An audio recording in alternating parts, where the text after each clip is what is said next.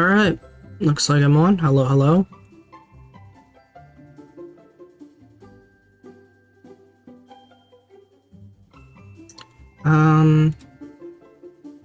Screen's frozen up a bit, but my audio's going through.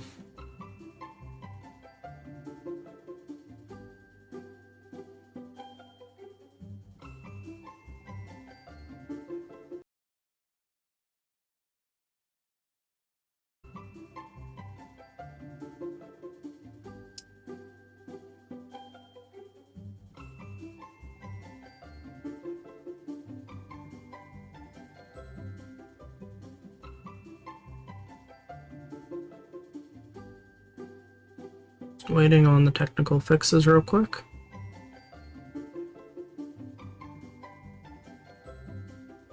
Part of my screen's cut off on the game itself, and there's a black gray bar on my webcam.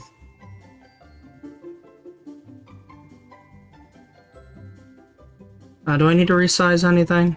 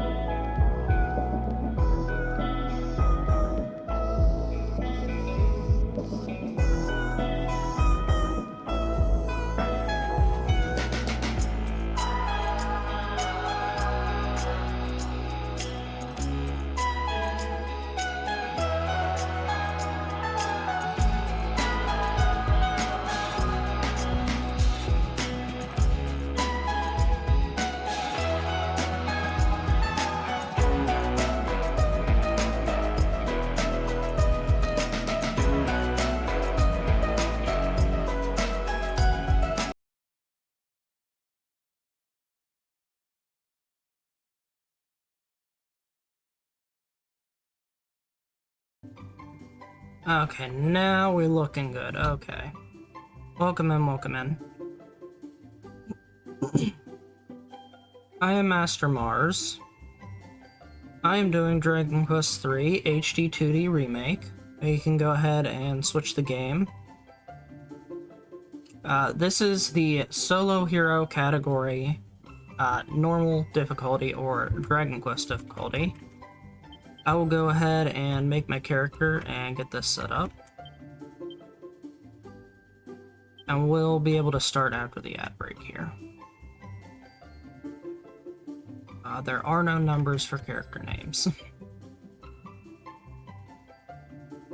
We'll be taking a female character, or appearance B. There is some voice acting in this game, but we will be skipping most of it. You can display your objectives, I choose not to. But there's 3 difficulty modes, basically easy, medium, and hard. We'll be going with the standard difficulty. And time will start when I confirm the settings here.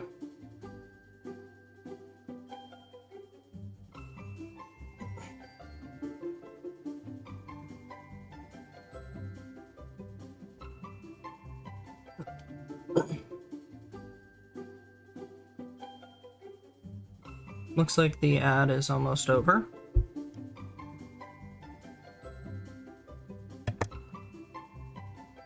And we're back. Okay. So, time starts when I press yes on the settings here. And then I will be basically going into a dream sequence, picking my character's personality, which will determine our stat growth for the majority of the run, without using any personality swapping items. So we are ready to begin. I'm going to do a countdown from 5. So 5, 4, 3, 2, 1. Go ahead and start the timer.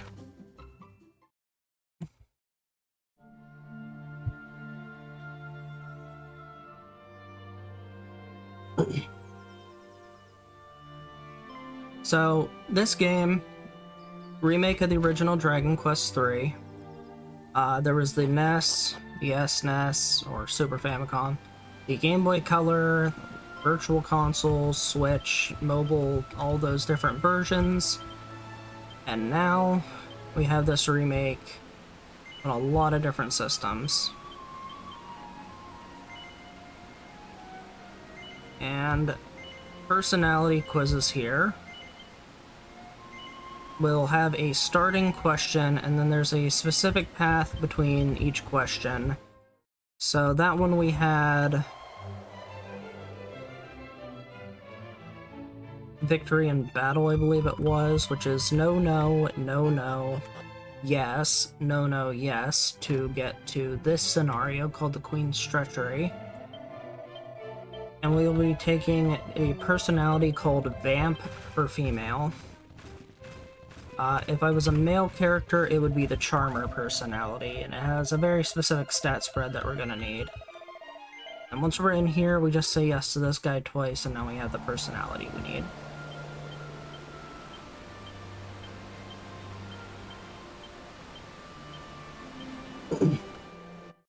I'm gonna try my best to explain what's going on throughout the run. Right now we're just going through some opening cutscenes that explain more about the storyline. We're gonna be missing the majority of the story in this game. Basically, we're a hero who's just come of age and is setting out on a journey to defeat the Demon Lord. We're gonna go ahead and change some settings here quick. We're gonna set our character to don't use MP to make our battles faster, battle speed up to max, change our running to toggle to make walking easier. You can see there's a slow and a fast walking speed. And with toggle, I can just tap the button instead of just holding the button to run. So that'll help speed up our movement. This game, we can also skip the cutscenes and fast forward through text chats, or text boxes, with all the different characters when they need to talk. And yeah, the hero doesn't sleep with their armor in this game. They have some weird burlap looking clothes. Also, just a heads up, this is the only royalty our character will ever kneel for. They do not kneel to any other form of royalty, they will always just stand in front of them. So, King gives us some gear and some money, not very much, but it's a start, and we'll begin our journey.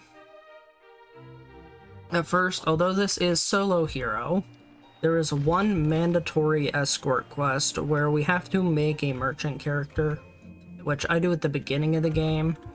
They are required to be dropped off at a place known as Newtown, or question mark, question mark, question mark. We're going to be picking some items on our way up here. And we'll be mashing through boxes here to make a character.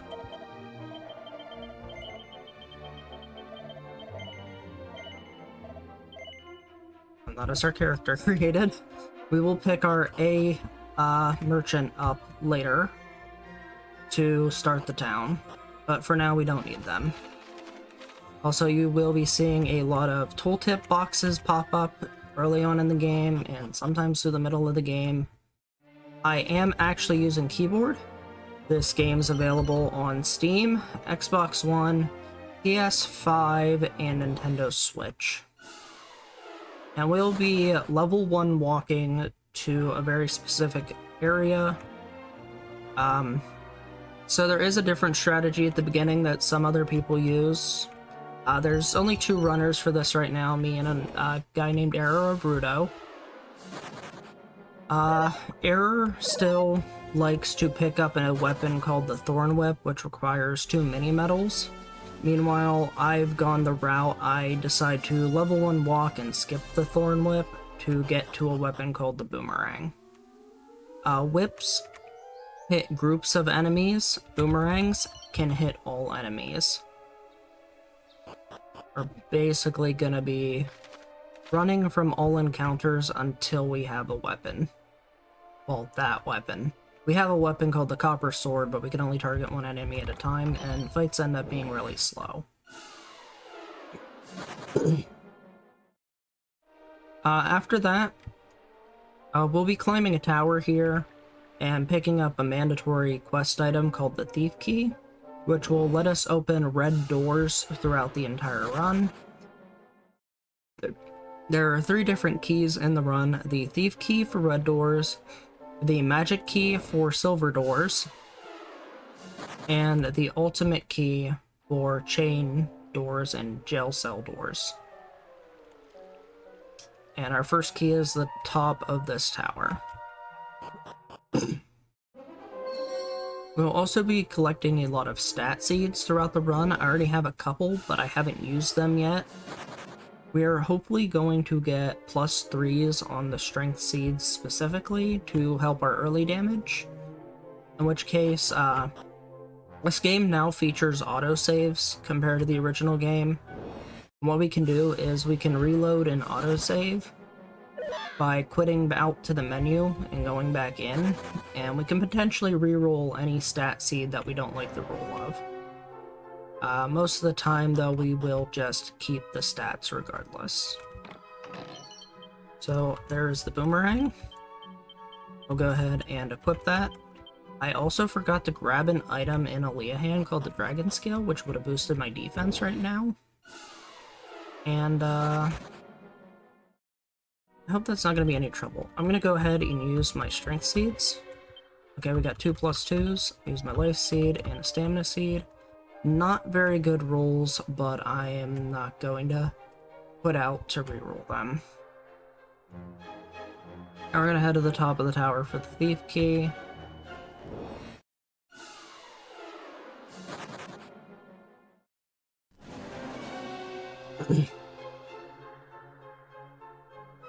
And I'm trying to think of what to do now that I don't have my Dragon Scale.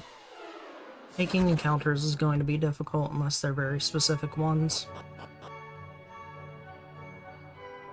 I can't believe in my haste that I forgot something somewhat important to the early game.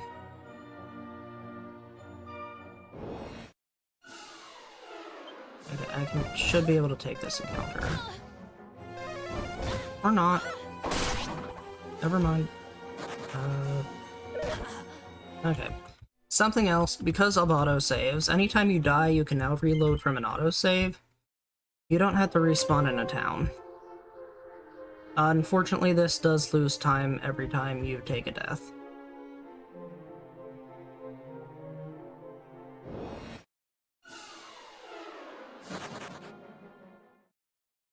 So, so far we're okay.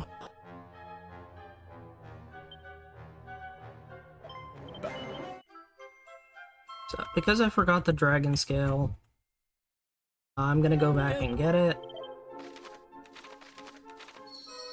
I'm gonna get a Chimera Wing here, which lets us use basically what's called the Zoom spell before we have the Zoom spell. I'm gonna go grab the dragon scale I forgot, and then we'll move on to the next town to grab another required quest item.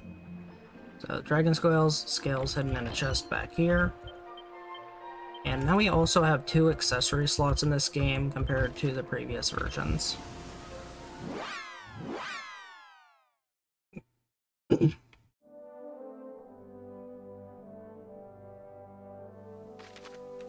This is Reeve. Normally you'd have to step foot here in the older versions to get the zoom point. But the remake just gives you the zoom point right away. We don't know why. But it's used in every form of this speedrun, solo, hero, and the normal any percent, to basically go from the top of the tower to here. You go inside this building, which is locked by a red key, and we get an item called the Wrecking Ball. It used to be called the Magic Bomb, but now it's called the Wrecking Ball. And they made it quite literally look like a wrecking ball, but it's quite literally a bomb with a fuse.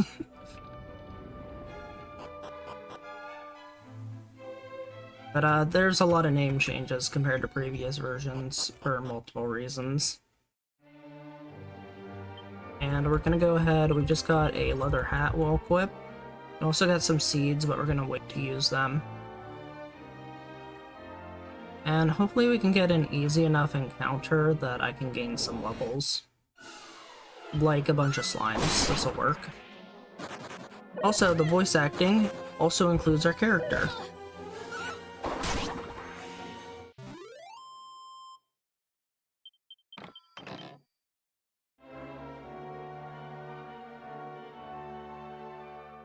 And we'll just be walking for a while, as we have a lot of items to pick up and locations to visit.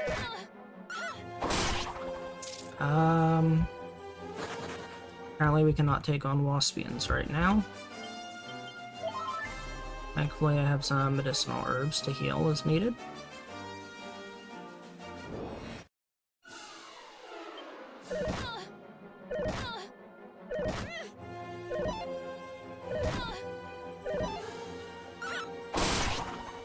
Hopefully I can take these on. Yeah, one of them ran away. So we should be able to get some experience from this fight. Leveling up is very important. If you don't level up, your stats won't go up.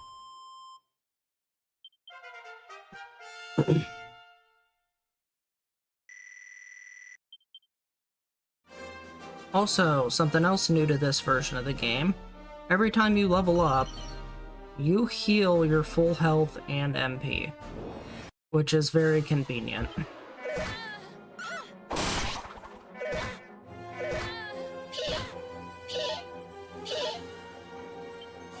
And I believe we can now take on Waspians fairly well.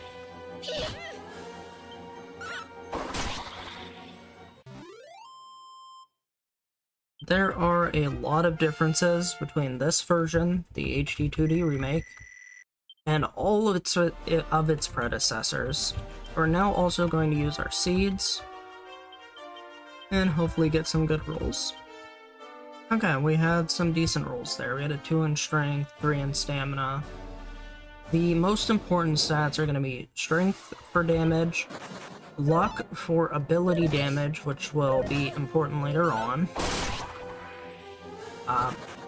Wisdom is good for MP, as well as learning some spells early, but not many.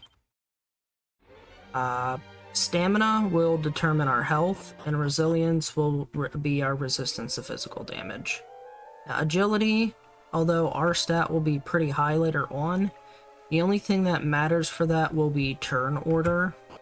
And we'll have an item that doubles our agility later anyways, called the Meteorite Bracer. This game is both faster and slower than other versions. So it's slower in the sense that there's a lot more cutscenes that you have to go through, but they're all skippable or fast forwardable. Bosses are a lot more difficult in this version. There's a lot more items to use. The map feels bigger. But also, the world record for the normal any percent is already below 4 hours, so that's good, and I did manage to make this run faster than the Game Boy Color version, so that's also good. So, right now, the world record for this is recently re-obtained by me is 5 hours and 55 seconds. And so far, me and rrlat8, the other person competing for the world record in this, have gotten on sub 454 pace. It's close to being sub 450 pace. However, there is one boss right at the end of the game. It's not the final boss, it's the second to last boss in the game called Bones of Baramos. Older versions, it was called Baragonus. And they buffed the boss a lot.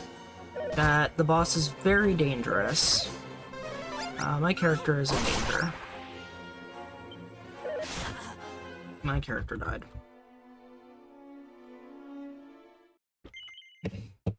Having some bad luck with these encounters, sadly. I guess that's what I get for missing the dragon scale and not able to take any encounters in the tower. What Melodia said, the ship we get later on is very slow, and the bird is even slower. The only upside the bird has is you don't have to use it for much. And you can also change where it lands by moving the cursor around on the screen. That's a lot later in the run. Right now, I would very much just like to get out of this starting area and get some levels as I go.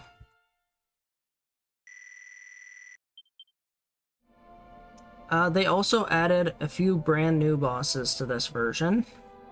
There is a boss right before the magic key, who has sometimes been a very big bane to the run.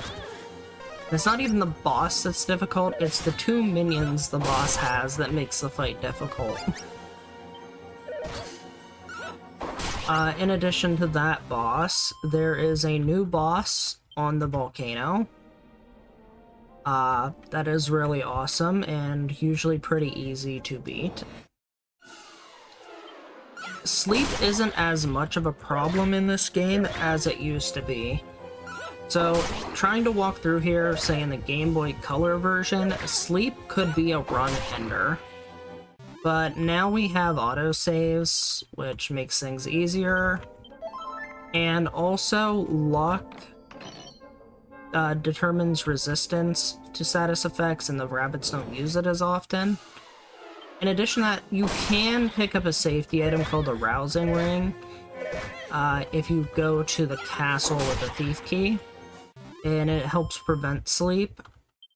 And at this low level, that ring plus a decent luck stat makes you immune to snooze from the purple rabbits. Welcome on in, Bingo-thon Raiders. They're just in time for the start of this run.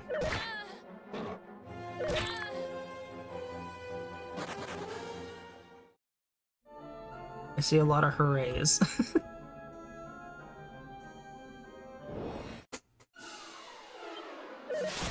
We're now fighting more purple rabbits.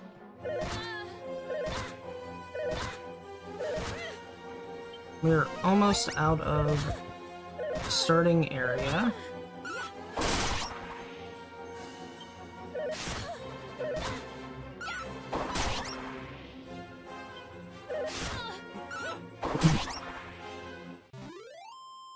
The status rings are not 100% protection.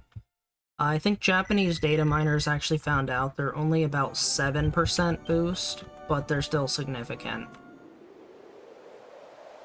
What actually will matter more later, Ortega's helmet that you get later on also has an innate status resistant to sleep and dazzle. And with a proper luck stat, we'll actually be using that helmet in the final gauntlet for the first boss, King Hydra, who now has the move called Sweet Breath, which will put your characters to sleep, as well as a roar that causes fear status. Fear status only lasts a single turn, and with the Ortega helmet and a specific amount of luck, which is 230 points at around level 55-56, it makes you fully immune to Sweet Breath at that time. I actually have my live splits going right now too to see how I'm doing. I am about 3 minutes behind my usual exit from that dungeon. We're now also going into Armaria. We're going into the new monster arena to grab a defense seed, and then leaving. Will not be coming back here. There are a couple other items that I could grab in there, but they're not very useful. They also added this little checkpoint area, and they also added a ton of zoom points to the game. Basically every location in the game and now has its own zoom point. So in the previous versions, the town called Mur in this game, Muar in the Game Boy Color and other versions, actually has a zoom point now, as does all the little hidden dungeons, like the Underground Lake, for example, has a zoom point, which we'll use later. Skyfell Tower, where you first fight Robin Hood or Kandar, depending on which version you're playing, that's a zoom point. And we'll be making use of the new zoom points to help speed up our run. And they do speed up the run quite a bit.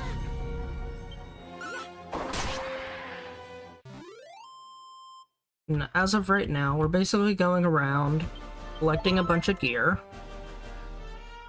and trying to get new zoom points. So right now we're heading to a town called Ashan. Previous names have been Ashalom. I'm not sure what else. We'll be running from pretty much all the encounters. As you can see, vampire cats can and will murder you, like they just did to me.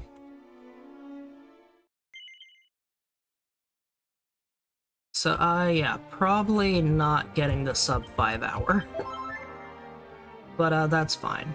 We're scheduled for 6 hours. And, pretty much just gonna keep walking and picking stuff up. And trying not to die. So, some seeds here. This game also added what are called secret areas. They're just little points on the map that you can walk into to have just a new area that usually has loot or a monster you can collect for the monster arena. So we'll be stopping at this one. There is a seed of defense and another dragon scale here. And these spots don't count as zoom locations. But entering and leaving them does set an autosave. We'll put on the dragon scale and go ahead and use the seeds we picked up. I got 2 2s on the defense seats, which I will take. This is a very fun game casually, and it will seem really easy at first, but then when you get to the bosses, if you have not leveled up well and planned things out, the bosses can potentially steamroll you.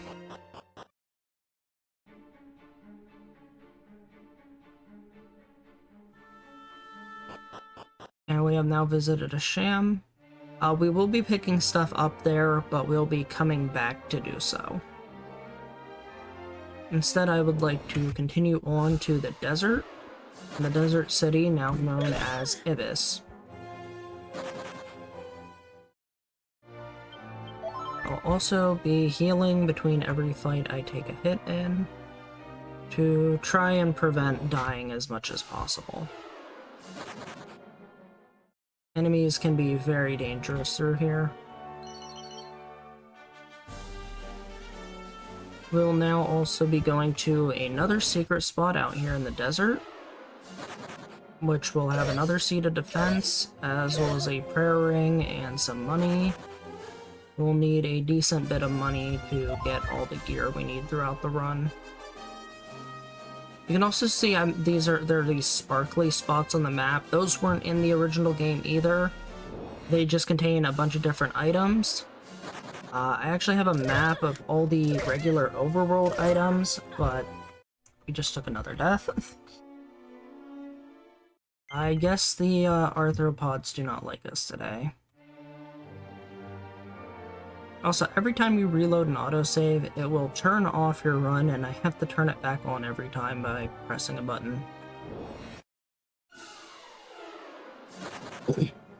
Anyways, as I was saying, these sparkly spots will contain different items to help you on your journey.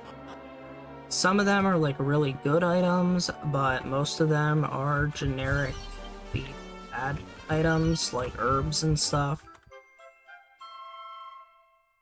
But there are some spots that have very unique items, which are really useful. We'll actually be grabbing a few later on. We'll also go ahead and use the seeds we just picked up. And heal. Now continue on. The pyramid over here also is a zoom point now. So we'll be grabbing these items here. Then going in the pyramid and out of the pyramid to have the zoom point for later.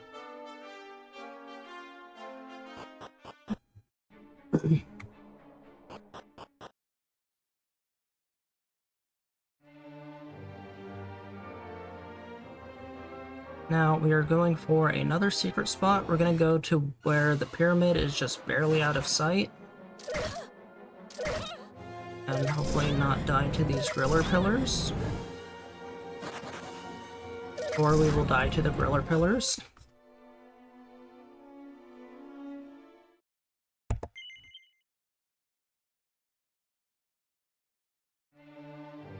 We're having some pretty bad luck at the start of this run. So, when you're on a good pace, you don't want to be dying at all. So, the Deathless run... Oh, went a little too far this time. There's a set of 3 secret spots here, or shiny spots here, which have some useful items. We'll keep heading southeast to another shiny spot.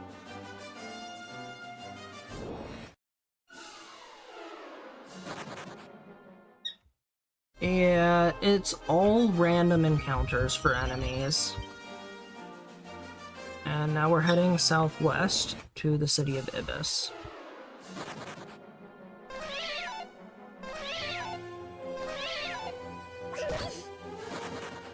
Also, the spell fizzle just basically makes it so you cannot cast spells in battle. I'm glad the vampire cats are doing that rather than attacking me.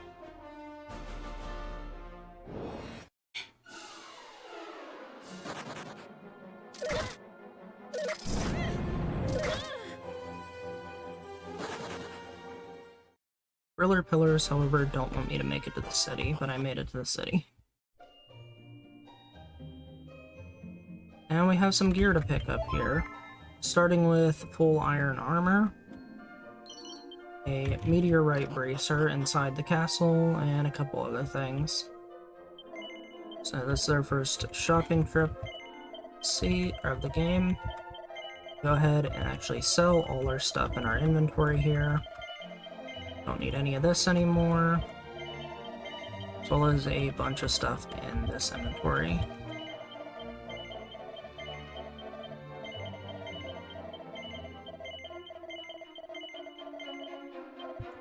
And a bunch of stuff in our items.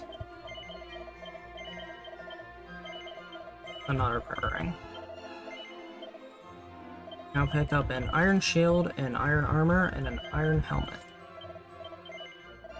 Not an axe. Alright, and then we will then stop in a sham after we're done in this city to pick up a weapon called the edged boomerang. A much stronger boomerang and a new item to this game, or more specifically to the shops.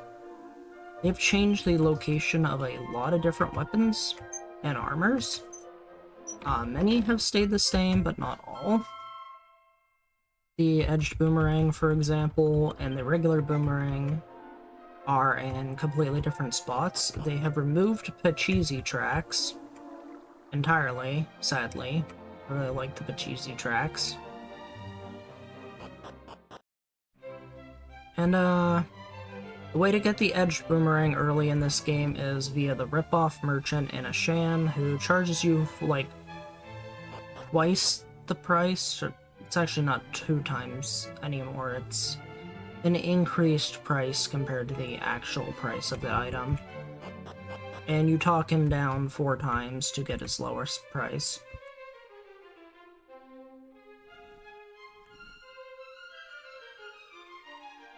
I haven't played a Tales of game in a long time. I also never finished a Tales game.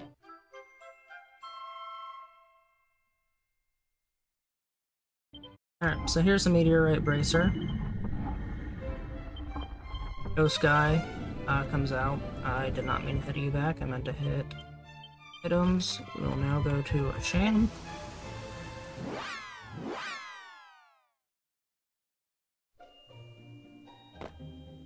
Yeah, but it's also just easier to buy it.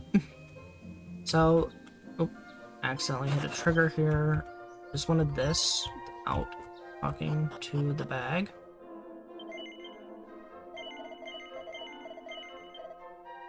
So, trying to route in the mini metals is actually just time consuming, and I did originally route mini metals in to some extent, but I did cut that from the run.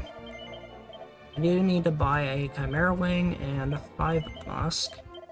Sometimes I'll usually only use 3 of the Musk I pick up here, but I will use more of them later on anyways. We're also going to grab a couple items here. We have picked up the Tough Guy tattoo. Go ahead and equip weapon. Now we go ahead and use our Chimera Wing, go to the Ramarian Road, and we'll head north.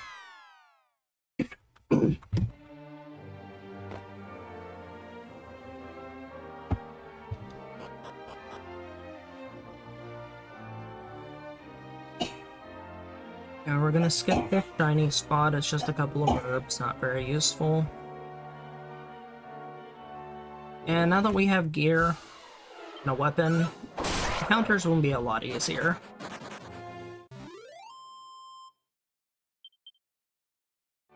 And we'll pretty much be taking most of our encounters from here on out, because we need to reach level 18. At level 18 we get the spell Mid-Heal, which we will be using as our healing for the Pyramid boss.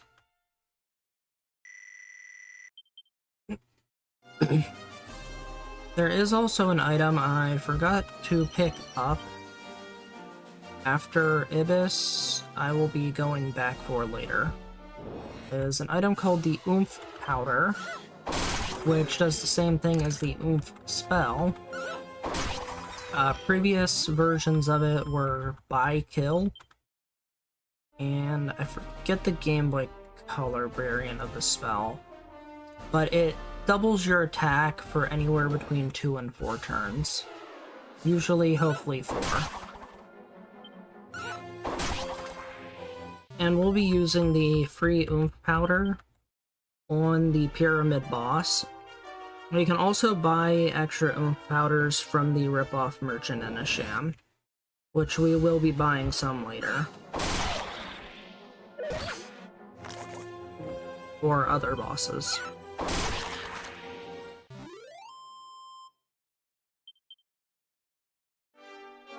Other than that, we're just on a big walk. We're going to be passing by Corv. We do not need the zoom point there. Instead, we'll be stopping at Norvik to the north of us, and we'll be using that zoom point in a bit. We will also be going to the Fairy Village and the Underground Lake. We'll be using the Underground Lake to farm levels and picking up all the items inside of it, except for one chest.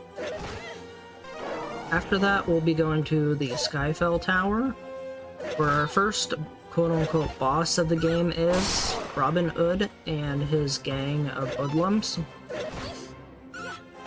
He's not a very difficult boss at all. And we'll be beating him in, it'll be about a 35-second fight, if that. So if you blink, you could miss the fight when we get to him.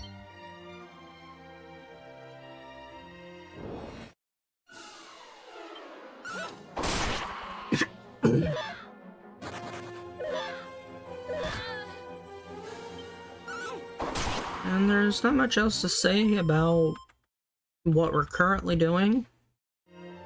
Up and coming in the run, once we get to the pyramid, we'll actually be reaching level 18 inside the pyramid. But prior to that, we're hoping to hit level 17 before we get there.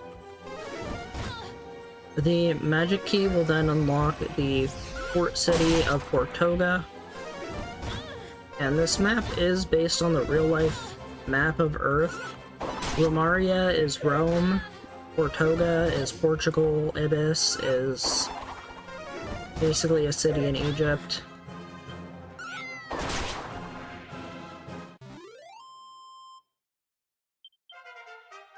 Norvik is essentially Norway. And so on and so forth.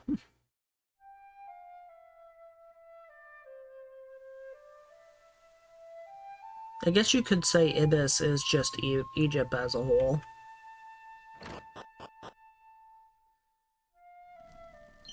We'll be picking up some items in here, including a very useful Sage Elixir, which will restore 80 MP when used in battle, or in general, at least 80 MP. MP is our magic points, which we use to cast spells and use abilities. HP is health points, which is basically our life force. Bless you, Graham.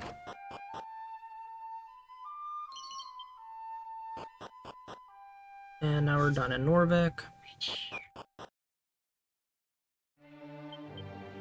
Go ahead and use all the seeds we just picked up.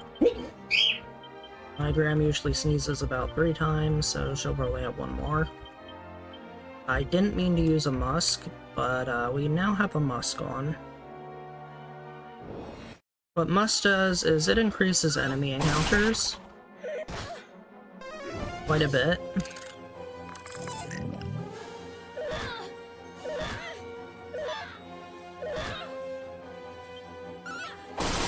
I typically only want to use the musk inside the underground lake for our first farm, and later on during our second farm, which is a ways away.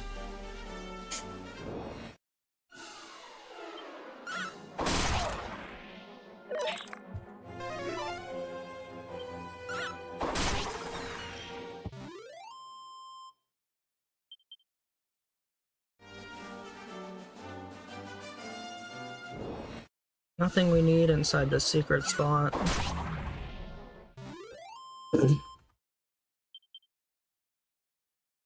There is another seed shiny spot here.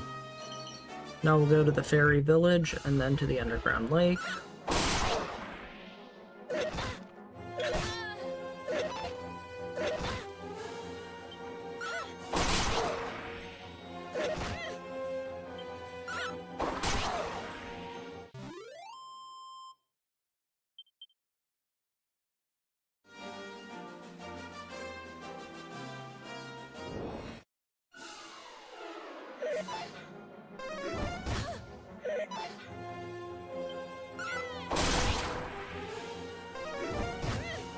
Also, you notice your character does do a shout whenever they get a critical hit, but they will not shout if it's a normal hit.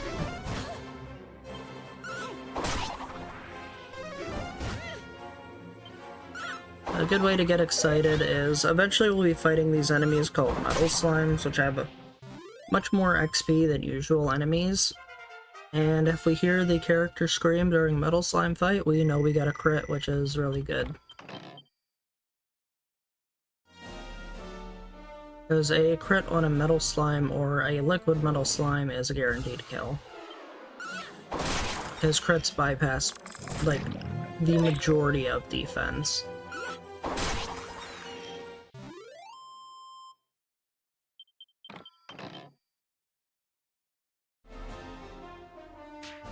Okay, here's the fairy village. We're just gonna pick up the zoom point and leave. There is a seed of magic I could grab, but I've been skipping it in all my runs. This is a little slow to grab. We're now almost to the lake itself.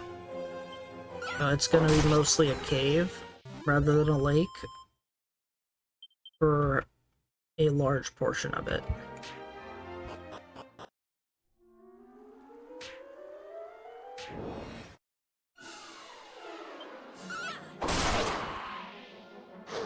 Now here's where we would normally use the musk, because we want more encounters in here, because they're worth a lot more XP. Oh, look at that, we got a free seed of wisdom. Only rolled a +1. Also, we are poisoned, but whenever I get a level up, it will both heal my HP, my MP, and all status effects.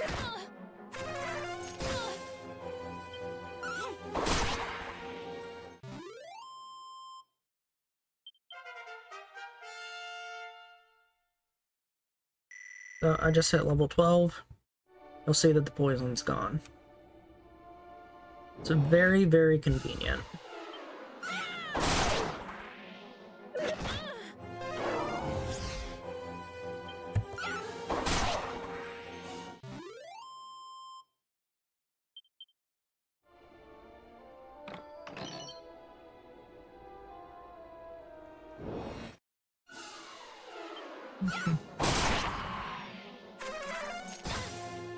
Okay. Let's see. After Portoga, which we need the magic key for, we get an item called the King's Missive, which lets us go east. I am using the Vamp personality. I can actually show you here. Status, Vamp personality. The reason for Vamp. Slightly high stats overall. Possibly, it's either the highest or one of the highest stat spreads overall. Luck affects ability damage. And Vamp has 120% stat growth in luck, which, if you don't have enough luck towards the end of the game, your damage will actually start going down rather than up. Okay. And we will need the luck stat later on because of that. The strength is a 110% growth, which is pretty average, but it's very nice to have it 10% above 100. Most personalities will fall between 100 and 110. Other than that, the agility is 120% stat growth, so you'll usually be faster than things, but it's not a relevant stat. And the wisdom stat growth is, I believe, 110% as well, which is pretty average, which is good. Now, the only downside to the vamp personality is the resilience is a flat 100%, and the stamina is 110, which isn't too good. It's average, but it's not anything special. But because all the stats are average to above average, it balances out really well for most of the run. And then to supplement the stamina and resilience lack that we have, we'll get an item that changes the personality to the tough guy personality, which has 130% resilience gain and 140% stamina gain, which will let our defense and our health get a lot better.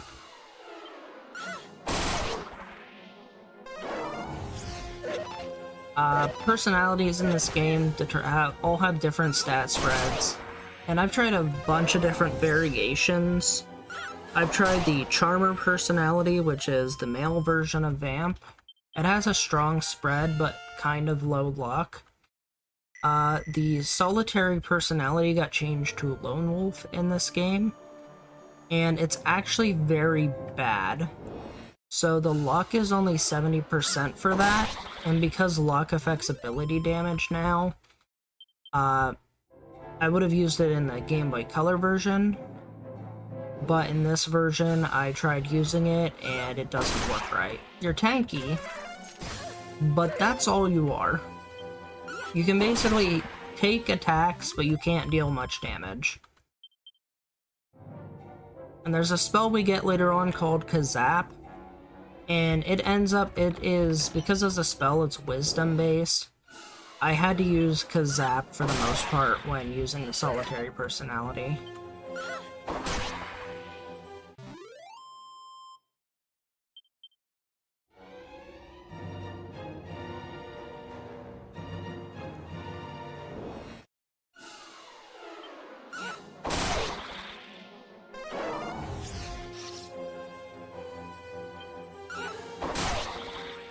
Who abandoned this game, Frosty?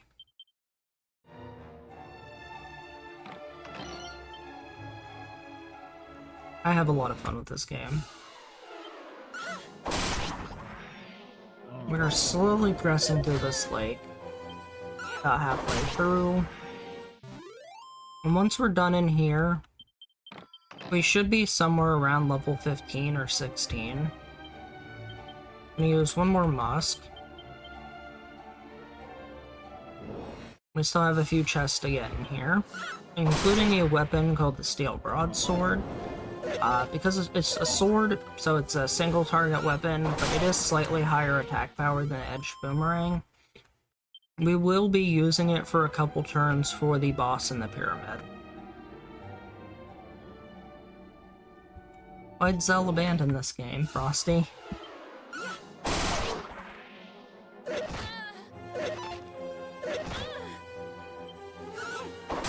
Okay. Well, yay, I get to showcase it, or at least I get to showcase Solo Hero. The regular any percent has a very similar start, where they will walk all the way to Ibis with just the hero, and then they'll eventually pick up their party members. And they go around monster collecting because the Monster Wrangler, the new character type in this game, is really overpowered. The current any percent is below 4 hours in the Japanese RTA community, but I think world record on speedrun is still above 4 hours for the English players. So if anybody's interested, there's tons of resources in the Dragon Quest RTA Discord.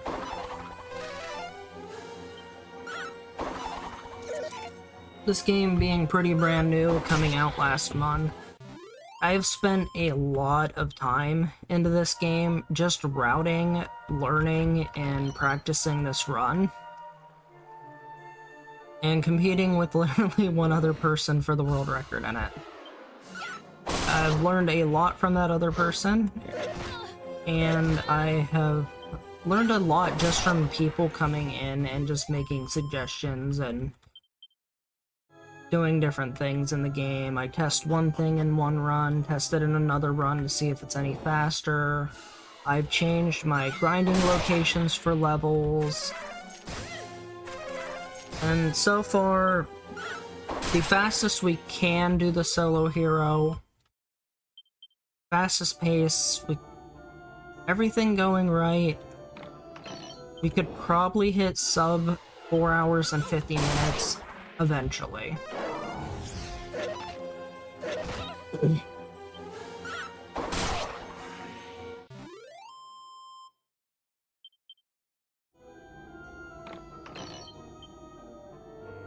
The only major downside to this game is it is a full $60 price tag.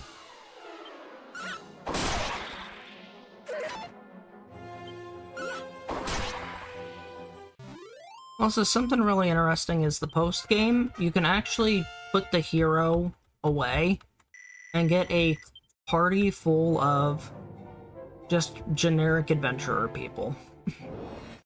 So whatever classes you want, you can have a full party of them without the hero.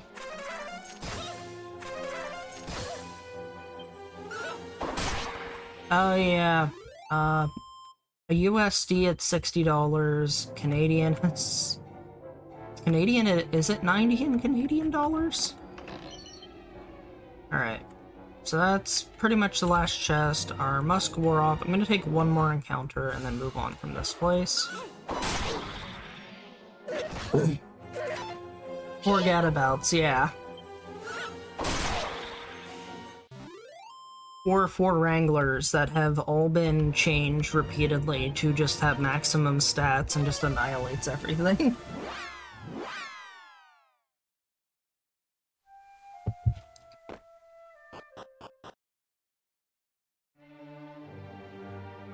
Or better yet, switch your characters around so many times they have unlocked every spell in the game. And then make sure you have all the monsters collected so the Wrangler moves do the most amount of damage they can. And then have everybody with max 999 stats and everything. And just have fun with it. And then just change them to whatever class can wear the best armor.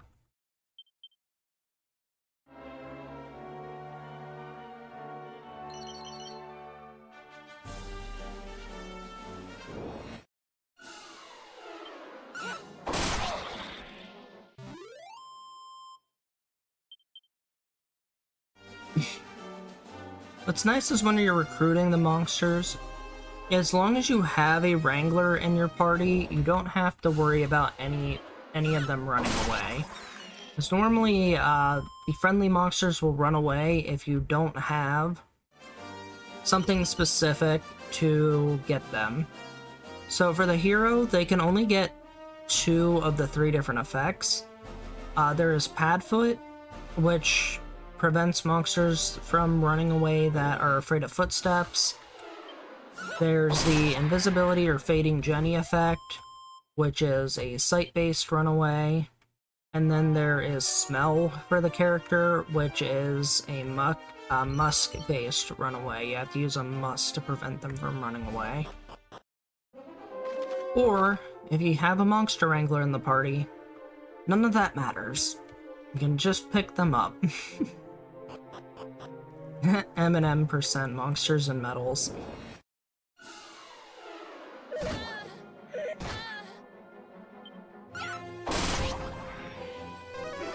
Yeah, you could collect all the monsters and all the mini medals. And since there's a lot of monsters in the post game, you have to do a lot there. As well as mini medals in the post game.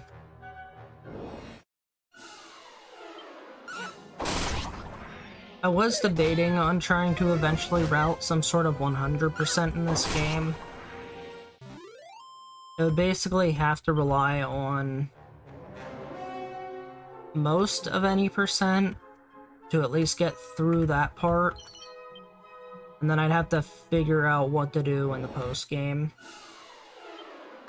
It would also definitely include... I'd have to have a very specific path to get all the monsters. I'd have to go through each dungeon to get each one. I'd also have to figure out where all the mini-medals are, route each of them inappropriately. I don't know how long the run would end up being, but I haven't even done the regular any percent route. I just like solo hero a lot.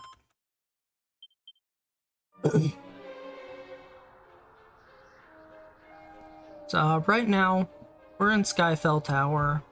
We're going up to see Robin Hood. And dealing with a bunch of enemies on the way.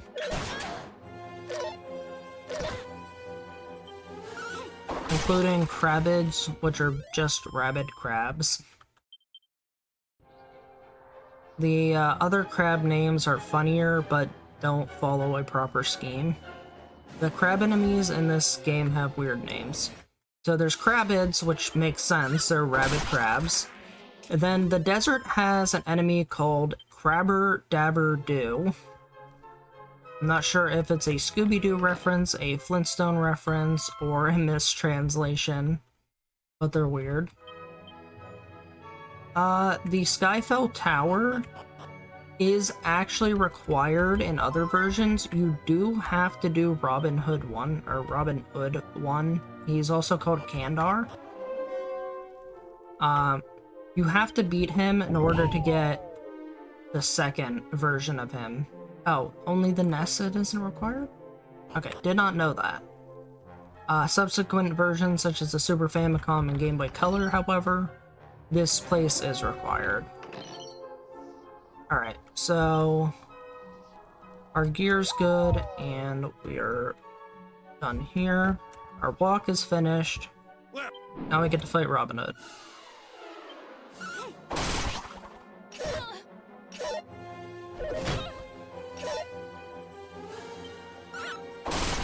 Blink and you'll probably miss this fight. I'm gonna throw a boomerang 3 times. We're gonna switch to follow orders, and then we're gonna flame slash twice. And this should defeat him. That's Robin Hood 1.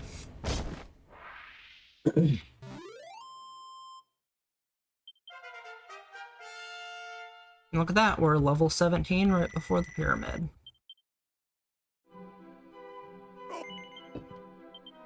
And if you don't let him go, he will repeat the text infinitely, so you have to let him run away. Now I'm going back to Ibis because I forgot to pick an item up earlier. Not in the town, but outside the town. We're heading to a secret spot over here in the west side of the desert. You can see the little tree and rocks there.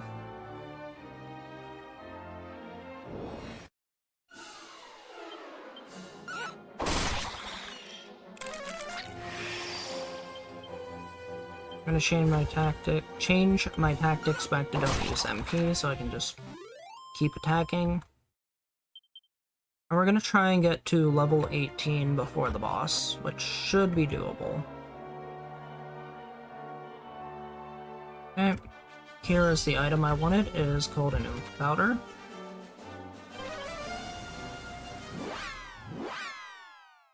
So that'll double my physical attack for 2 to 4 turns, hopefully 4. We'll be using that on the boss.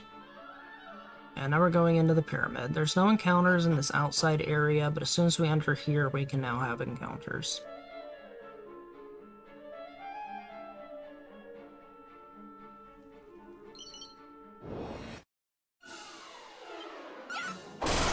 We'll pretty much be taking them until we hit level 18.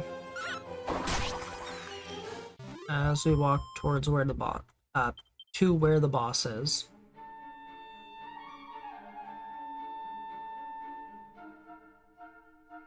And it's only because of this boss that we had to level up so much early on. Normally, in any of the other versions, you'll probably come in here at like somewhere between level 7 and level 10 and just walk the whole way to the key and go pick it up. Looks like we hit level 18 early.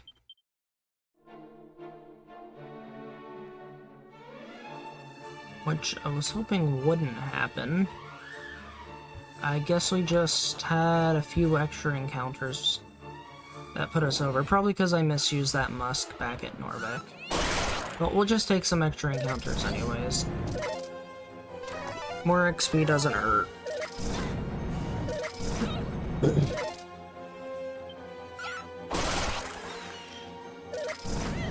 However, slow encounters will take up time.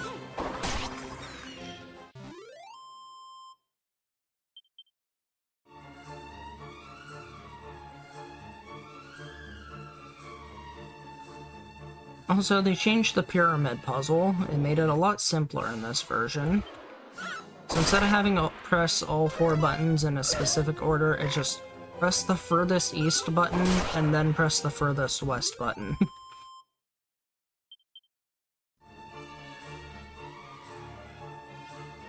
There is also a luck seed to the far left over here I want to grab before the boss fight.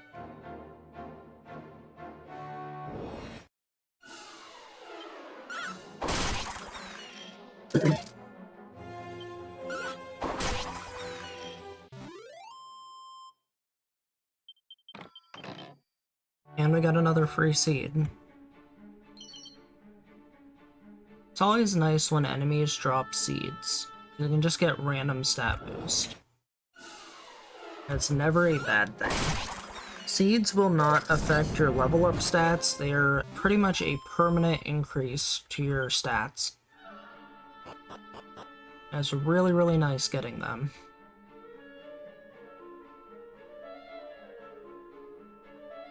So, furthest east button. Go ahead and press the furthest west button. We have to do this puzzle because the door to the boss is not open until you do the puzzle. So when I go up that middle path, it'll just be a locked door.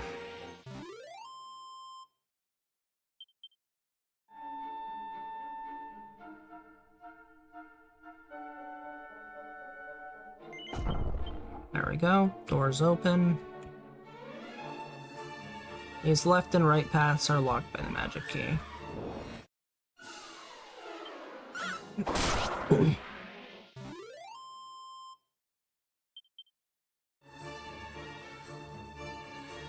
Alright, up ahead is the boss. We're gonna go ahead and put the broadsword in our inventory.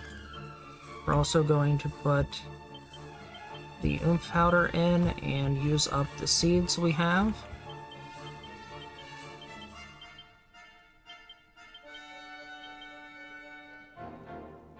Change our tactics to follow orders. And here we go. This is the Ripper.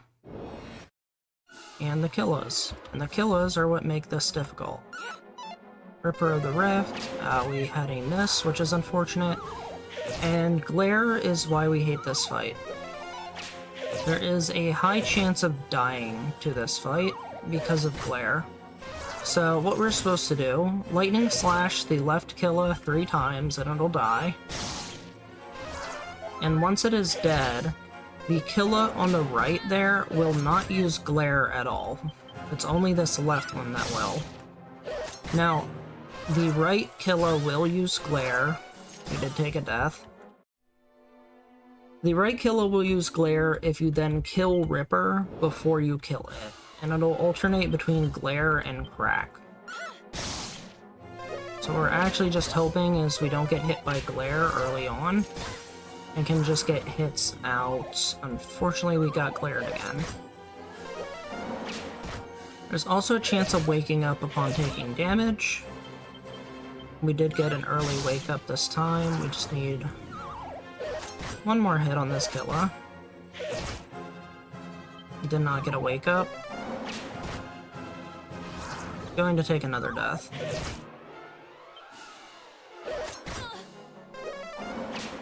So yeah, unfortunately this fight is heavily RNG. You get glared, it's pretty much death or a very slow fight. Dazzle is also really annoying because now my miss chance is really high, but sleep will also just take that away. Cannot get a wake up.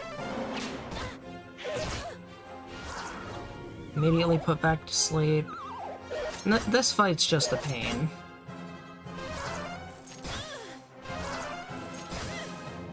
Like, I can heal here, but now it's just a very slow fight.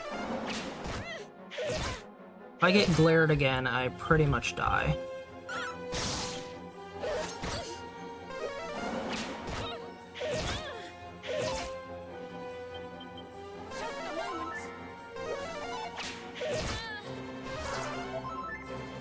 Okay, looks like we managed to kill the first... No, never mind, we had a miss. And we're back to sleep.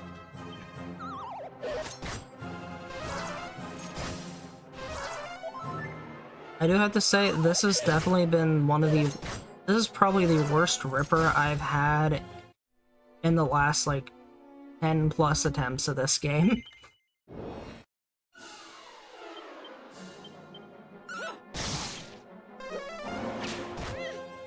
Also, the reason I'm using Lightning Slash is these guys are weak to lightning.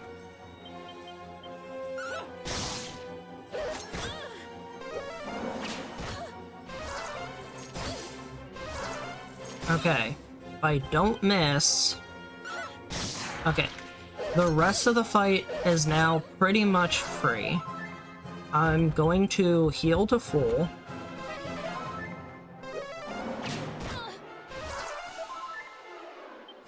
And after I heal to full, I'll go ahead and use the Oomph Powder.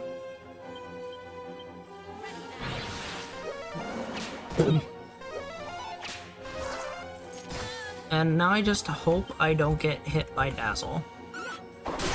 I'll just be doing a lot of damage really quick.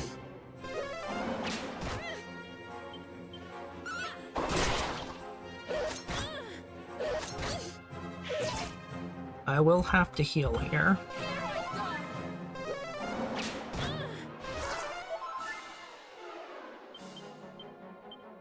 And our Oomph Powder ran out.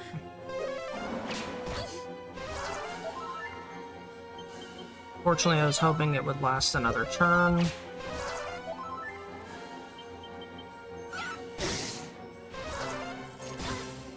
We're gonna Lightning Slash basically both of these into the red until hopefully I can kill both of them at the same time or within a turn of each other. I'm trying not to die from taking too much damage. I'll heal usually when I get down to the 50s area.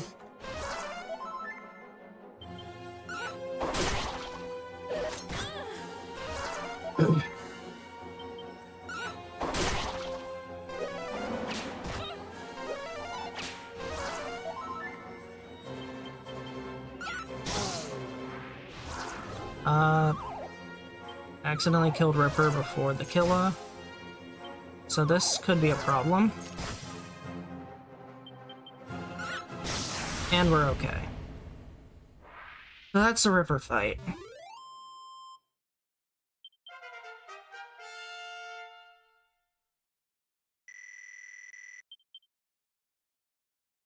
Very tedious, very RNG based fight. I can't really do much about it. But thankfully he also gives a lot of XP. We now have a spell called Holy Protection, which enemies lower than our level to a certain point won't show up in combat. We're high enough level that pyramid encounters will no longer happen as long as I have this active. Now we're going to, forgot to mention this earlier, pick up some items from the treasury here. Each of these chests have items in them, but also a fight attached to them. We'll be taking the bottom right chest, which sets an autosave and has a magical skirt in it, worth a little bit of money. It's mostly for the autosave, because the next chest is a chance to be a rough fight. There's multiple walking corpses and 2 shades, and the problem with shades is they can copy any monster you have access to based on the keys you have. Having the magic key gives me access to a lot of the map, from the Portoga area all the way to the east, all the way up to the Mur area. And it looks like I had good RNG today, because I didn't take much damage, they kept defending and doing dumb things. Sometimes that chest can be really bad, and that gets me an item called the Elfin Elixir. There's a bunch of them, but they're very rare. They fully restore your MP whenever they are used.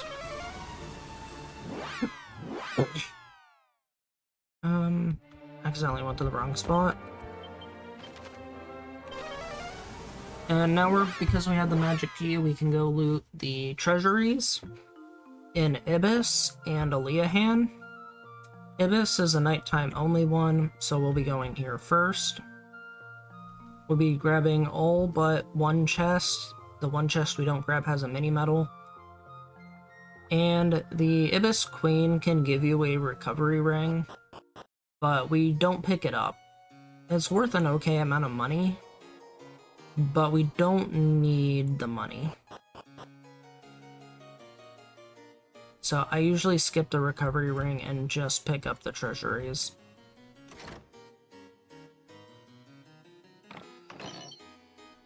So the chest in the bottom left here has the mini medal.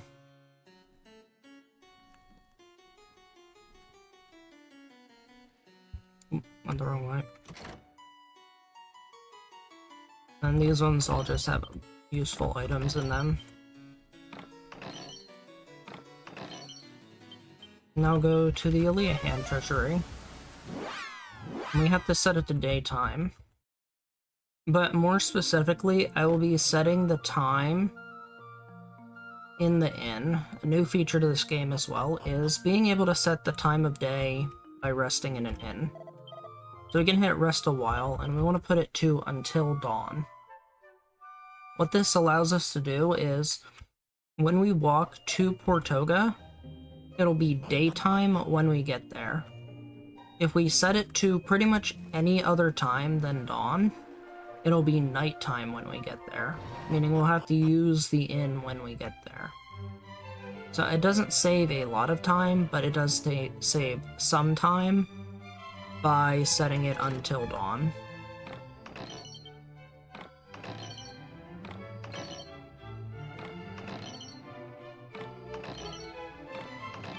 We're just picking up all the items here. And we're off on another walk.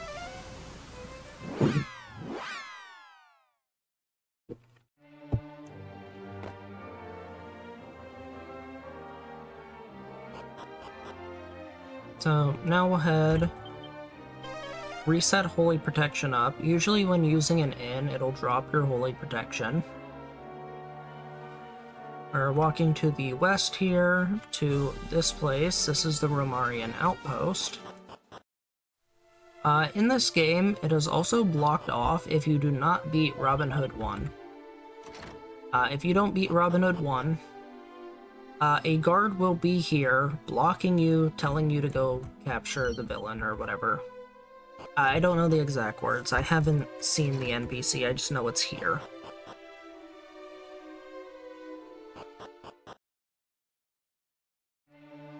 So, other than needing him to be in his lair later, you also have to do the Skyfell Tower just to get into this area. And other than that, we'll be taking a roundabout way to the town. We want to stop in this secret area. There is an item called the Asbestos Earrings, and although we can buy them later on, it's easy to just grab a free one here. And the earrings in this game, there's the asbestos ones, which reduces fire damage. Very important. there's the aerofoil rings, which reduce wind damage. Not going to be relevant anymore in this run. There were times when the aerofoil rings were useful, but not anymore, due to changes in routing. And then there's the ice ones, anti-freeze earrings, which reduce ice damage, which we'll be using for the final boss.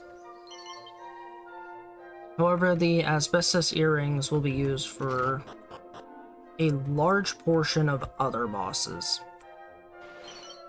So a common attack in this game is Fire Breath, which gets upgraded to Wildfire, and then it gets upgraded again to Inferno. We're also going to buy a Spiked Steel Whip here.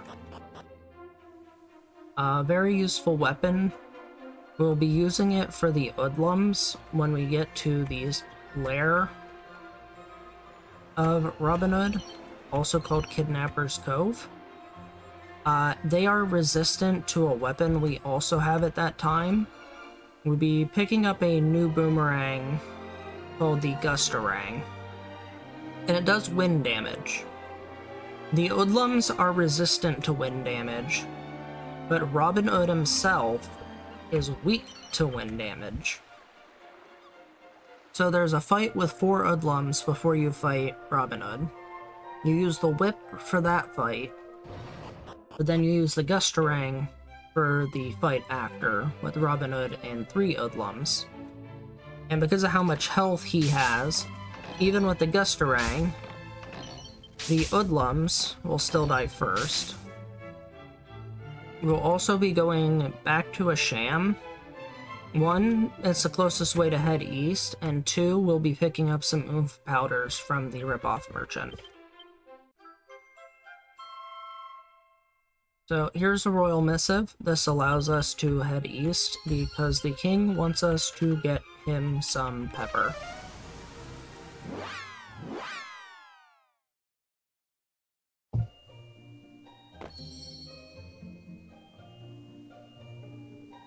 The top right room in the castle in Portoga. Oddly enough, I have not checked the tower or the castle very much. I forgot to sell some stuff. Huh, that's interesting. I am probably going to route that in. Thank you, High Spirit. I'm learning new stuff even though I played this game so much. Probably haven't found that one because my current casual playthrough just reached Portoga, where I'm collecting all side items.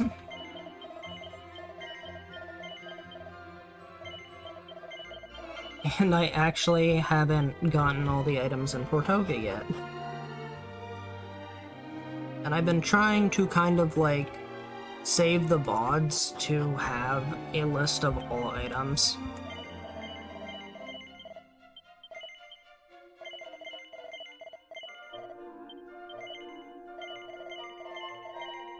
Okay, so I picked up 5 oomph powders. I'm gonna evac from here. We'll probably even be back later to pick up even more oomph powders. For even later bosses. We'll probably use, I want to say 3, maybe 4 of them for Robin Hood 2 and the Hoodlums.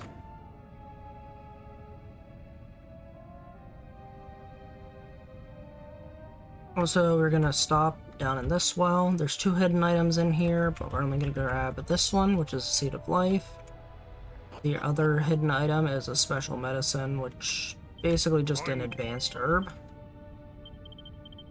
Show him the missive, and now we head east. I'll break open this wall. Wait there a second. They also gave Nordy voice lines in this game, which is pretty cool. Not every character has voice acting, but a decent amount of random characters have voice acting.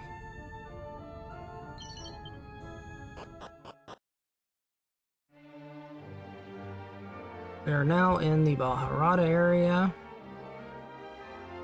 We're gonna head south.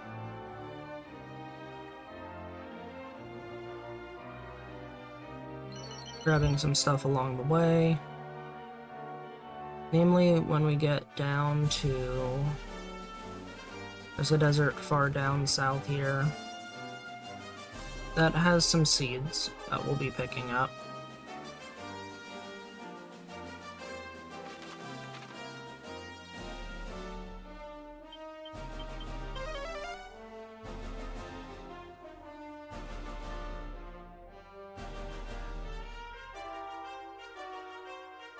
It's not that one over there, it's... Never mind, I overshot it, it is that spot.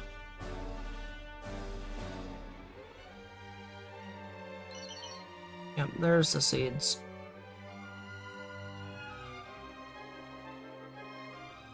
I have this route all memorized, and even then I still forget things from time to time.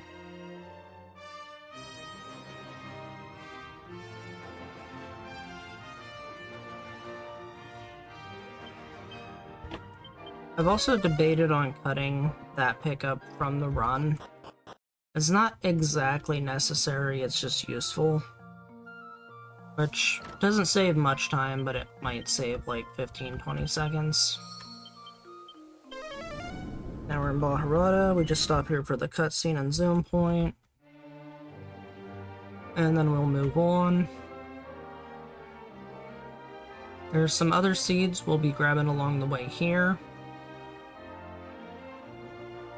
So that spot right there is one we'll pick up, but we're gonna grab it after we pick up one down here. Another secret spot we won't be going into. So grab these seeds, and then we grab this one up here. I mean, you can grab this one and then go down, which I sometimes do, it's just a little bit slower. Over to our left here is Kidnapper's Cove. We'll be going in there to get the zoom point, and then leaving. We'll come back here later. The secret spot over here to the left has a prayer ring, but I don't pick it up. Rudo does pick it up, but he skips the one in Ibis as well for some reason. I don't know why. Whereas I skip this one, but I get the one in the well. And now we are in the All-Trades Abbey area. Holy Protection will no longer stop the encounters at my current level. So we're gonna just have to run from everything. There are some fights I will end up taking, but here's All-Trades Abbey.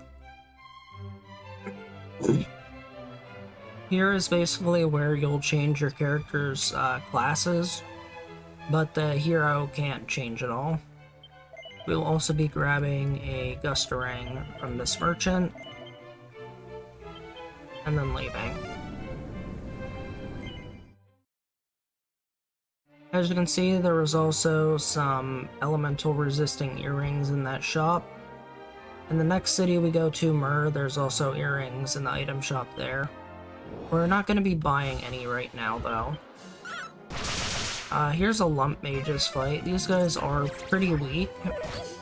Puddle's annoying. Confusion was changed in this game. Luckily, we got returned to our senses. Basically how Confusion works in this game. Yeah, a lot of people miss it, Melodia.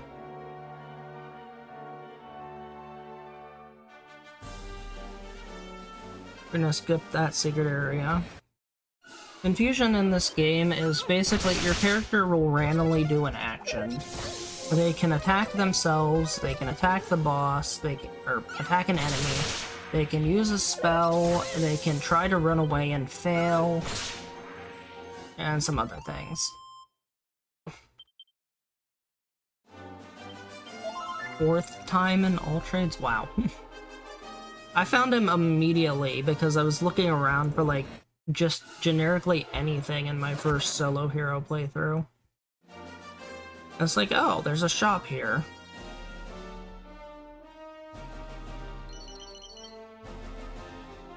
There's also some stat seeds over to the far east here, but I picked them up at a later time and skip them right now because I want to minimize how many encounters I'm taking here.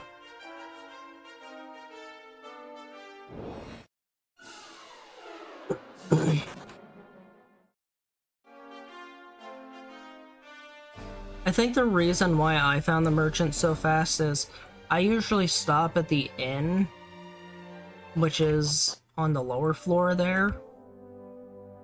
And, like, I always use an inn, and it's like, oh, hey, this NPC wasn't here before, what are they? And they ended up being a merchant.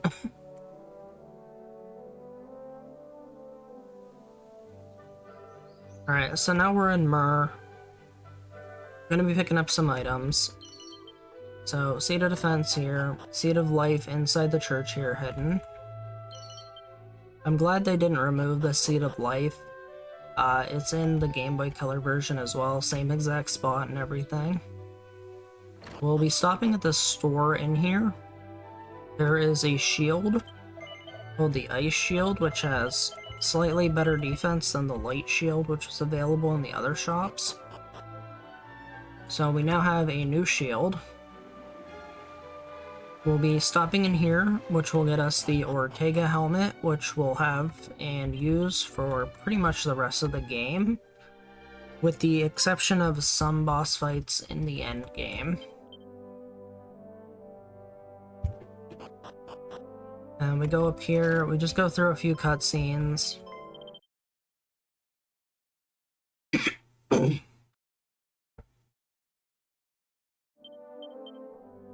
Ah, yes, the haircut slime.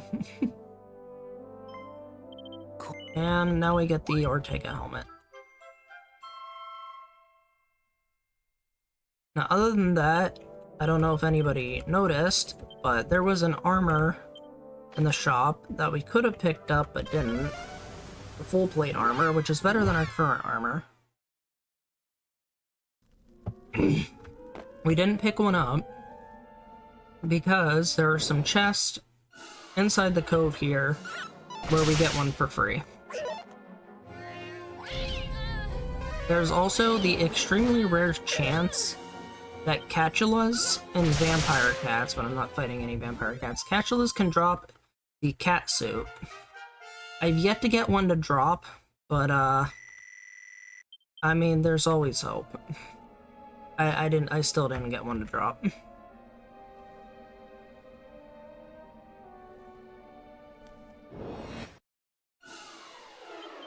Ahead, more Catulas. The cat suit's great, especially early on because it has really high defense. But once you get the boat, you can essentially just get one for free by going to the Minoza cave.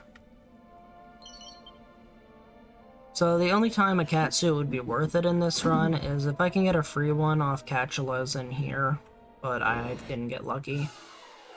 Oh, hey, a third group of Catulas. Haven't had that happen before. I rarely get this fight to begin with. And still no catsuit. It's a really rare drop. So down below here, we'll go into the first Hoodlum fight. First, we'll pick up all these chests, Iron Axe, Prayer Ring, the full plate armor I mentioned, and real prize, another Elfin Elixir.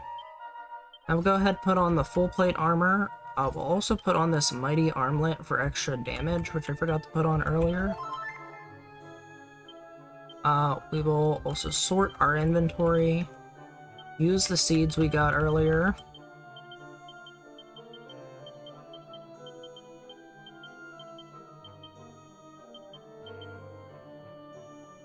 And there are a lot of seeds to use.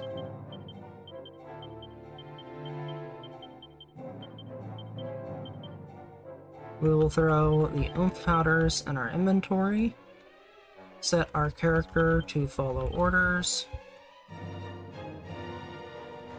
head down here and go into the first Hoodlum fight. We will pop an oomph powder. Yeah, prayer rings are weird. You can either have one that lasts like 50 plus uses and never breaks, or you could literally have one break on the first use. It's very odd.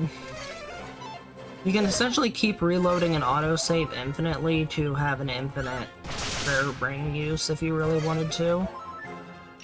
It's like, oh, it broke? Reload the autosave. Basically just go on a staircase in a dungeon and keep going up and down after using the prayer ring. Alright, so Hoodlum 1 fight done. If you blinked, you probably missed it.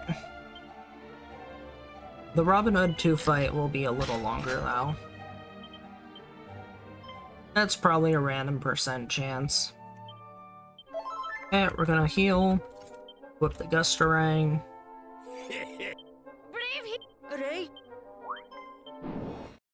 And here's Robin Hood 2. Gonna pop her oomph powder. And we're gonna go ahead and start throwing our boomerang. And hope we don't take too much damage from him.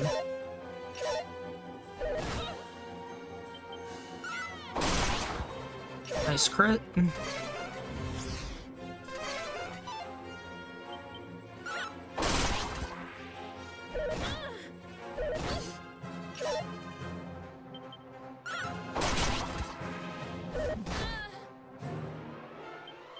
We're gonna go ahead and safety heal, because he could crit us and kill us, like he just did. We basically want to keep our health above the 220 mark, or 120 mark.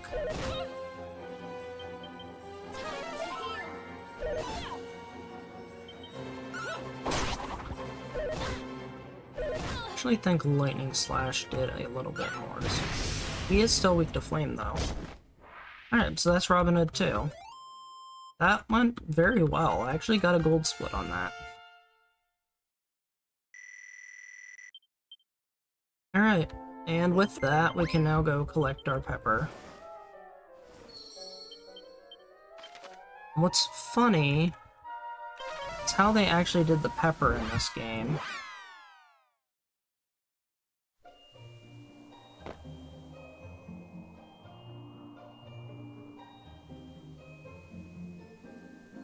I only like to use prayer rings outside of battle just to max out my MP.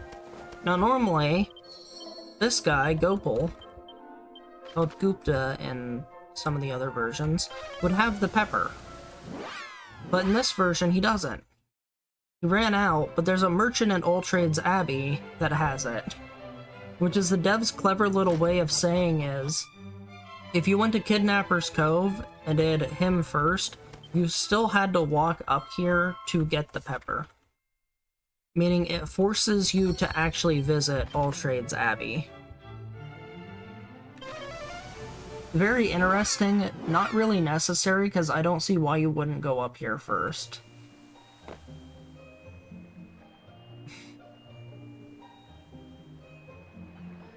And now we just take the pepper back to the King of Portoga, and he'll give us a ship.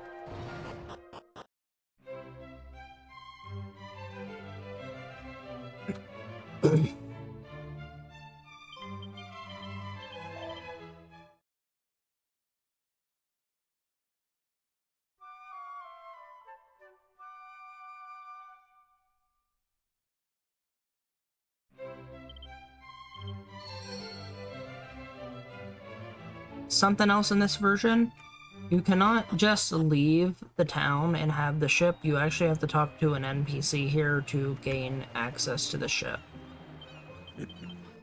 So now after talking to this guy, now we can use the ship.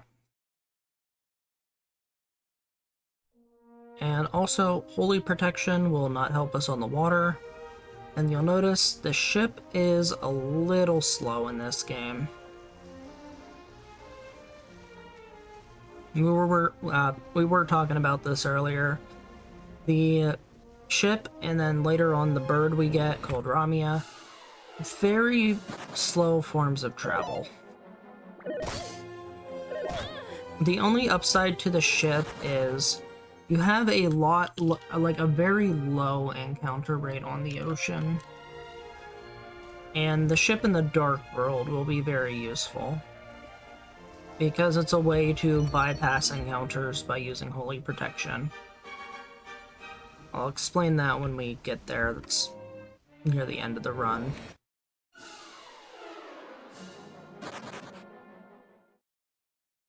Alright. We have made it to the new town, or otherwise known as question mark, question mark, question mark. We'll now go do our escort quest. So this is a reason why we made a merchant at the beginning of the run. We're now going to pick up said merchant, and they will be the founder of a town named after them. So in our case, the town will be called Aberg. This is a great name. This is Berg. Actually, this is Aberg would be funny. Or here's another joke. Name the place Ice, or name the character Ice, so it ends up being Iceberg. Also, we want to talk to both of these two to progress the town to its next state, which will be needed later. So, yeah, it is Berg. So if you name them Ice, you end up with Iceberg.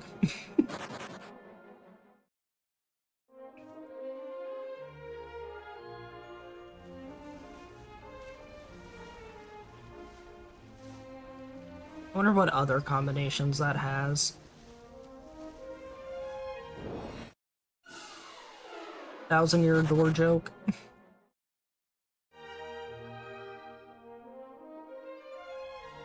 This is Berg. Dinkelberg! That is a good one. Nice Fairly Odd Parents reference there.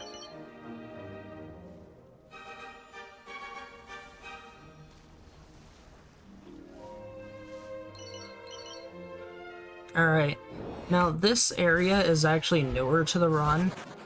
Originally what I would do right now is go to Lanson for a hide herb, or in this game it's called a Fading Jenny. But the Town of Persistence also has them. And the reason why we go here now for it, there is a weapon called the Swallowtail, which is a really strong boomerang. And we'll actually be using this place to grind to level 36. And, level 36 is not mandatory for the run. There was a strategy I used that let you get through the boss fights at a much lower level, but it was heavily RNG based and very difficult to do. You could end up in the... There's a boss fight at the dawn now for the green orb, and the fight can either take 30 seconds by getting to level 36 here, and then leveling up to 38 on Orochi 2. There's also a boss fight at Blue Orb now, which is really easy. I wouldn't even consider it a real boss fight. And, yeah, the Thadon fight could either take 30 seconds with this routing, or anywhere from 5 to 55 plus minutes if you get bad RNG in the old routing.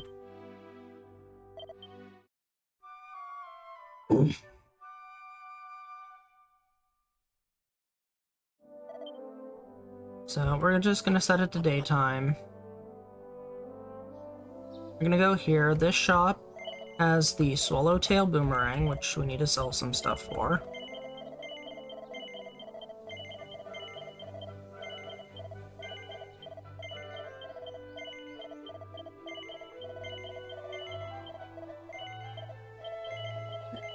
And we could get a free one if we go to Pfeiffer's Tower, but that's how I used to get it, but I've routed that out now. And we'll grab a Fading Jenny. We'll now go to Underground Lake. Yeah, the Dying Flames boss. Dying Flames and Phantoms. The old strategy is to lightning slash each of the original dying flames one time. Then they'll summon another dying flames to the fight. And you have to use the boom spell repeatedly to kill all the dying flames except for the newly summoned one. And then you have to pray that it does not summon another dying flame, and you lightning slash it to remove the dying flames, leaving you with just the phantoms. At that point, you then have to deal with the phantoms, which is where the RNG comes in. Other than the beginning, like, oh hey, don't summon a dying fire, or I have to redo the fight. Essentially what you'd have to do is keep throwing your boomerang over and over and over again, trying to get crits to kill enough of the phantoms to where it's just 1 or 2 left. Hope they don't summon and kill off the remaining phantoms with lightning slashes, because they're weak to lightning. Right now, we just picked up those 2 items. They're worth a lot of money. The party dresses and smart suits will be one of our primary ways of getting money in this late game, or some gear we'll need a bit for the game. And now we have a puzzle.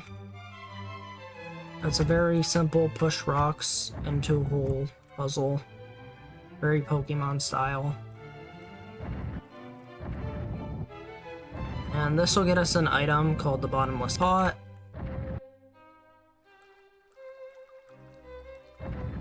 Which is required to get the ultimate key. Other than that, I was mentioning the dying flames or dying fires phantom fight. So there was that RNG method, and the new method is get to level 38 for the spell Kazap. Now, Kazap will one-shot all the phantoms, but it won't always one-shot the dying fires. So you can spend anywhere from 1 to 5+ turns just spamming Kazap over and over again until they all die. You just pray that they don't summon extra ones, but if they do summon extra ones, it's just free experience points. We now have the bottomless pot. We will now read this letter, and we're going to Myrrh. We're gonna head east a little bit to get another smart suit. Well, south and east a bit, and then we're gonna head north and west. There's some seed pickups, a magic shield pickup, and then we'll be getting the ultimate key. And right now we're basically on boat item fetch quest mode.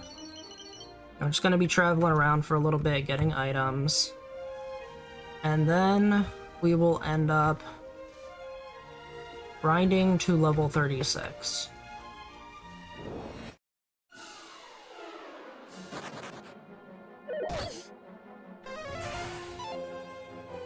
So in about 6-ish or so minutes, maybe 7 minutes, if these monsters won't let me go, we'll be doing our first farm of the game for about 45-ish minutes, where we're just going to be walking back and forth, killing things.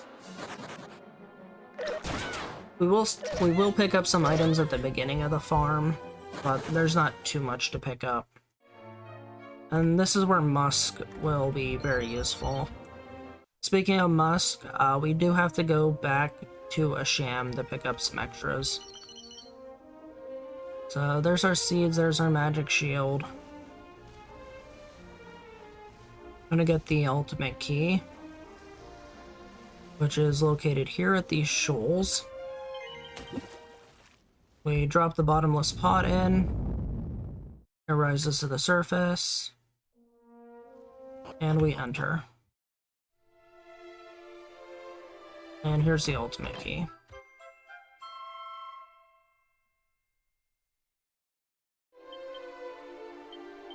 And now we can zoom out, go into the Romarian Outpost. Next up, we're heading to Grimland. We will be buying a shield there, picking some items up along the way, including another party dress and some more seeds. We'll be taking this path to the Teleportal Shrine and saying hi to the Metal Slime, and goodbye to the Metal Slime. That's a friendly one, so we can't kill it for the 4,000 XP that it would normally give. Sadly. I'd love to turn it into XP. Then we zoom to the Teleport Shrine, which sets the boat outside here. So hop on the boat, head to the left. We'll grab these here, which is seeds. Or a seed. This here, which has the party dress and some other items. Going to keep running from encounters. And now we head north. This is Grimland. Or basically the game representation of Greenland. There's some seeds here.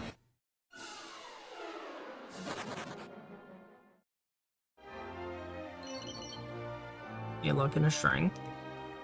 And we head south a little bit to the west. Here's Grimland. There is an item shop now here, which wasn't in any of the other versions. So we will stop here at the shop and buy a flame shield. We will sell our 2 smart suits, our 2 party dresses. We'll need to spend the money on other stuff later too. We'll grab this. And now we're done here. We'll go back to the Teleportal Shrine.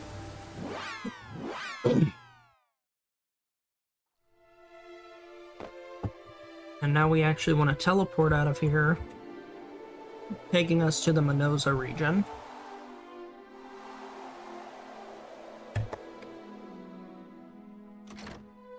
Also, I was wondering if there was a trick here where you could use evac to get out, but if you don't have the ultimate key and open that first door to the portal there, evac actually doesn't work. The developers thought of how they reworked evac, and it is blocked by a mysterious force if you don't open the door first.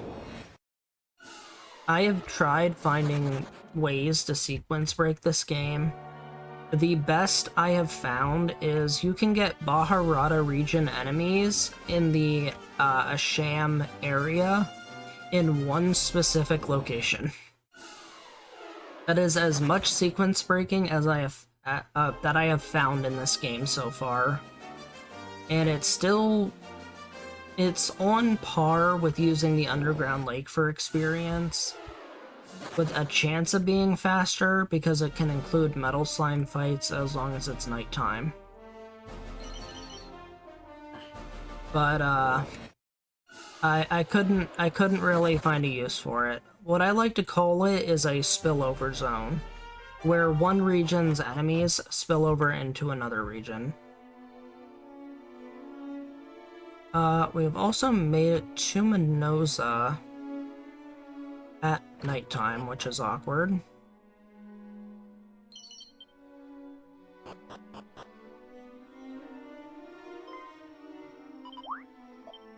So we have a cutscene here. Kind of just says a little bit about what's going on in this town. I'm gonna use this. I'm gonna set it to until dusk.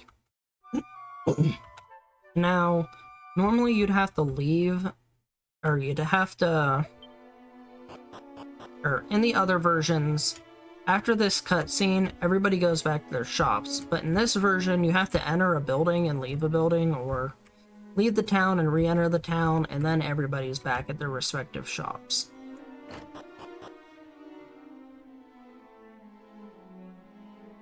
What is a Penop, Melodia? Just Curious what that acronym stands for.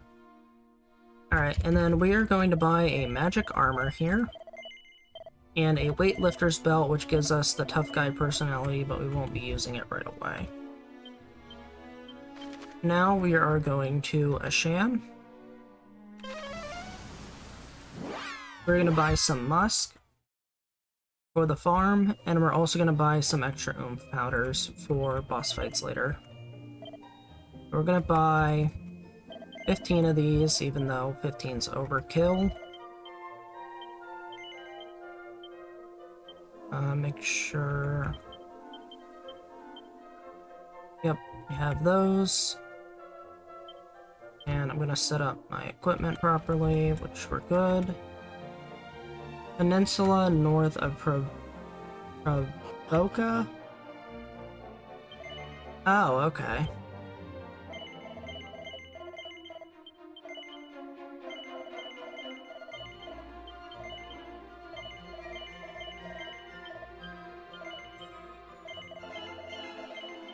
Okay, that is plenty of those. And now we're heading back to Persistence.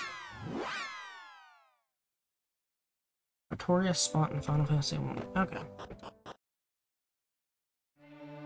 So, yeah, this game has one of those, but I have not found, like, a major use for it, despite finding it. I found a minor use for it, and it turned out not to be good enough.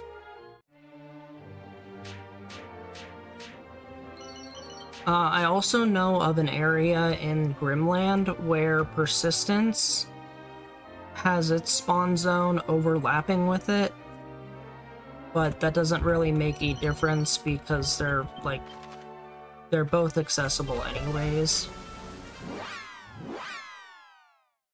The only other thing I could think of is the volcano. I know the monsters around the volcano can be from the Necrogond area, but I'm not sure if they're only there after activating the volcano, or if they can spawn before activation. And, I keep forgetting to test it.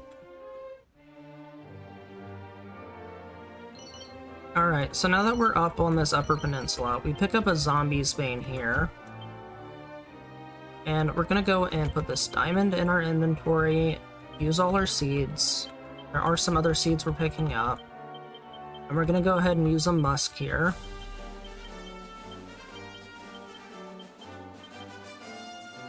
To start encounters. I can find them.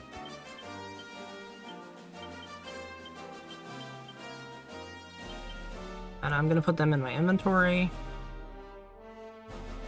We'll be doing a little bit of an item walk here while taking the encounters. And I will go ahead and set my character to use, do not use MP. I also meant to equip the magic shield to reduce swoosh damage, so I'll fix that after this fight. The auto-equip put on the flame shield, which has higher defense.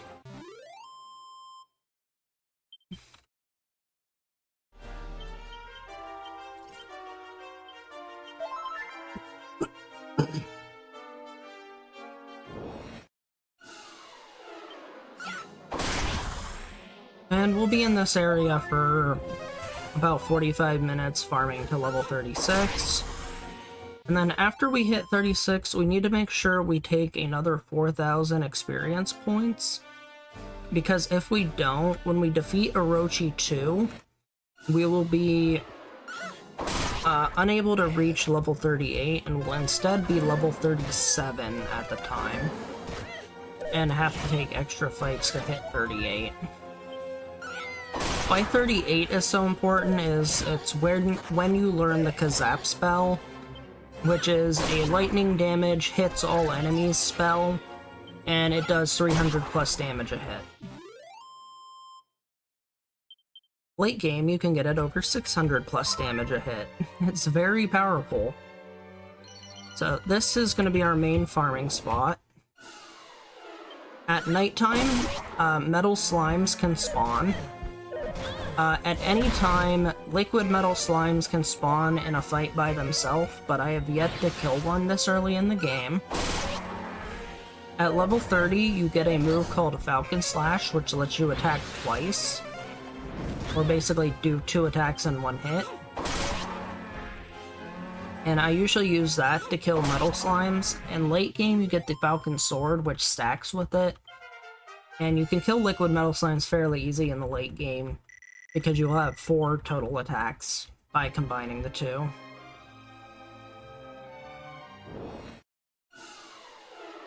How did you hit for 2,000 on Soul of Baramos? Oh, Kazap on Soul of Baramos? Wait, how does that work? He's not... Oh, he is weak to lightning. Yeah, Soul and Bones are both weak to lightning. King Hydra's not weak to lightning. How the heck did you make it hit for 2,000? Like, even with a Rural Helm, I can't seem to get it over 700 something. Oh. What do you use to buff? Is there a... I take it there's a companion thing that you can use to buff magic damage, and then something to reduce the enemy's magic resistance.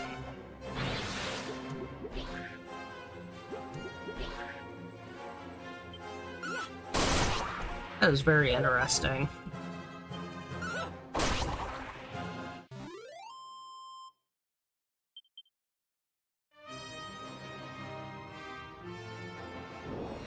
Funny thing, in the regular any percent, the hero never even reaches level 38. They don't even get close. They hit like level 30 at max.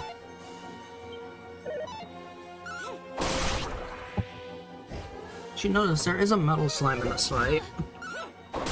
See if we get lucky here. My current world record and current record for metal slimes is well over 20 metal slimes. And it's all come from just this farm. So here's the 8 metal slime fight. This is where we hope we get a crit. Because each one of these is worth 4,000 experience and is very useful. But we could also get unlucky and just have all of them run away.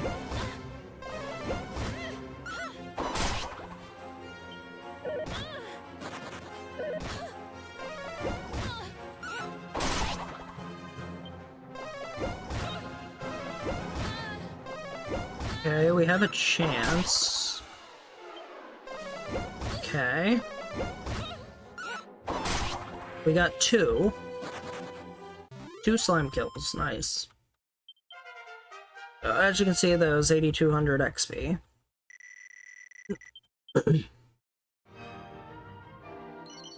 And there's our last seed pickup.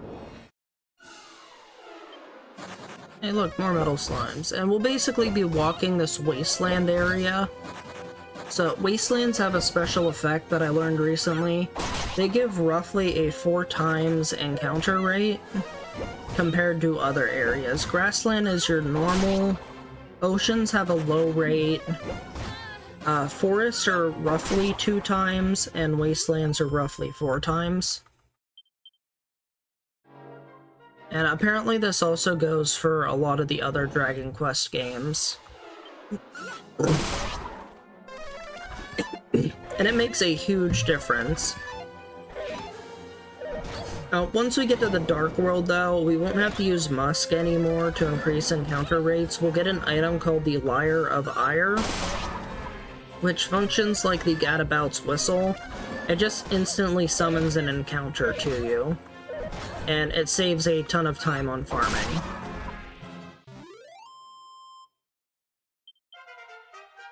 So yeah, we'll just be killing stuff until level 36 now.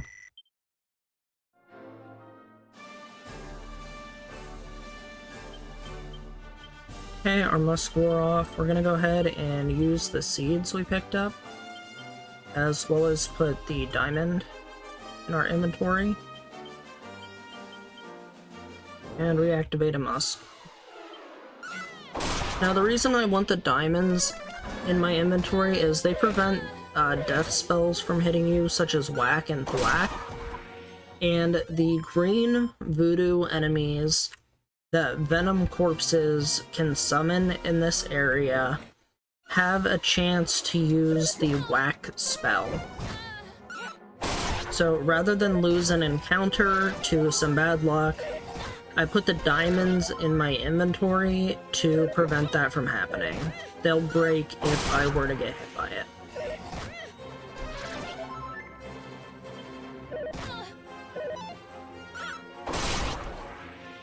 And also, now is a good time if anybody has any sort of questions about anything in this run at all.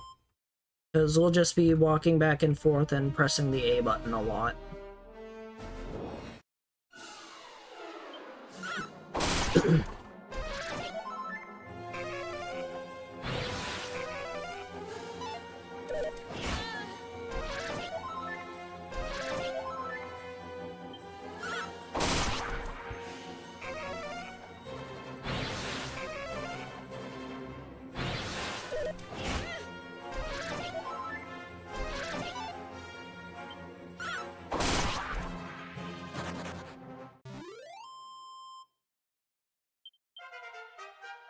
Also, you can play with your mouse on this. You can actually click things, or click the screen to confirm. You see the little quill that shows up, that's me moving my mouse around. But I normally just play using my keyboard.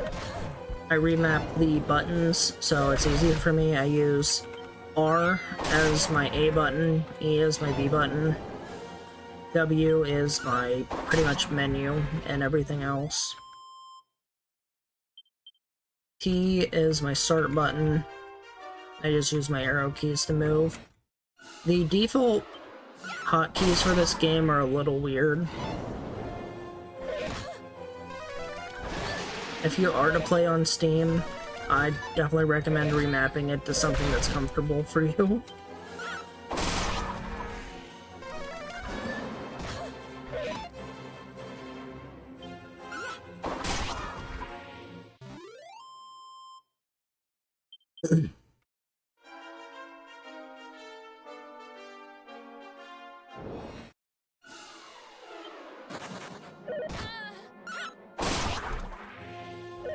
Now, prior to this area, we used to use the Tower of Transcendence, which also has 8 metal slime fights.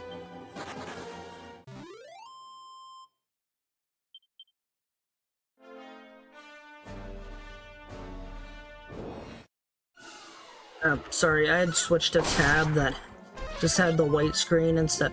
I have dark mode on Twitch, but other websites, whenever I open up a new tab on my browser, it goes to a white screen, so it lights up my my TV screen that my computer's connected to.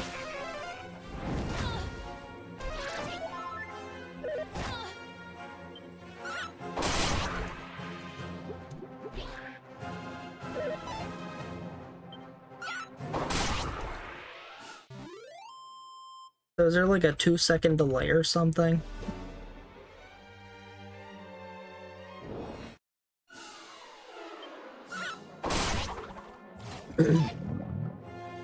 No, it wasn't the tornadoes causing, or tornado skill. That was me switching a tab on my web browser.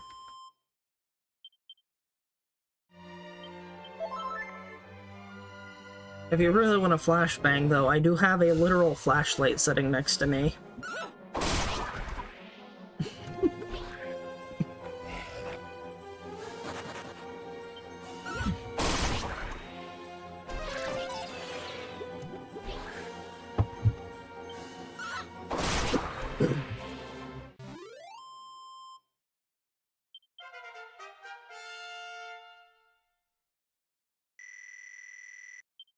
Something else, these first levels will be really fast, so it is almost daytime in the game.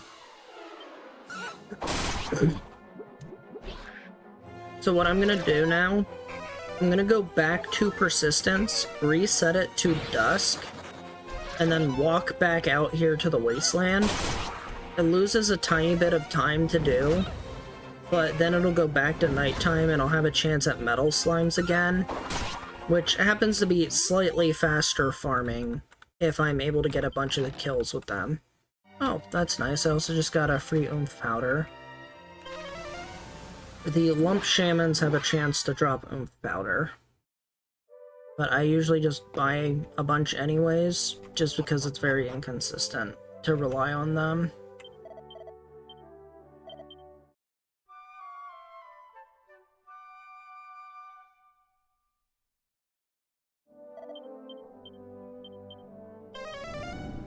And we'll probably end up using this in twice during the whole farm. The first few levels are very fast, but the last 3 are very slow.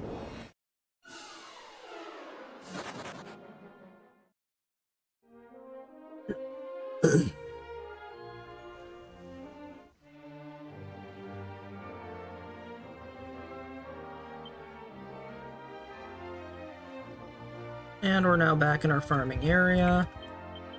We'll use another musk and walk around and hope it hits nighttime quickly.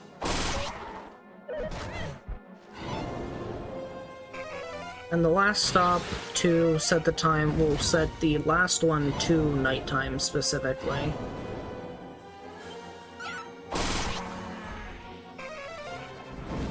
Well, I'm glad you like it, Vixipede. This game is very nice, and I love how they did the graphics. The graphics are such a huge upscale compared to all the other versions. Like, this remake is more like a remaster because of how much they updated and changed. And it still has the feel of the original games with a lot of differences. It's like, it kept all of the spirit of the game, made some things a lot more convenient and easier, made it very beautiful, and then they gave the bosses such a big overhaul that the real final boss of the game isn't the final boss of the game.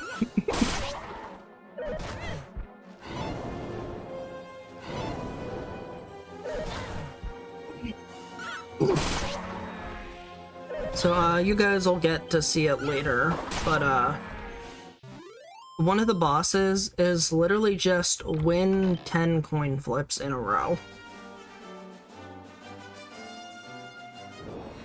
Well, actually, it's more or less 10 coin flips. It's more like win 5 coin flips and also just be a little extra lucky.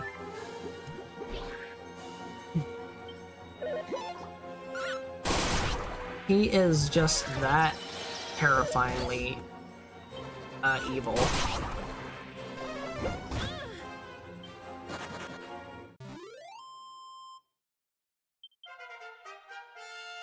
Hey, we have reached level 30. We now have Falcon Slash. So we can now also use that on Metal Slimes to try and get a consistent kill.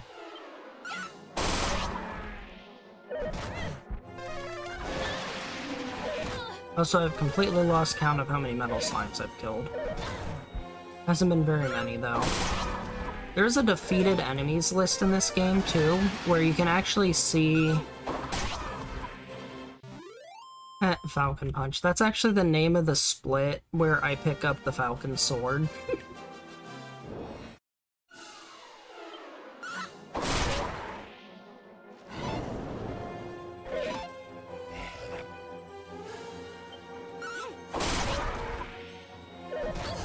I try to make a lot of my live splits just different puns.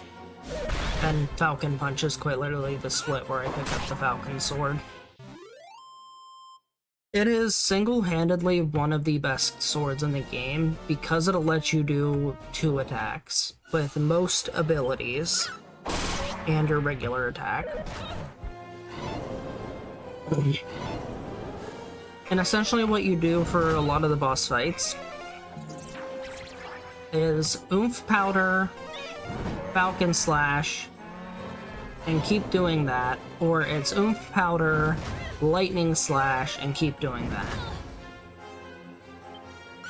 So, when we get to the Cryomancer, which is the Blue Orb boss fight, we'll be oomph powdering, doing a regular attack with the boomerang, then switching to the Zombie Bane, and lightning slashing a few times, and that should kill the Cryomancer unless he happens to revive his minion. Which he uses the Zing spell, so it's a 50-50 chance whether it revives or not. But then for Orochi 1 and 2, it's Oomph Powder, Lightning Slash spam, and you just keep using Oomph Powders and Lightning Slashes until he goes down. Hey, we got a crit, but it was on the wrong enemy. Not getting that Metal Slime. Oh look, there's the summoned enemies using whack, like I mentioned earlier. Didn't break my diamond, though.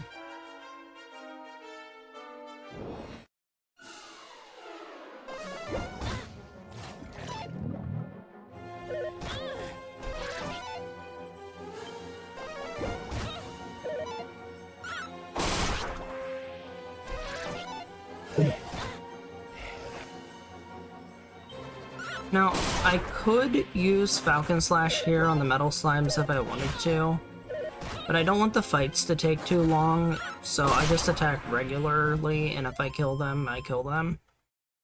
Falcon Slash I use more on the Metal Slimes if they either are 1 by themselves or 2 with an enemy that doesn't summon reinforcements.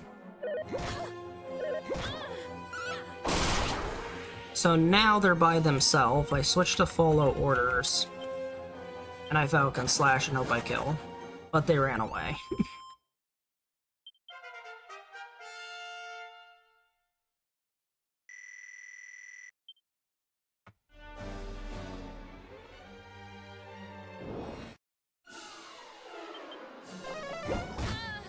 So here's a good spot to potentially Falcon Slash them. So usually what I do here is I'll do 2 regular attacks to get rid of most of the rams. And then if there's any slimes left, I'll Falcon Slash whatever slimes are left. We had a double miss, sadly.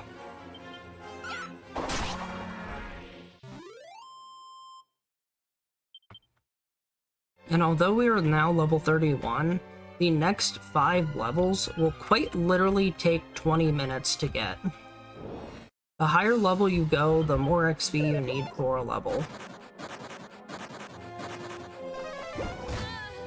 Okay, half the slimes ran away in this fight. Over half the slimes ran away in this fight.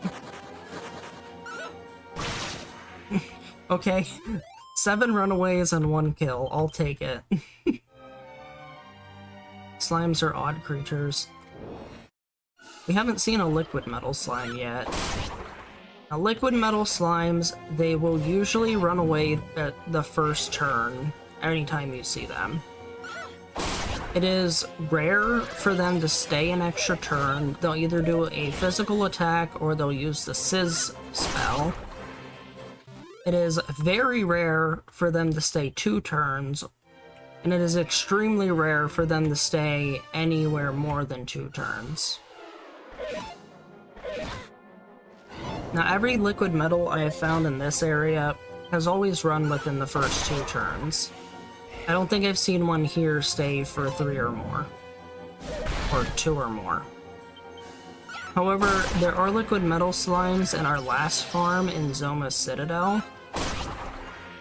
In which case, there's a fight with 2 mages and 4 liquid metals. And I've had times where a liquid metal has stayed like 3 to 5 turns. Or it'll stay like 2 turns, I'll get a kill, it'll get revived, and then it just decides to stay another 2 turns as a zombie. Now, revived enemies do not give bonus experience for killing them again. Once you kill an enemy, its experience points goes towards the end rewards of the battle.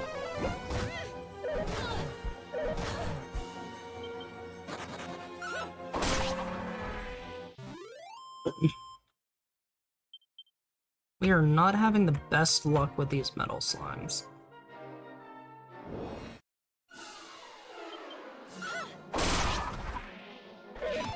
Also, not sure if anybody noticed, the beacons basically are chickens, and the rams moo like cows do for some reason.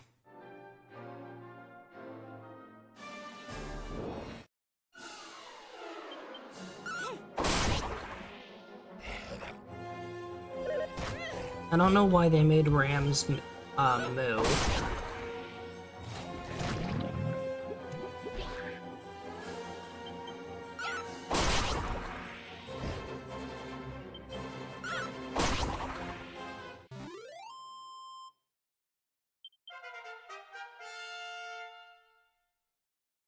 Alright, 32. 4 levels to go. Now, I could use the weightlifter's belt right now, and go with the tough cookie personality, which would help me get my resilience and my stamina up for higher health and physical defense. But, my world record, I end up just taking pure levels in Vamp until Zoma Citadel. And I switched into the tough guy personality then to get the added defense that I needed for the final boss gauntlet. So I'm probably going to just follow that, because it worked really well. We want to get our luck up as much as possible early, so we don't have a damage fall off in the final gauntlet. If my damage has a fall off, I am not going to be able to kill Bones or Baramos by normal means, and we'll have to either level up, which I'll have the time for bonus levels, or if situation worse comes to worse, I can always switch to Draki Quest, kill Bones, and then switch back to normal for the final boss. Like, it would invalidate a leaderboard time, but it just gets through the run to showcase the rest of it.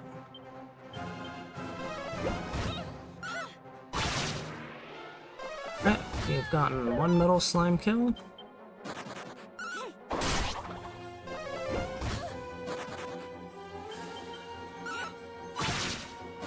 And we have missed all the others.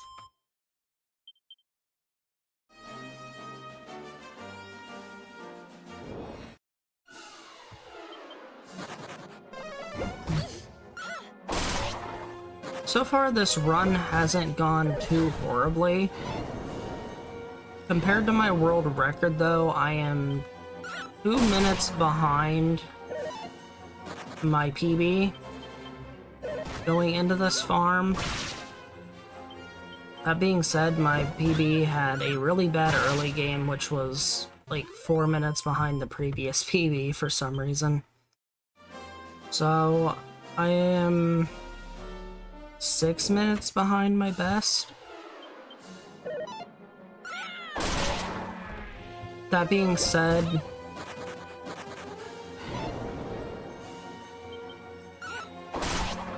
I'm still not even close to the 6-hour estimate.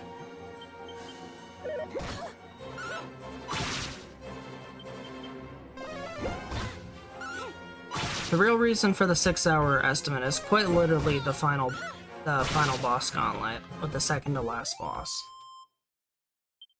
Like, the fight can either go well and I save a ton of time, or it can go poorly, I lose a little bit of time but make it through. Or it can be downright a death of a run and lose over a half hour because he just doesn't want to cooperate.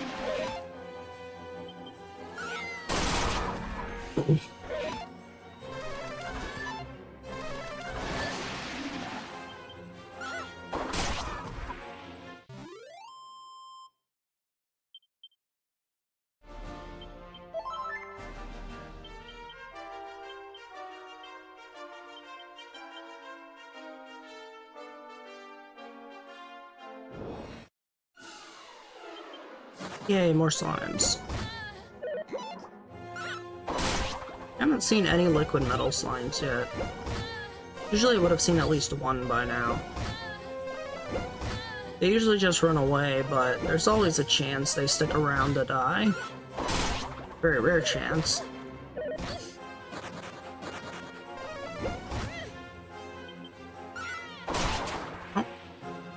course, we crit the one that had 1 HP left. So you notice enemies will have a highlighted thing above their head if they're lower on HP. Yellow means they're about halfway down, red means they're close to death. For metal slimes, they have 3 health. So, no name, they have all 3 health. Yellow name, they have 2 health. Red name, they have 1 health. Very, very simple creatures.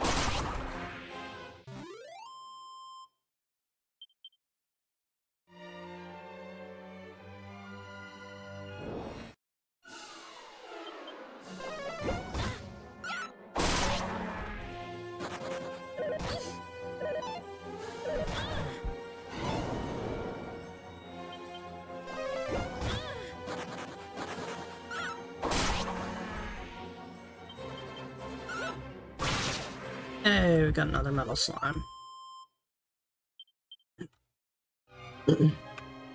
Looks like it's almost day. So it'll probably be the last nighttime encounter.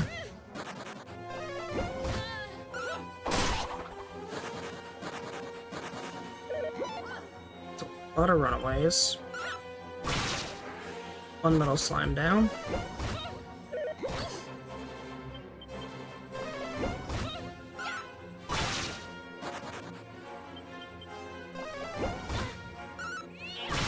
The metal slime's down.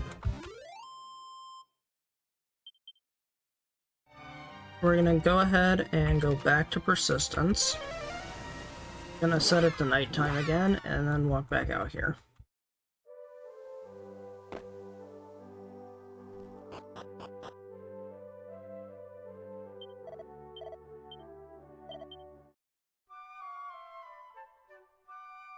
This will fully reset the nighttime, letting us get more metal slimes. I used evac there, I decided to walk out.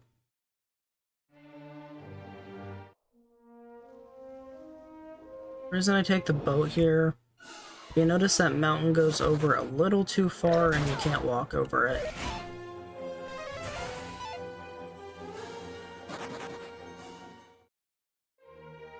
And we want to get back to the wasteland where we have higher encounter rates.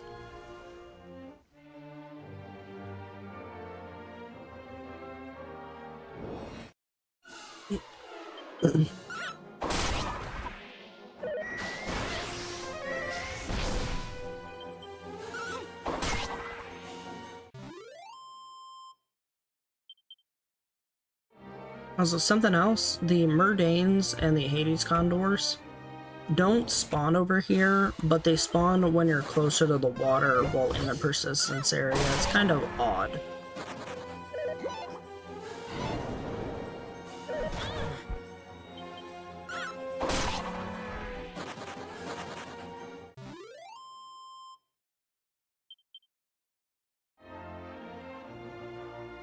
Also, this game does have some grammar issues.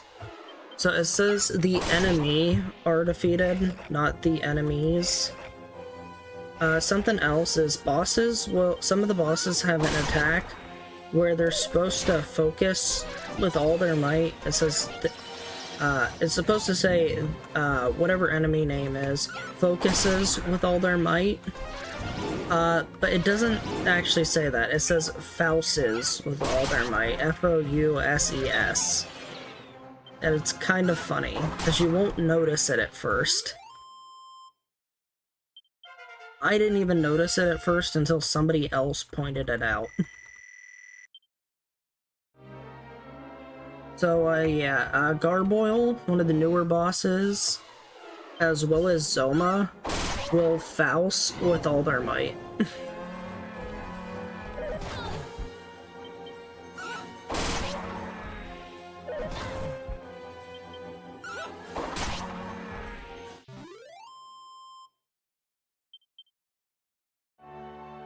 I'm surprised they haven't, like, put any hotfixes out for this game just for, like, grammar changes and bug fixes. Just to make sure, like, they have a definitive edition of this game where it's like, okay, hey, we noticed these bugs, this isn't intentional, let's go ahead and remove that. Where it doesn't actually, like, affect the gameplay and it just would be a smart thing I think the devs could do. But I am very curious. I don't know if there will be any patches for this game ever.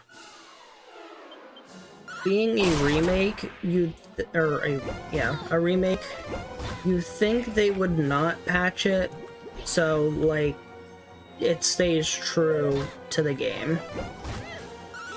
Because if they did patch it, the speedrunning could change, depending on what they would patch.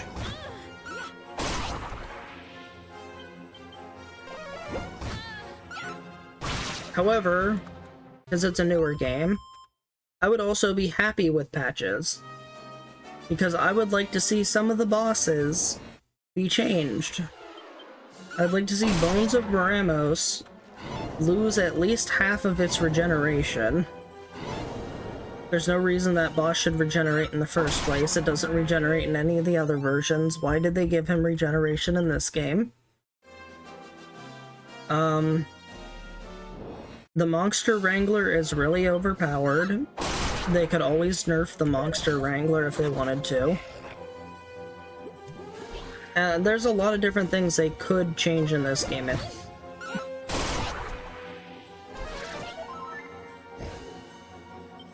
So, only time will tell.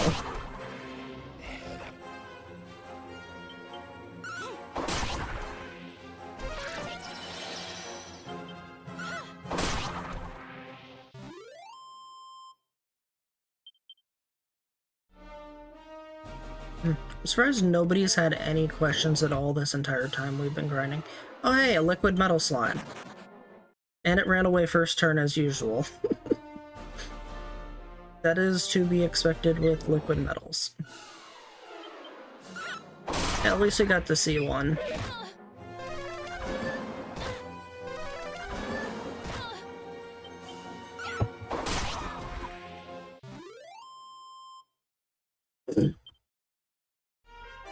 Now, the day that a solo hero run manages to get a kill on a liquid metal slime during this farm, it's very likely going to cause the chance of the run becoming a sub 4 hour and 45 minute run, which would be really interesting to see.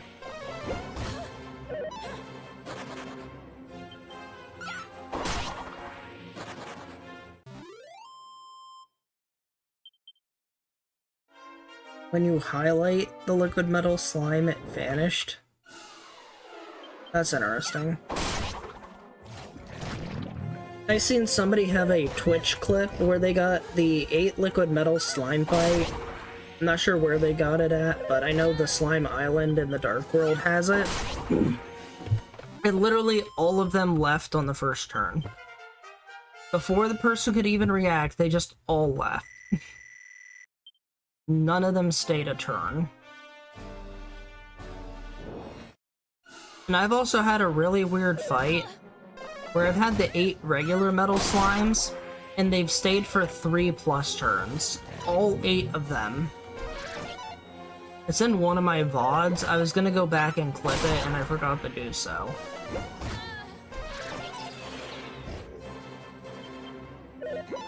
But, yeah, the AI for slimes is kinda weird in this game.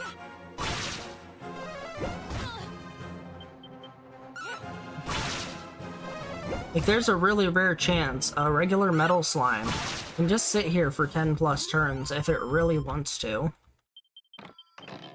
Oh, hey, Seed of Agility. Sure, I'll take that.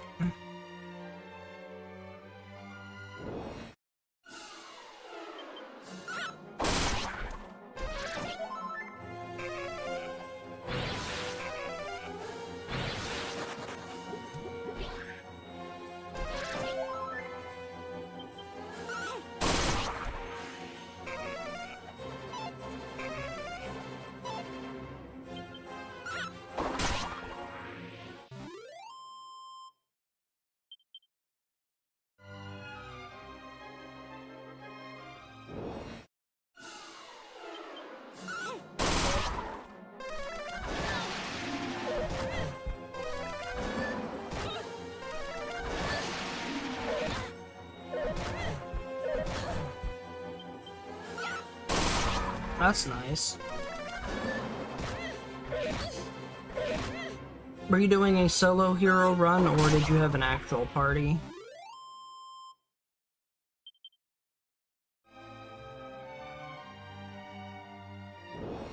Okay.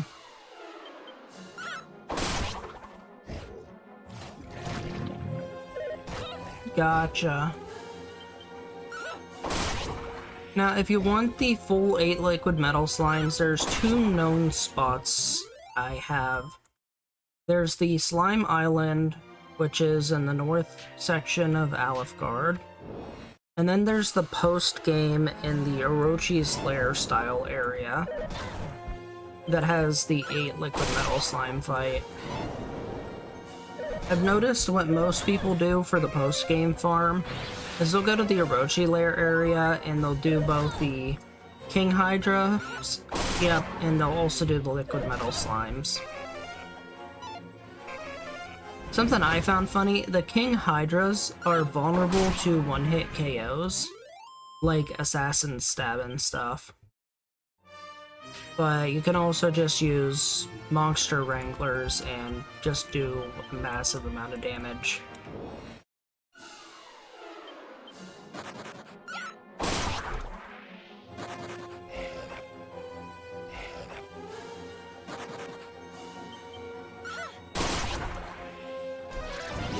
I'm not sure if the regular King Hydra is susceptible to one-hit KO, but I know the post-game King Hydras are susceptible to one-hit KO.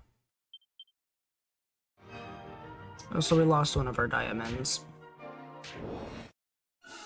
Thank you for the good luck, Silver.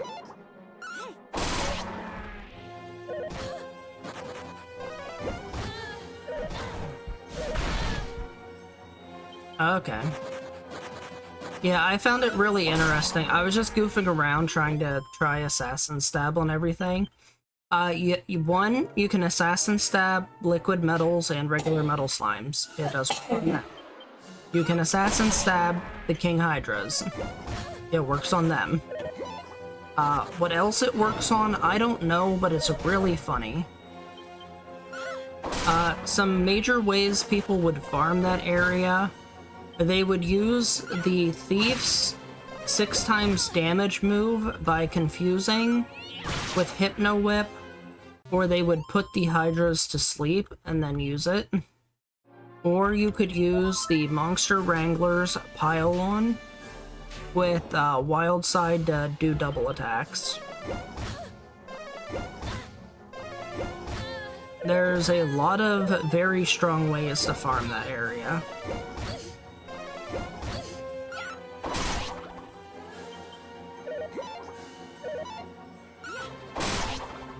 Oh wow, we just did a 1 on 7 different metal slimes. And then they all pretty much left, okay.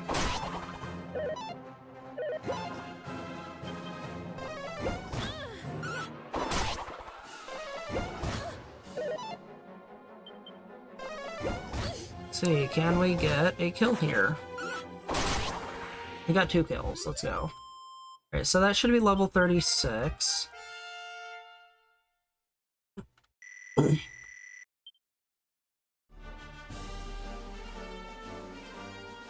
Okay, gotcha scenario. Now, we need to get another 4,000 or so experience, so we can get to level 38 doing Orochi 2.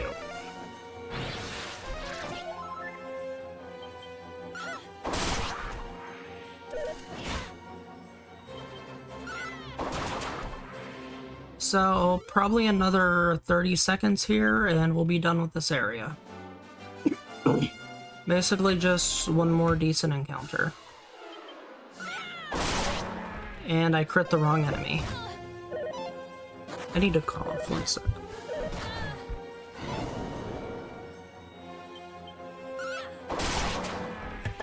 Oh, that's plenty of experience. We got a crit on a metal slime.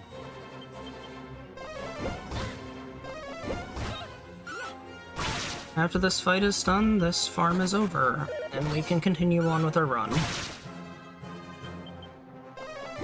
Hitting on the slime. Another slime, let's go. Alright, we're done here. We will now move on to collecting all the 7 orbs. Starting off, we're going to Minoza. We're gonna set up Holy Protection at level 36. Most of the overworld you can use Holy Protection against. And we'll be walking to get Ra's Mirror for Boss Troll, which we'll use later. Just a very quick dip into this cave. Now, I used to get a zombie sword for free in here, but now that I get the one at Persistence, I don't have to pick it up in here anymore.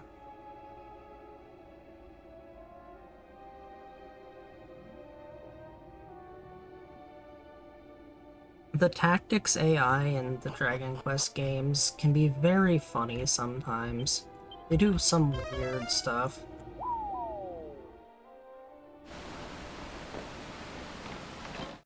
Alright, so there's the mirror. Next up, we will go to pick up the red orb, which they thankfully did not add a boss to.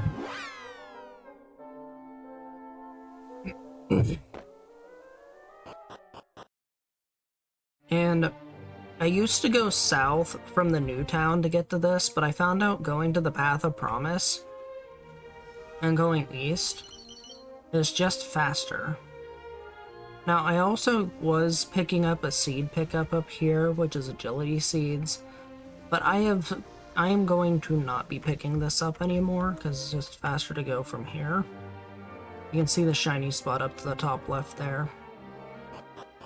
There's also a smart suit in the water to the east of here that I no longer pick up. Because I need a lot of money, but I don't need that much money. So they added a boss to the green orb.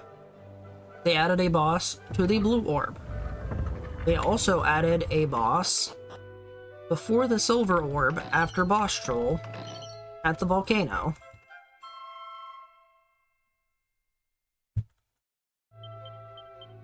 And now we're going to Aliahan. We're going to walk to the blue orb and face another one of the new bosses. The Cryomancer. And he's kind of a joke. He's very, very weak. He's designed to be killed by a character by themselves. And because of that, he's very underpowered. Well, we're very overpowered.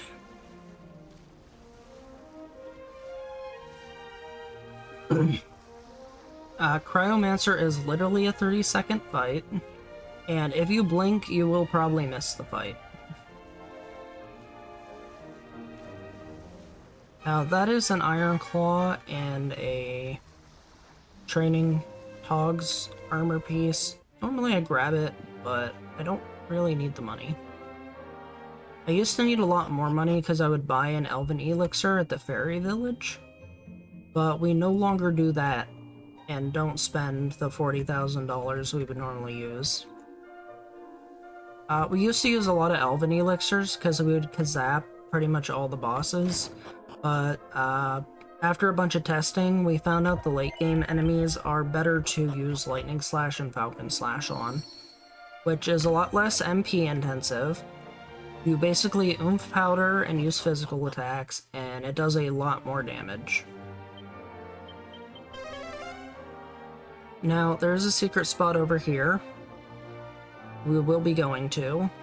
There's a chest on the left side. This has a dragon shield, which we'll be using for the Orochi boss fight. And now we're going into Gaia's navel. Navel is just another word for belly button. You're in the belly button of the earth. Also, that infinite passage, they, up there, they added a monster in that passage for some reason. For the creature collection for the monster arena. Just a fun little fact about this place. There's also another monster somewhere in here, but I forget where it's at. So, we just picked up 2 treasure chests, a couple of seeds. We're gonna go up this pathway first for an equipment called the Earthenware, which is the best defense armor we can get at this point in the game, prior to boss roll. So we will be grabbing it.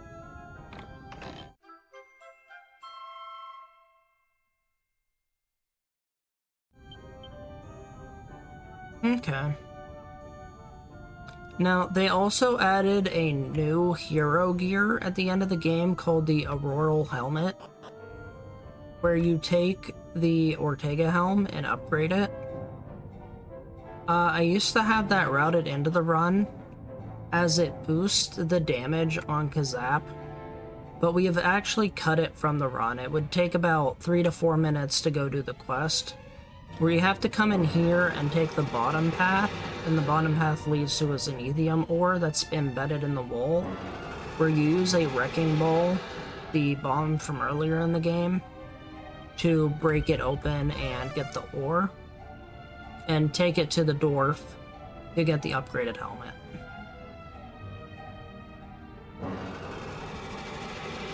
Now, we'll probably have extra time, so I'll still go through the quest and show it off. Right, now, let's see. We're gonna organize our inventory here.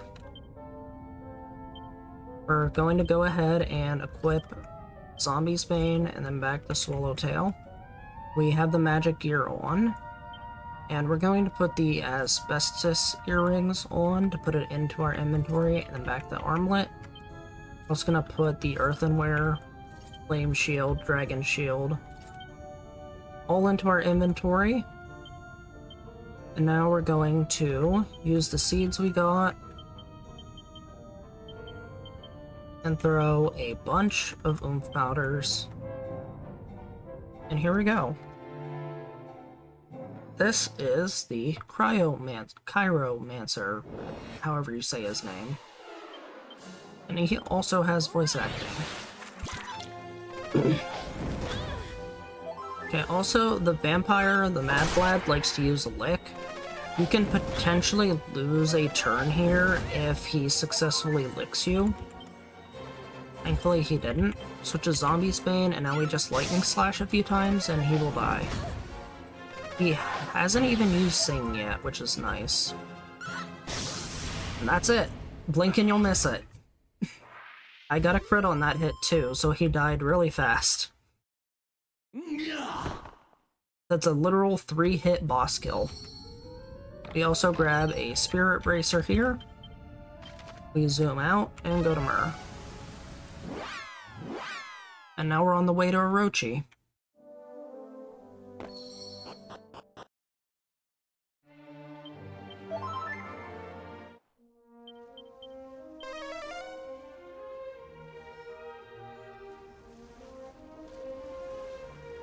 As I said, Cryomancer is pretty much a joke of a boss.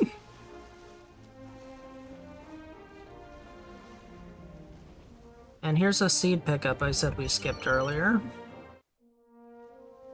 We'll also stop on this island. This will give us an anti-freeze earrings, which we'll only be using on Zoma himself. Now, this secret spot has a Seed of Wisdom and a Prayer Ring, but I have routed it out of my run. Mainly because there was this one run where I parked the boat in the wrong way, so every time I left the secret spot to the east, I couldn't get on the boat and it kept throwing me back in the secret spot. I lost over a minute because the game was just being mean. And I had to go out the bottom entrance and then go to the side to get into the boat. It was just a waste of time, and I just didn't like doing it. I didn't want that to happen again, so it's like, just route it out. I don't have an extra Seed of Wisdom, which hasn't really mattered at all.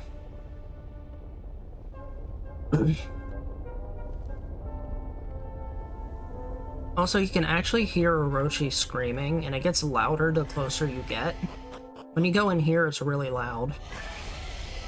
See how much louder that is?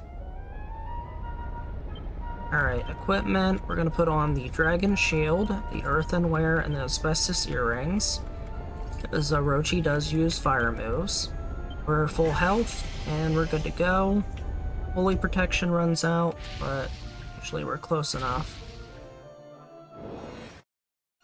And here's Orochi 1. I'm just gonna pop an Oomph Powder. Hopefully we don't get surprised or we lose a turn. So he will shout at us, and we're just hoping it doesn't do anything.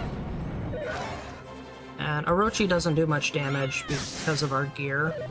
We did get a crit there, which is nice. And use a second Oomph Powder.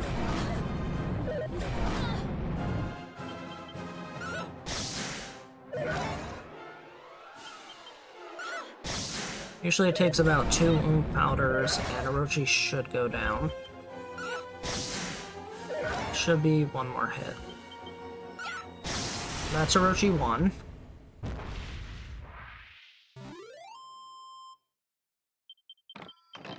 We get Orochi's sword.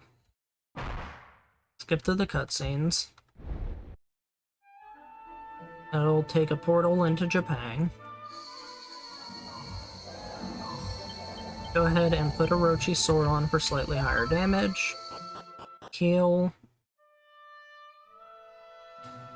Walk up here. Find out that Himiko is actually Orochi. Say no to Orochi, and we go into a fight here after skipping the cutscene. This is Orochi 2. Slightly stronger, but not much stronger. Just a lot more health.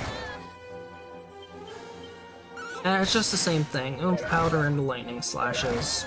Hope you don't get hit by the fear, and I think he also gets Burning Breath. He or she. Orochi's an odd one. Oh, I accidentally used the Orochi sword. When you open up your items, it prioritizes the first item that's usable.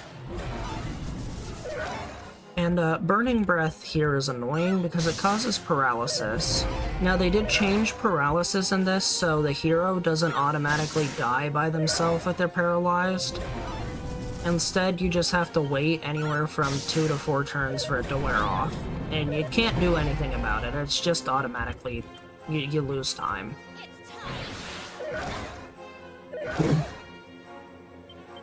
And paralysis on later bosses can also just be death, because you get paralyzed for too long. Soul of Baramos 1 and 2, by the way, there's a second Soul of Baramos fight now, is one of the highest chances of death if you get paralyzed. Alright, and that was Orochi 2. That was a very clean fight, no paralysis, no fear, and we're level 38 and we get Kazap.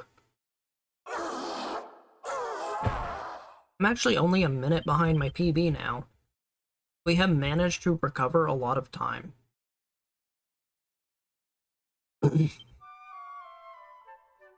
That fight was a gold split for me. Saved 15 seconds. The walk to the lair saved almost a minute. And now we have a little bit of a boating trip. So, spell, zoom, we're gonna go to the fairy village.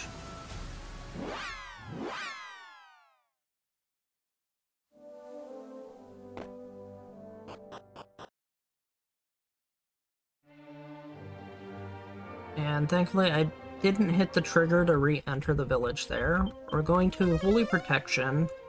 Now, the area around the continent that, or the island that the Shrine of the Everbird is on, has what I like to call deep water. And at level 38, even with Holy Protection, I can still run into encounters in this area, or this deep water, and it can lose me time if I have an encounter, and I almost always get at least one. So we go to the shrine here, skip the cutscene upon entering, we zoom here, which puts the boat back at the top of this island, and then from here we head up and to the right to the shiny spot in the water, which lets us get another elven elixir, which we will need for some of the bosses. And then we head northwest, which takes us to where the town of Thadon is located. So yeah, here is one deep water encounter. Holy Protection does not stop you from hitting all encounters at this level. Alright, so now we should be out of the deep water, and Holy Protection is working again. As I said, it's only around that island. It is also perfectly nighttime the way I have this routed. And we need it to be nighttime because otherwise the people in Thadon will be just ghosts or corpses. They'll just be dead people. They also changed this. Instead of like being living at night, they're more like ghost people at night, which is interesting. I liked it more so that the place was cursed, where they'd be dead during the day and alive at night. And here's the dying firefight. We're just gonna keep using Kazap until we win. Now, I did forget to put diamonds in my inventory. These guys have a chance to use whack or thwack and insta-kill you, which could lose me time. But we got lucky, and he didn't summon a 1, so that was a 3-turn fight there. And we didn't get hit by thwack or anything. That's a dying fires. Now,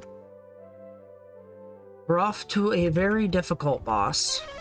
It is time for the boss troll. So what we're gonna do, we're gonna put on all our high defense gear.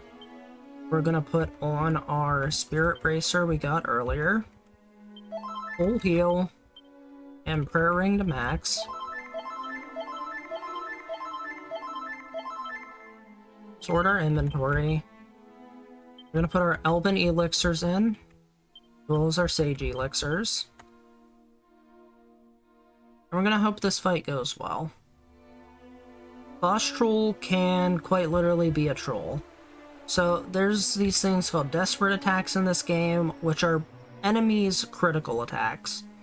Boss troll has a rare chance to do 2 of them in a row, which can hit for over 200 damage if you are under the Kasap status, which lowers your defense.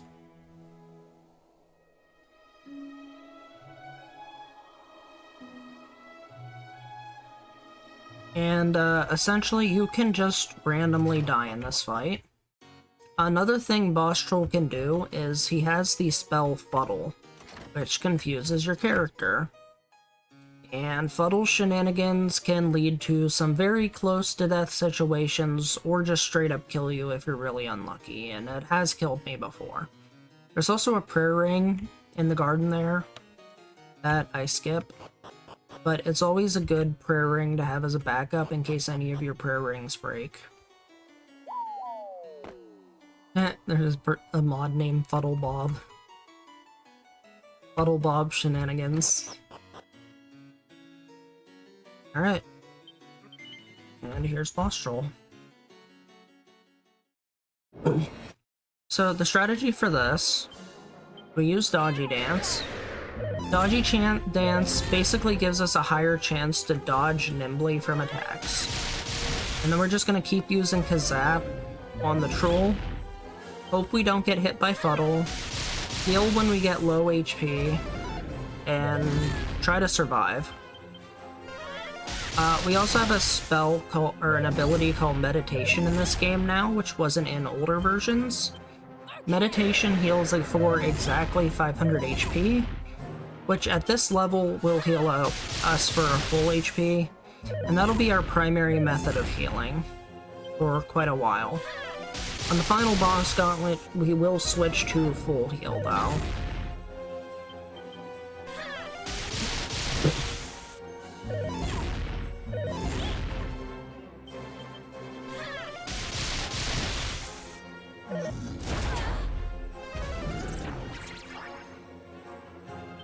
We're probably dead. Yeah, so that's Fuddle shenanigans. That was very unlucky. He desperate attacked into a Fuddle. I had no way of responding to that.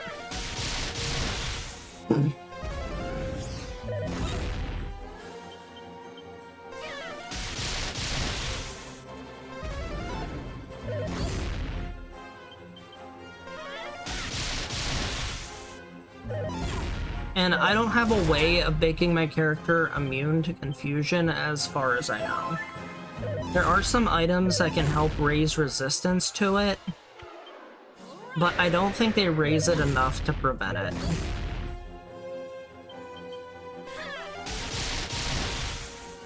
To be fair, I don't think I've tried them before to see if I could be immune to Fuddle.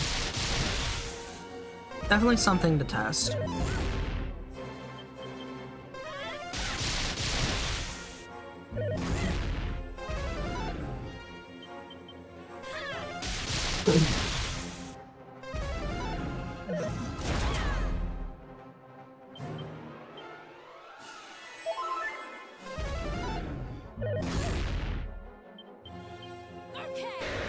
So yeah, this boss fight is very mean, but it's still balanced for the most part. I know the other person who runs this game that has been competing with me for world record back and forth, Error of Bruto, did lose like 8 minutes in their most recent run to this fight because Boss Troll decided to be really cruel to them. Alright, now that we're out of MP, what we do is we use an Elfin Elixir to restore all our MP.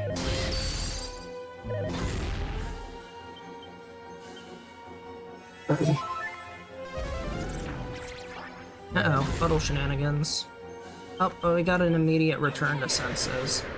So, with confusion, you have a chance of returning to senses after every turn, and also whenever you take damage. Whereas sleep, you have a chance of running out of or wearing out sleep whenever you use an action or take damage.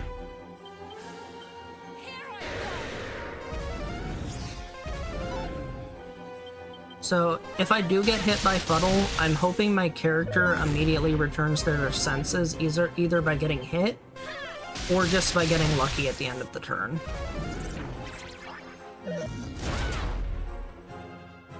So like that, you see I got an immediate return to senses. Now, I'm not going to use Dodgy Dance, he is in red health, so I'm gonna hopefully get the kill here. Yep. And that is Boss Troll. Now, we were 48 seconds behind PB, but because I did die once, we lost about 45 seconds there, but we got through. This fight used to be a lot more scary, but that was when my old routing, you'd have to use Kasiz to fight him, where you'd have an RNG fight with the Dawn Ghost, and then you'd Kasiz fight Boss Troll, and then Garboil you would also fight with Kasiz, and then you'd unlock Kazap after beating Garboil. It was very weird, and it was very inconsistent. So we added the route where you just level up to 36 plus 4k XP, and that basically gets you to 38 off of Orochi, so you get Kazap and make these fights a lot easier.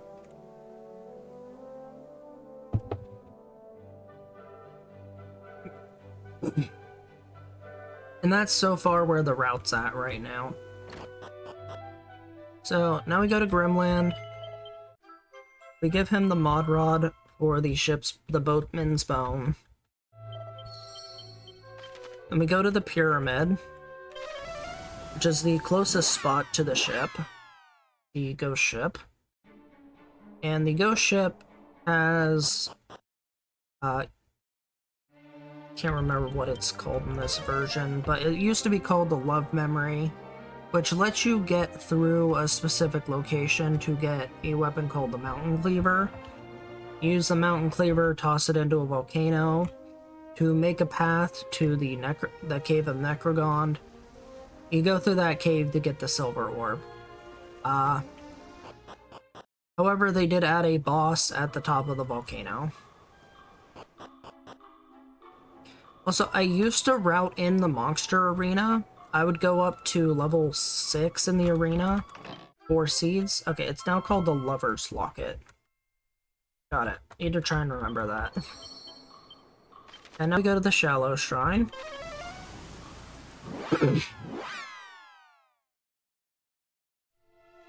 But, I would usually come to the ship at nighttime, where you'd get one of these Squidzilla-style monsters, or tentacular monsters, king squid, whatever you want to call them. Sadly, it takes 10 minutes to do the arena, all the levels that I used to route in. And, yeah, we cut it, because it's just faster to play risky and take a certain amount of levels, and not get the stat seeds.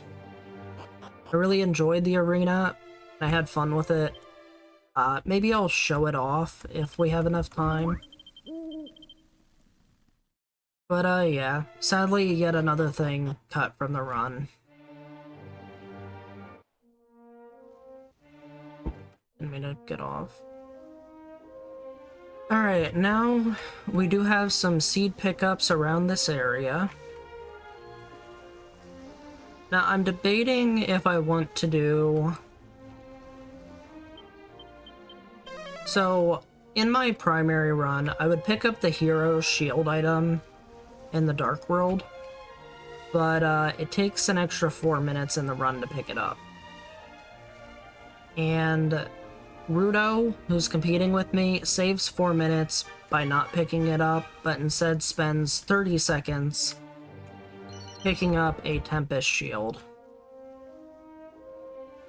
Which, you know, I'm gonna try his route. So over here, somewhere is a secret spot, if I can remember the location. Right here. I'm gonna keep this in, I need to remember it. Here should be the Tempest shield.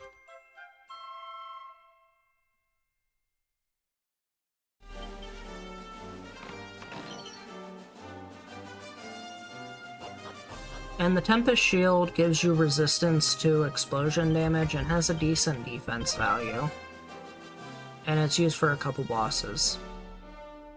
Whereas the hero shield, it protects you from magic and fire and ice moves. But I don't think it protects much from explosive magic. I can't remember. More seeds here. But we're gonna cut the hero shield and leave it as a backup strat in case the final gauntlet goes wrong.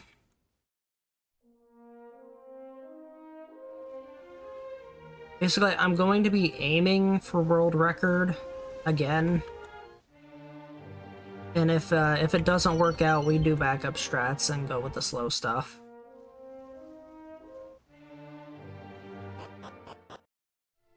And now we have reached the Shrine of Shackles. There'll be a couple cutscenes we'll be skipping here. We'll be getting the Mountain Cleaver.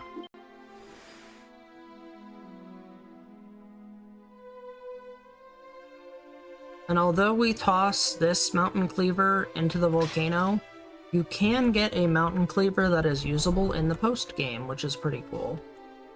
Not a very good sword, but it is a sword.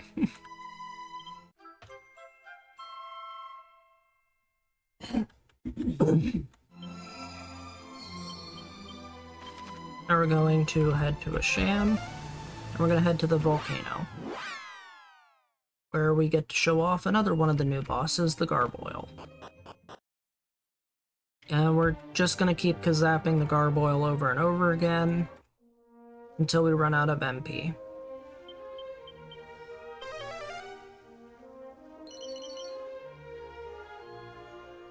Pick up that shiny spot because it's very close and just gives a little extra money.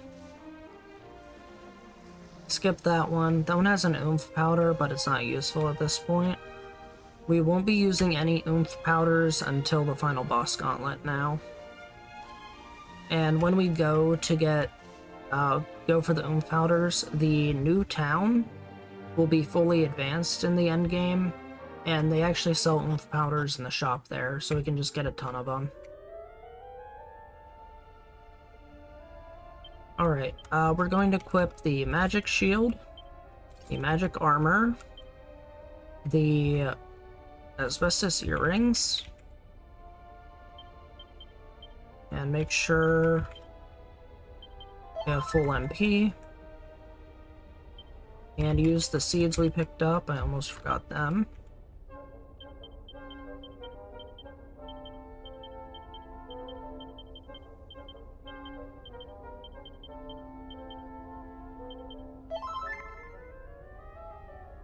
And we are good to go for Garboil.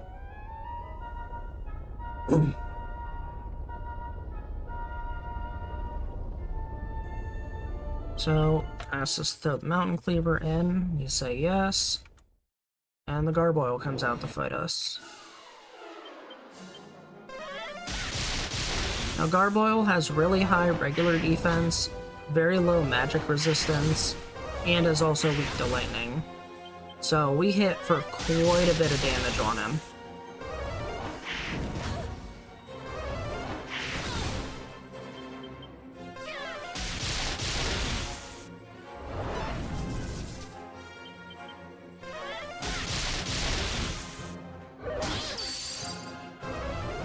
Now, back in the original strategy, what I would do here is keep Kasizzing over and over again, and eventually use Kaklang to make the Garboil run out of MP. But, don't have to do that anymore, because that just does plenty of damage. And we have a lot higher health at this level.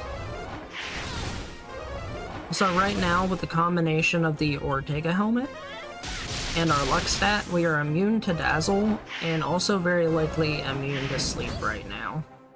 We're gonna try and maintain that throughout the run.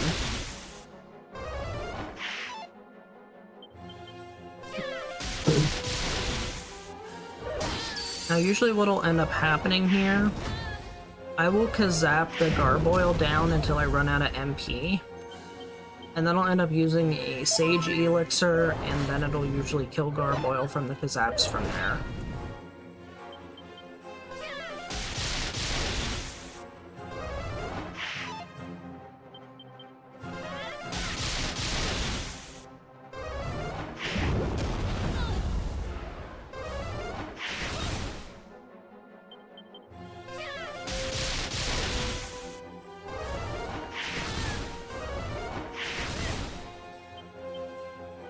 And now he's Sage Elixir.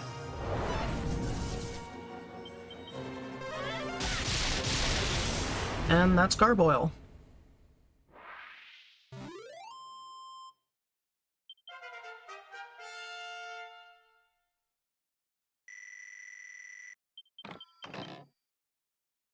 And for some reason, Gargoyle always drops a Restless Heart. I'm skipping through the cutscenes. Now we throw the Mountain Cleaver in.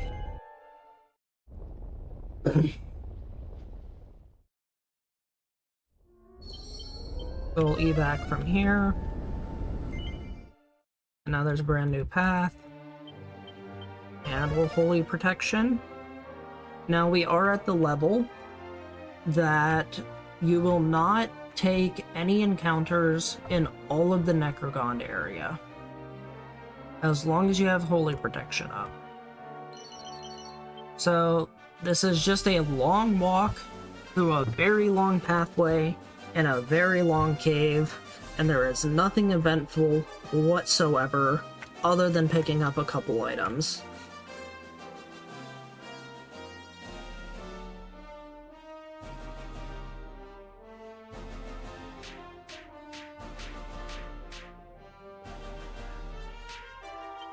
It's just quite literally a 4-minute walk of me using Holy Protection whenever it runs out.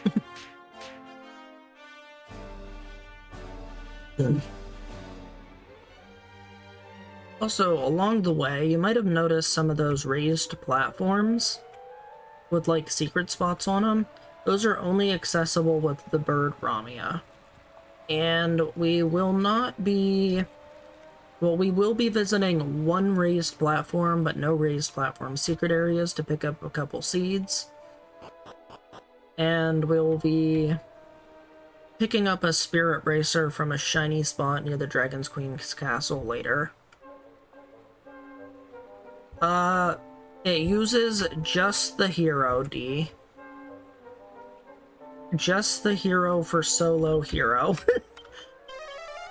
So that's for this specific run. There's two separate categories for this game right now. There is the solo hero category that I am running. I currently have the world record of 5 hours and 55 seconds as soon as it gets approved. And then there's the any percent route, which uses Thief and 2 Monster Wranglers. And then I believe they convert the Thief into a Monster Wrangler, and they might convert a Wrangler into a Sage, I'm not sure. I haven't seen enough of the run to know the exact comp, but it abuses Monster Wrangler's pile-on attack to do a ton of damage, and then eventually Wild Side.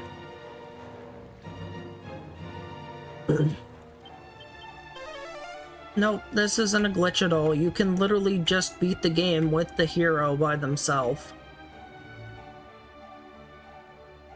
It's basically a challenge run that also got turned into a speed run. And welcome in, Raiders. We're about halfway through the run right now. Actually, a little bit over halfway, as sub 5 hours is currently on the table.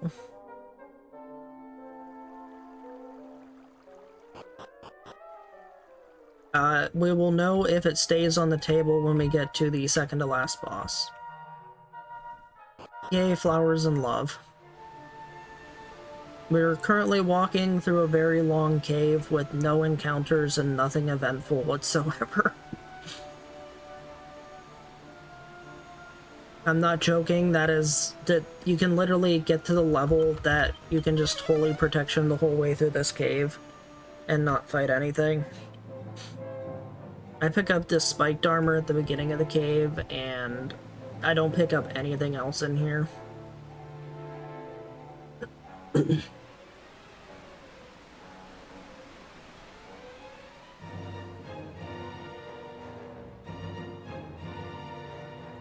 Yeah, the only reason Ortega falls is because he's using all the wrong moves and he didn't grind enough. He should have kept his helmet that had dazzle resistance, that would have helped him. It also has sleep resistance, which would have been great against King Hydra. He should have taken the right personality. Now, he can't go vamp personality because he's a male character, but he could have easily took the charmer personality, because, I mean, look at his wife, our character's mom. And then he could have swapped into the Lucky Devil's personality with a hen's tooth to get a luck stat boost. Could have gotten a weightlifter's belt and then grinded in the Citadel for a while, killing Zoma's mobs. But he didn't do any of that. He full well could have easily soloed Zoma if he did it right. The real problem would have been Bones of Baramos, the true final boss. It's funny how this game buffed Bones so much that he's become the final boss. Thank you for the good luck. Okay, we now have the silver orb, and we get to go check on our little merchant buddy that we escorted, and progress the new town to near full completion. And to progress this, you have to hit certain triggers in the game and then just zoom back and forth. So the problem with the luck penalty in this game, Regulus, is it now nerfs your damage late game. Luck affects ability damage. And if you don't hit a base luck threshold, you will actually start losing damage output at higher levels. Starting usually in the level 50s is when it starts catching up to you. So sadly, it is no longer viable for solo hero to use Lone Wolf. I have tried so many times to make it work. You get tanky, and that's all you are. That's kinda depressing.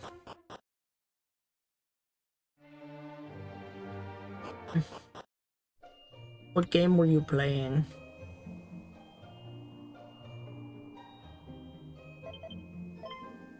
I have no idea what Sumaira is.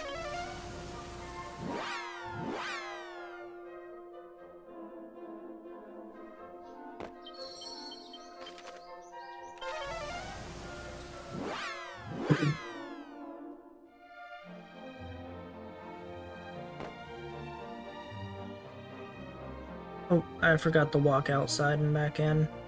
Oh, taking a tiny bit of a time loss here. We walked the slow way to the jail. It's faster to walk out and go in the bottom entrance.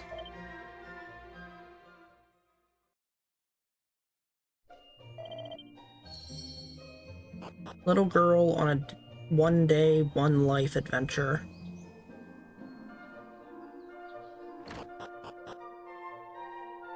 Sounds kind of dark. And now we have the yellow orb, which is the final orb. We now go to the Shrine of the Everbird.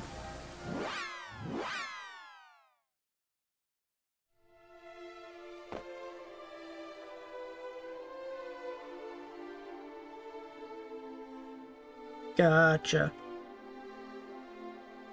Also, something else in this game.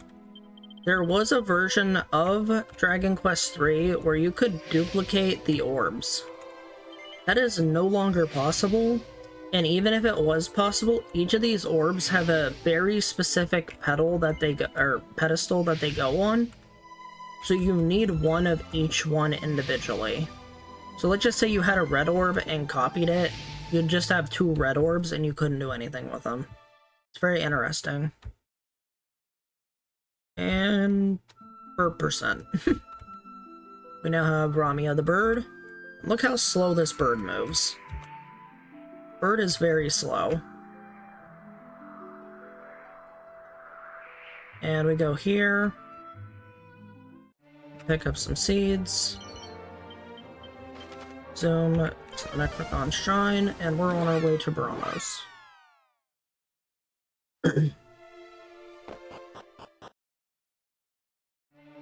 Also, Holy Protection is not high enough to stop encounters in here. We also want to hit level 42 prior to getting to Baramos. The reason being is at level 43, Holy Protection works on the water in the Dark World, but it doesn't if you're a level 42. I'm gonna run away from that. Liquid metal slimes are bait. Oh, that reminds me, I want to re-equip different armor so I don't die through here. I don't think they did. You might be thinking of the Orb of Light, which is used on Zoma. But I don't remember the colored orbs having any sort of function other than going for the shrine.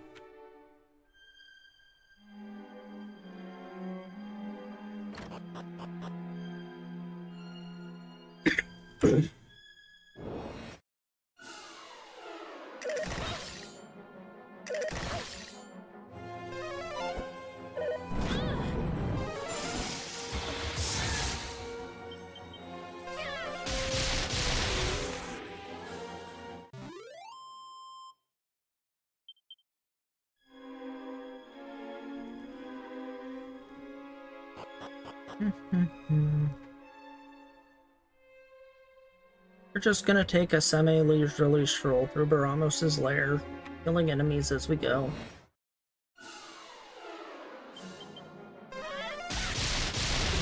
The only thing annoying in this area are these guys. These guys resist like almost all damage types and hit really hard. So yeah, living statues can be very dangerous. As you can see, I'm already red health. Thankfully, you can hit miscellaneous and then heal all. A very, very fast thing in this game. In the older versions, it would use each spell individually and you'd have to wait for the text to scroll through. Very quality of life upgrade. This game is just instantaneous.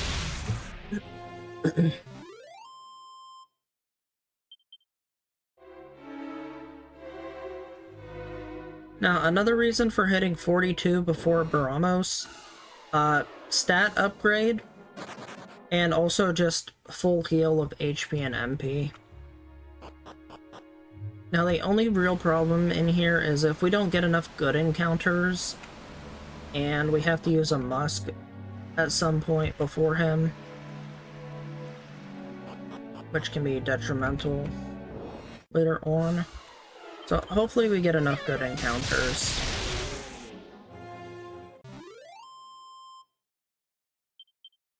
What we really want is to hit 10 encounters of 6,000 XP or more. Or get really lucky and get a liquid metal slime kill, which I did in my current world record in PB. Even though I had a somewhat slow castle anyways.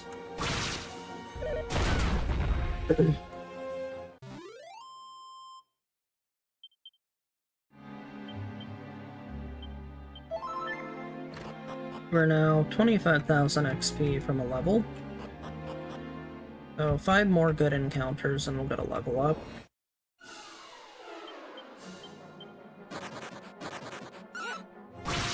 No metal slime kill. Or liquid metal slime kill, I should say. Thankfully didn't get hit by burning breath.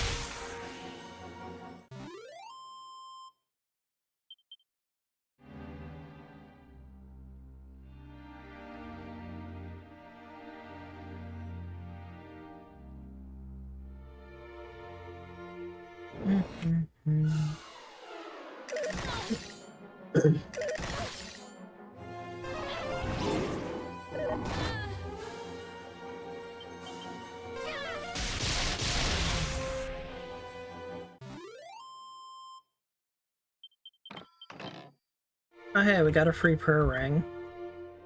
Speaking of prayer ring, I'm gonna use my seeds.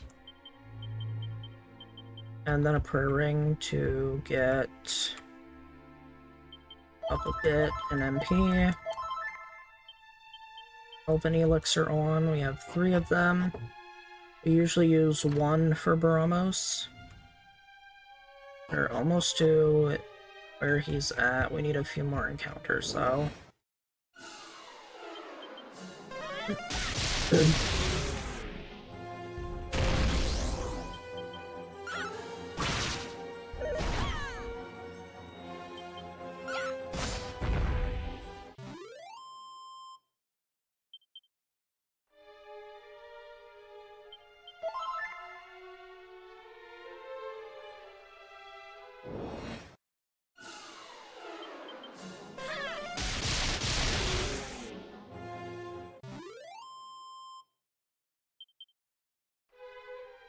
I think we just need one more good encounter.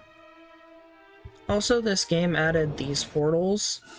If you take this portal, you go back to the start of the dungeon, and then you permanently have that portal from the base of the dungeon to the boss of the dungeon, which is really nice. Alright, so now we're level 42. Gonna go down here. Gonna do a gear check. I want on the magic shield. I'm gonna put the Tempest and Dragon in as well. Want the magic armor. Asbestos earrings, meteorite bracer.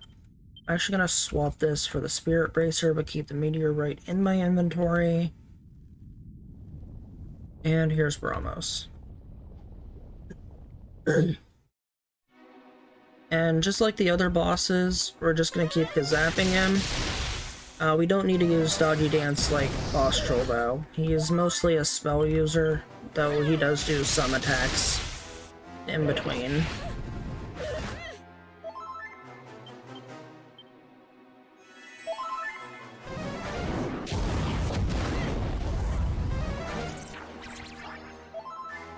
And he did use Fuddle, which is kind of annoying.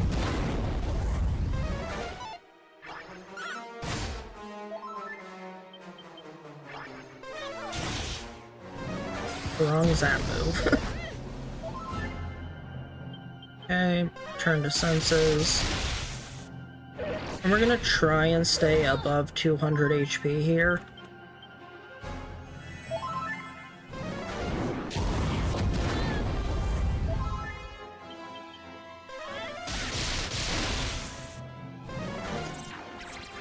Hit by another Fuddle.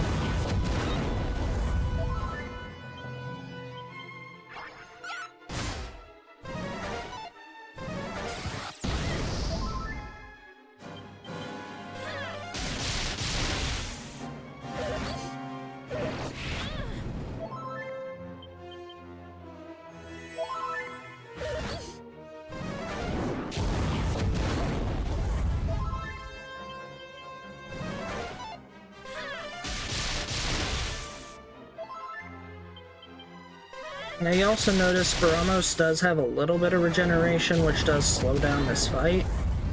The more often I get fuddled and have to heal, the longer the fight can potentially drag on.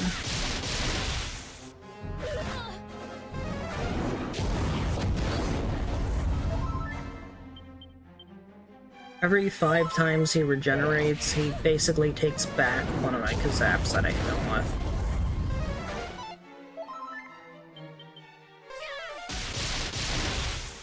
And the fight won't last long enough for him to run out of MP either. Though in the past it might have, before we got better at running this.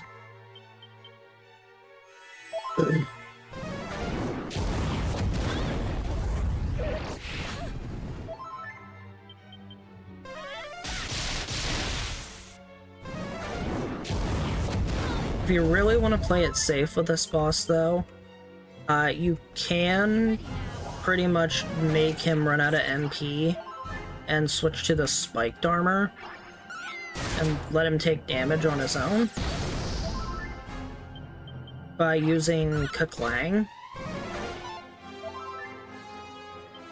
And Kaklang basically gives you 3 turns where you can't do anything and the boss can't hurt you. Well, any enemy can't hurt you.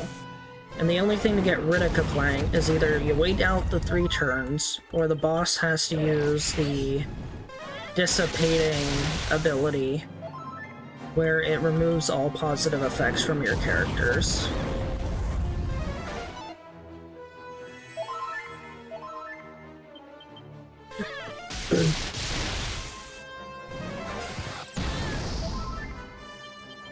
This fight has been very slow so far.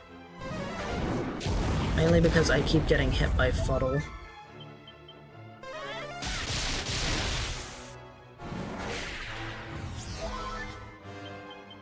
Alright. So he's over halfway dead. He's now using the spell that reduces my magic resistance. So I'll take more damage from Kaboom as well as his other spells. Now he's in red HP, and he'll start using Blasto, which Blasto normally sends your party members into limbo, and they'll come back at the end of the battle. But it doesn't do anything to solo hero. You can't send the hero out of the battle when they're by themselves. So whenever you're down to one person, that person can't be sent out of the battle. So it basically does nothing, and it's actually a free turn for me, which is really nice. Thank you for the good lucks, Potato Sack Head.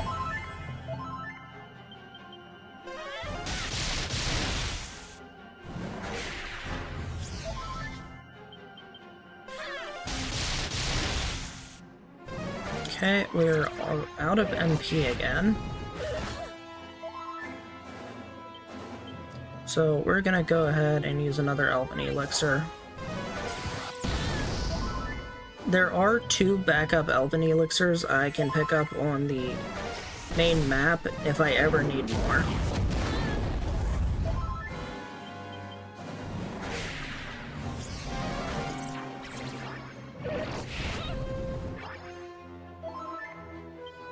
And we got fuddled again.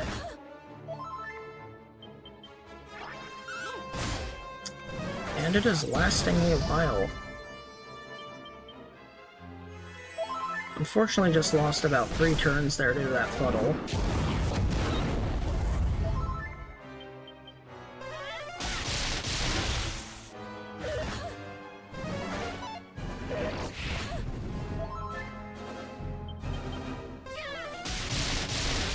But that's GG for Baramos. He is now down. So that is the Demon Lord of the Light World. We are now level 43. We'll have a bunch of cutscenes to go through. Basically gonna skip and fast forward all of them. Then the Dragon Queen's Castle will unlock. Normally it's unlocked as soon as you get the bird in the older versions, but this time it's actually blocked by a fog until after you beat Baramos. And it is mandatory to go there too. Now we have to walk in the castle here, greet the king, and find out, oh no, Baramos wasn't the real demon, Lord Zoma is. But we're pretty much gonna fast forward and skip through all this. Also, because we beat Baramos solo, we get a free weapon here, the Bastard Sword. You only get that reward if you beat him by yourself. If you beat Baramos with party members, you will not get that reward. And it's not very useful. It's just money. Because we'll be picking up the Falcon Blade, which is much better.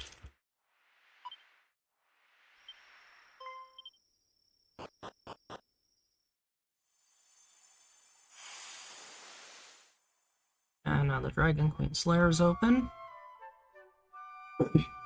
But before we zoom off there, we have to go downstairs one last time and have one last cutscene with our character's mom.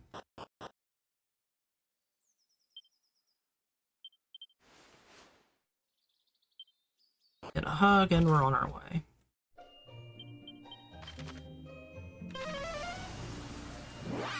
Let's head over to the Shrine of the Dwarf, whose zoom point we picked up earlier.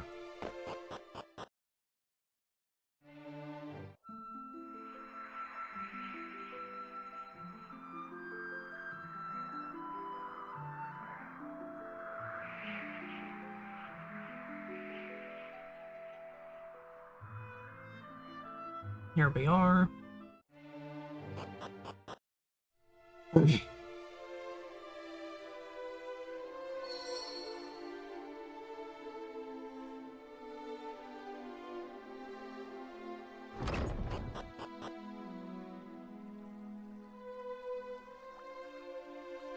You can take either the left or the right path here. They all lead the same place.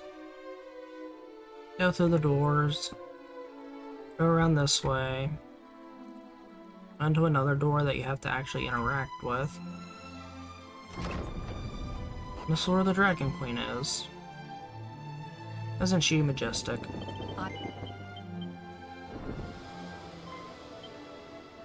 also passing away. Just know, when faced with... And Dragon Queen's gone.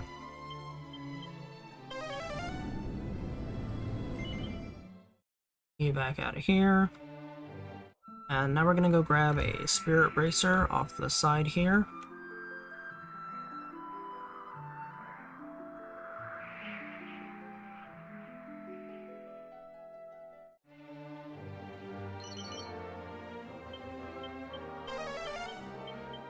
And now we're gonna head to the Dark World.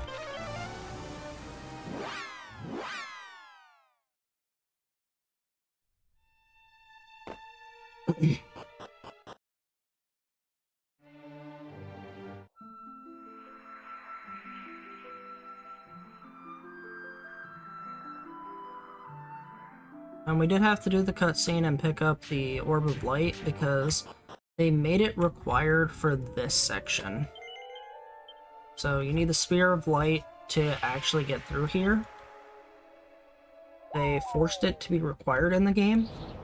And if you don't have it in your character's item bar, it will prompt you to use it on Zoma if you try fighting him without using it, which is also really interesting. Because you could completely forget to put it in your items in old versions and then just be like, oh, crap. I didn't have the spear. Do I just lose my run now? But no, they changed it and made it much more convenient in this, so even if you don't put it in your items, you can use it right away. But you have to attack, like, for a turn or two. It's still faster to just put it in your items and use it right away. Hey, no encounter to Tantacle. Alright, now that we're at Tantacle, we're going to buy a Thinking Cap. You know what, I might as well pick up a Silver Shield too.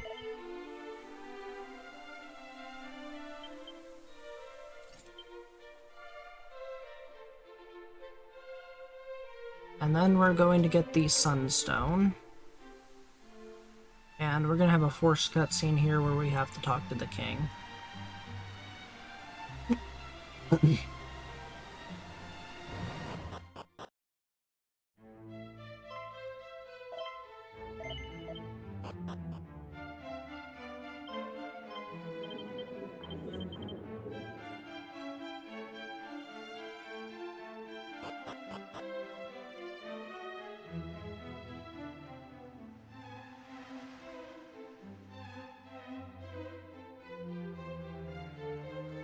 Well, currently, now that we're in the Dark World, there will be pieces of Hero's gear scattered.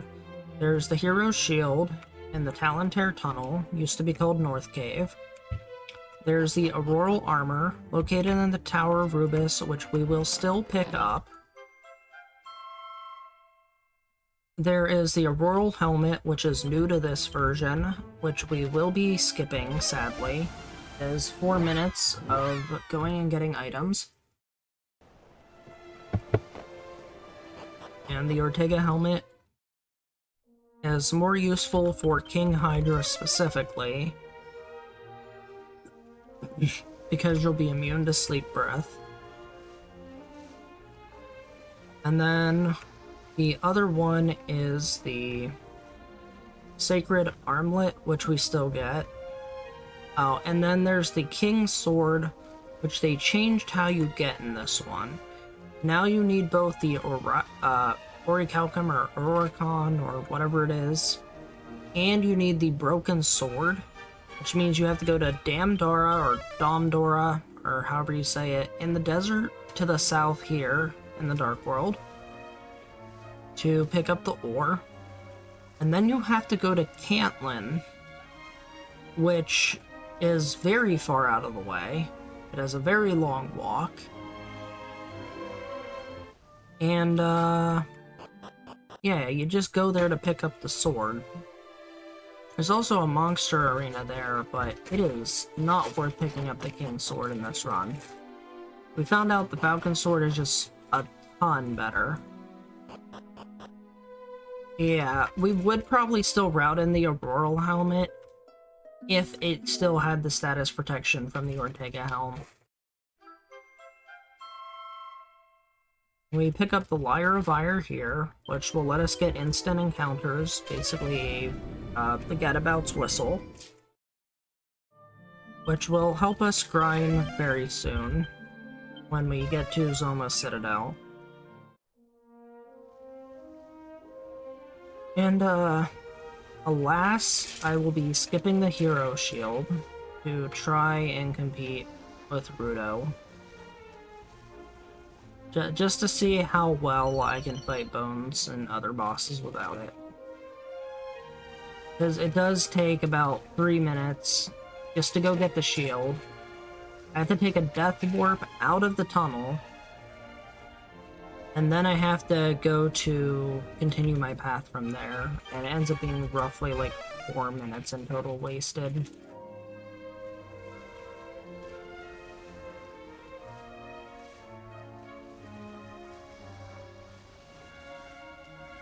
That said, we're going to continue on to the tower here.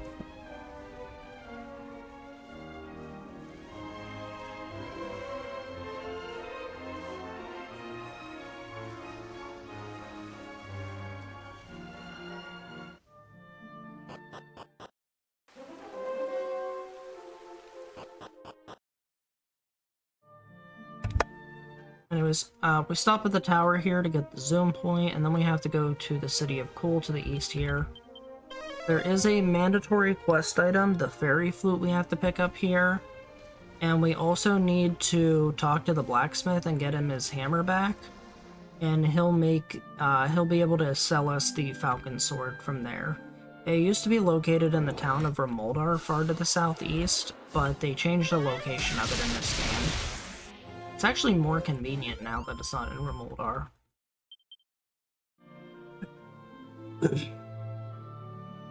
Also, a large portion of the shiny spots on the Dark World map are kind of bad.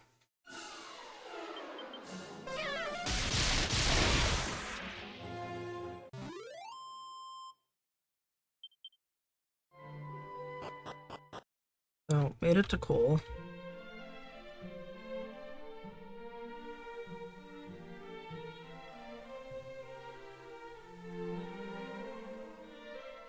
So, normally I would go straight to the swordsmith, but I decided to go straight for the Fairy Flute this time. It doesn't really matter what order you do this in. Basically, you need the Fairy Flute regardless. And you need to go to the swordsmith to get the Falcon Sword. You have to go to the swordsmith twice. First time he tells you he needs his hammer, so then you have to zoom to Japan to get the hammer.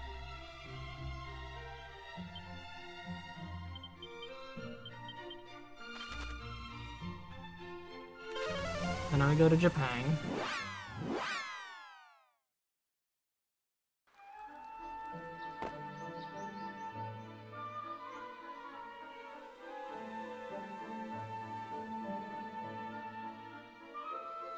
And his house is right here.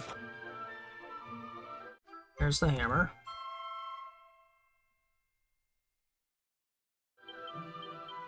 Now we go back to Cole.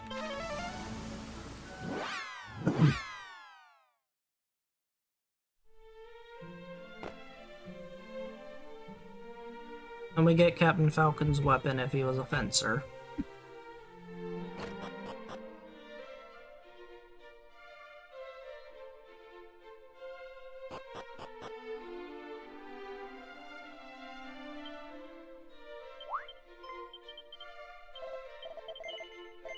We do need to sell some stuff. Oh, gonna sell sword. We're gonna sell the earthenware. Just some other random stuff.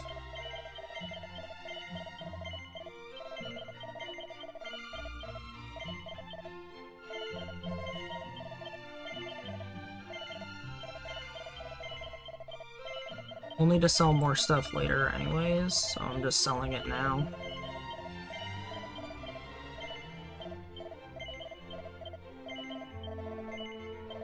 So, buy the Falcon Sword, Falcon Blade, and equip it. We're done here. So now we'll go to the Tower of Rubis. We'll be climbing the tower and killing stuff along the way. And for equipment, we'll leave this stuff on for now.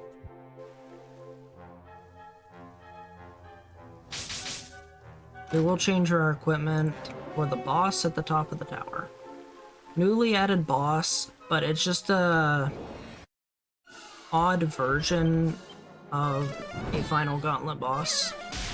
So we get to fight the Sola Baramos with 2 Ash Demons, which are new enemies. That's interesting. The Liquid Metal Slime stayed for 2 turns. Could have Falcon Slashed it on the first turn, it might have killed it, but oh well. And other than the boss, we do have the Aurora armor to pick up. There's also a friendly Chimera monster you can get in the same room. I'm gonna go for liquid metals here.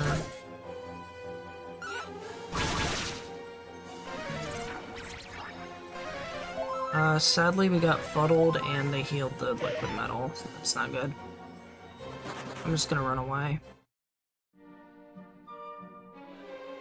Thankfully you can run when confused. You can't run away, however, if you get put to sleep or paralyzed. And I don't take the Chimera fights, they don't give very much XP.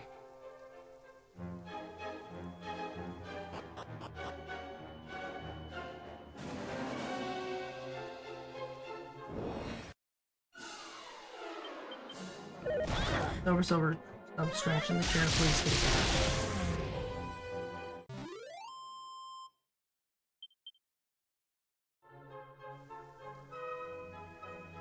If anybody wants cat stream, I have a cat with me.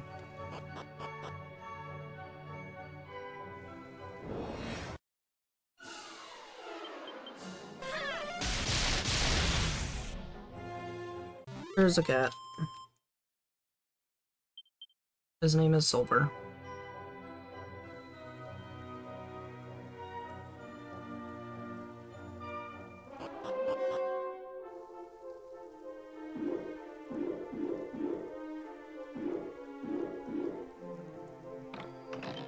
Here's the Auroral armor.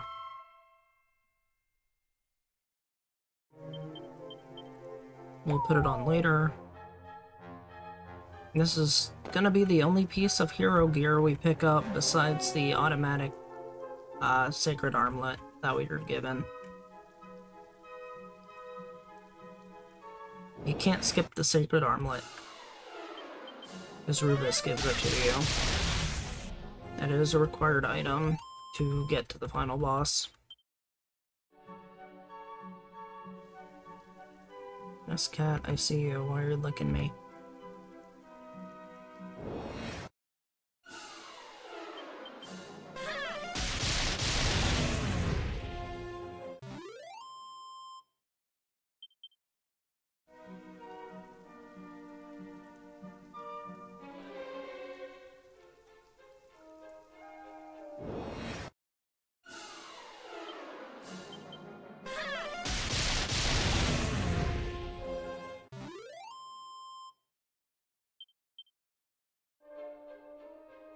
Also, something neat about the panels here, because they always face the same way, whatever way blue is facing, if you press in that direction, you will go up. If you press in the direction of orange, you will go down. It's an easy way to remember the up and downs for these panels. Now, as for side to side, if you press down while blue is right, you go to the right. That one I still haven't really memorized because I usually mess up the first panel that I walk on.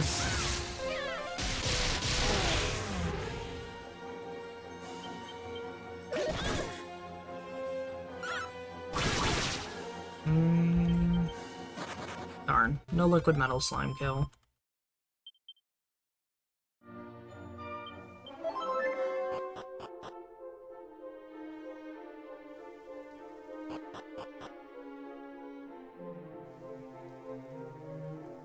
Now, we do need to take at least one level before the boss here.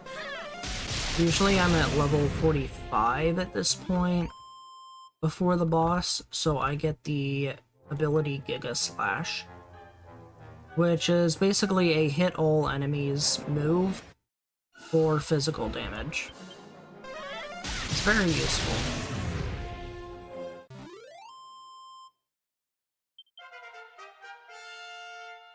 We hit level 44 at a good time, because now we get all our MP back.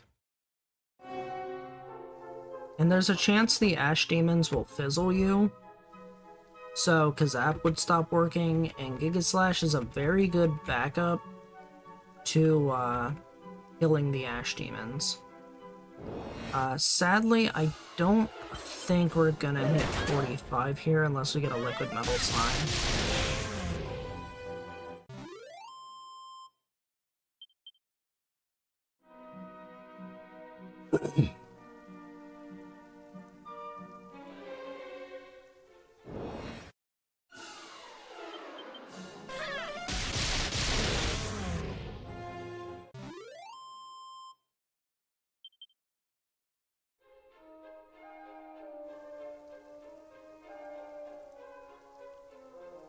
One more encounter in case it's liquid metal. Maybe? Or not. Alright, we're gonna equip up here. We're gonna use Tempest Shield for the anti-explosion. Gonna put on Magic Armor. And I forgot to equip the Meteorite Bracer earlier. Okay, bye kitty kitty. And her ring up. Hopefully we don't get paralyzed. Or fizzled. And if we take too much damage, we're gonna switch gear around a little bit.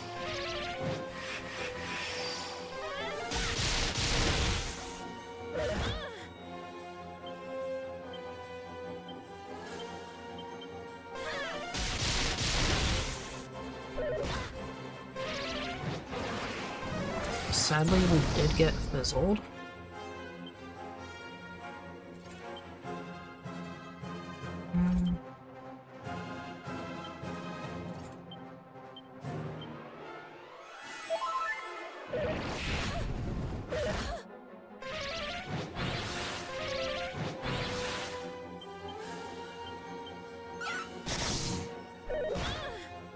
Sadly, that didn't kill.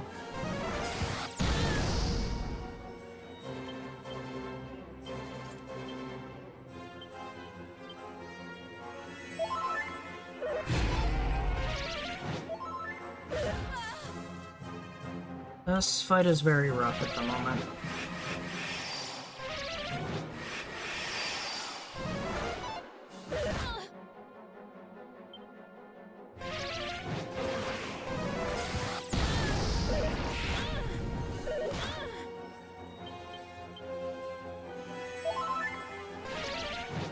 I've never had the Ash Demons alive this long in a fight before.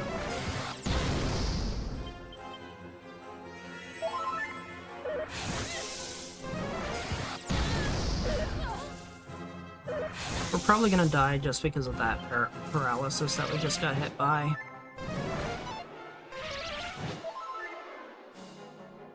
Or they'll heal up for some reason. To be fair, this fight should have been over by now, but we're just getting trolled.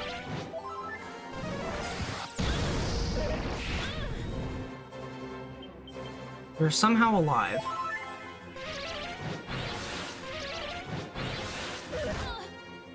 We're quite literally unable to do anything, though.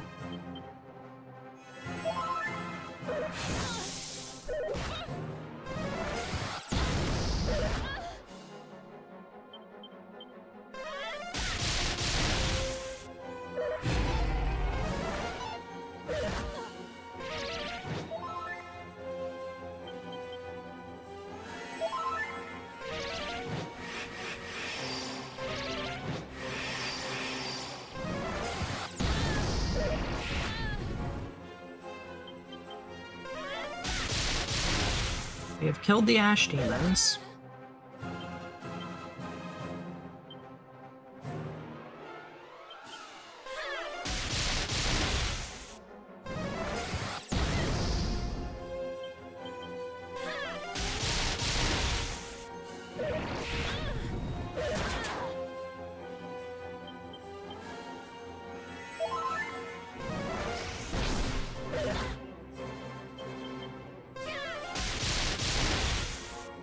Yeah, it's not the soul of Baramos, it's the troll of Baramos.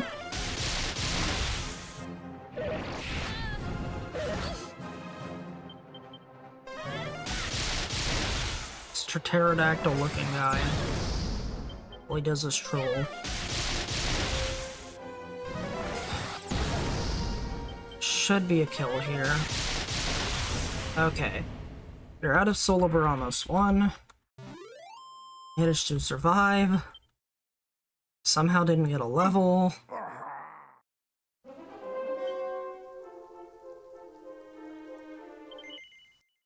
And we free the goddess Rubis.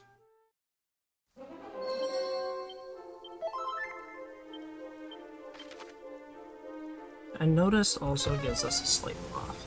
Kinda hit evac, but I'm just gonna zoom. It's roughly the same thing. I'm gonna pop a holy protection. And now we head south. Now, although we're not going for the Auroral Helmet, we are going to stop at Quagmire Cave to get the zoom point. Normally you stop there to talk to an NPC to start the Auroral Helmet quest.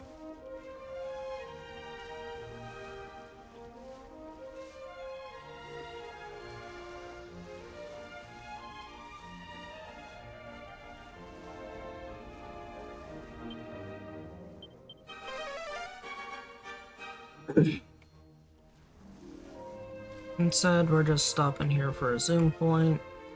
It's gonna be easier to travel back to here and cross the river. Just makes getting to Zoma's Citadel a little faster. We're also gonna stop here for a seed pickup. Just one. And continue on to the Poison Shrine, where the fairy who gave our personality quiz and other stuff is. Basically the NPC that's been talking to us in our dreams since the beginning of the game.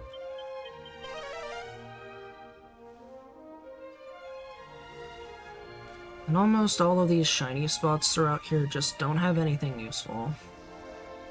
Hey, hey Rudo. Thank you for stopping by. This is the person who's been competing with me back and forth for world record. And yeah, gonna have to see how Bones of Baramos is. Right now, by skipping Hero Shield, I am still 1 minute and 34 seconds behind my PB.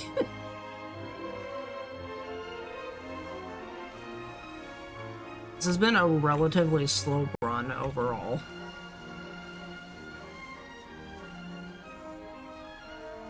Alright, now this shiny spot, however, does have a seed pickup.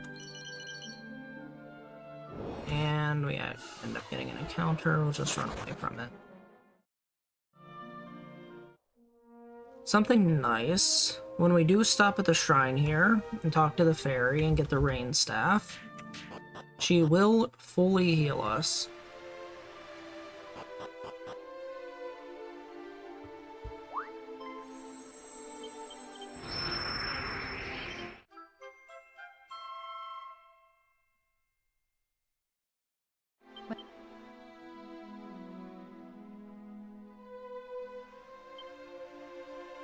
We do have to walk out of here because there's another forced cutscene with this fairy for some reason.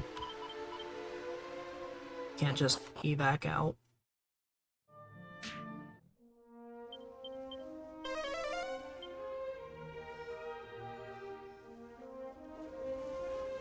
Alright, now we have to go over to this shrine, and we will get the rainbow droplet to create a rainbow bridge to get to Zoma's Citadel.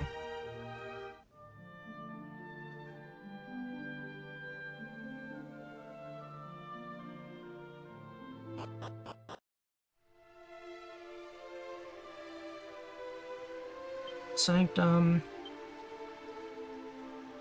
And this is why my split is called a rainbows.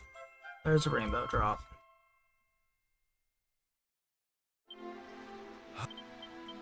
Gonna now zoom to Aberg. I'm gonna buy some oomph powders, as well as an extra. We're gonna buy an extra anti-freeze earrings in case we do want to use it on Zoma. Probably won't, but we could.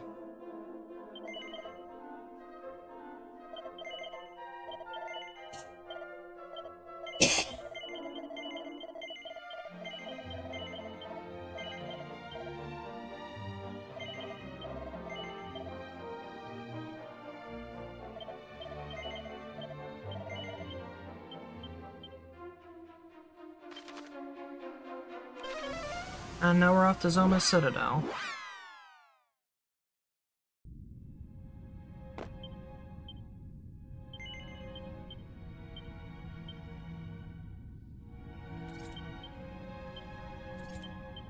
We're gonna put the weightlifter's belt on.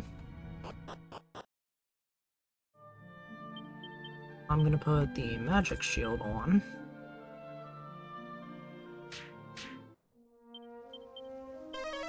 And now we begin our final grind once we reach the Citadel. We do stop in a secret spot outside the Citadel, which has the Infernal Serpent monster, which we would normally use in the arena if we still routed that in.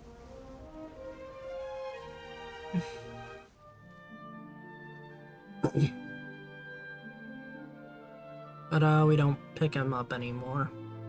His name is Sauron. He's very powerful.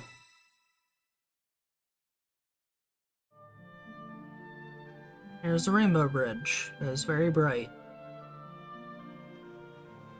Goodbye, Rainbow Bridge.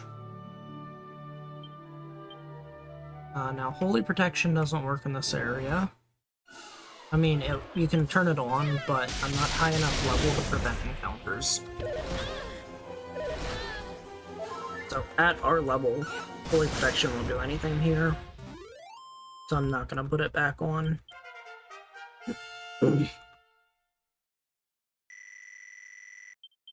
We also put on the weightlifter's belt. What that does is that sets our personality to Tough Cookie. And we're going to use the Tough Cookie personality to ramp our stamina and resilience. So our health and our physical defense will be much higher by the time we go into Final Gauntlet, making our survivability a lot better. However, we'll just have to closely monitor how our luck stat rolls. Because if our luck stat doesn't roll well, we might have to go get a luck seed or two, which would be a problematic time loss. Okay. All the slimes ran away.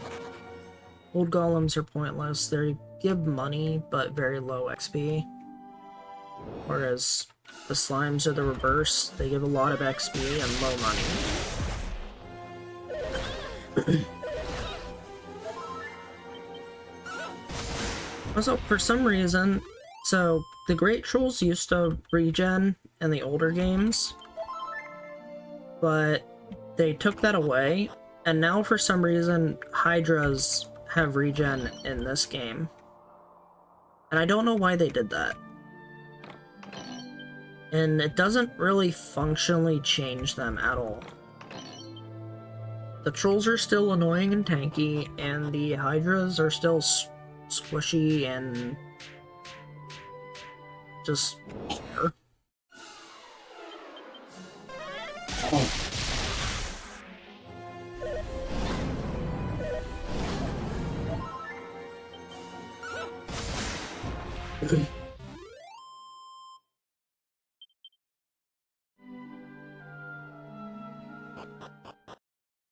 Alright, we have made it to the castle.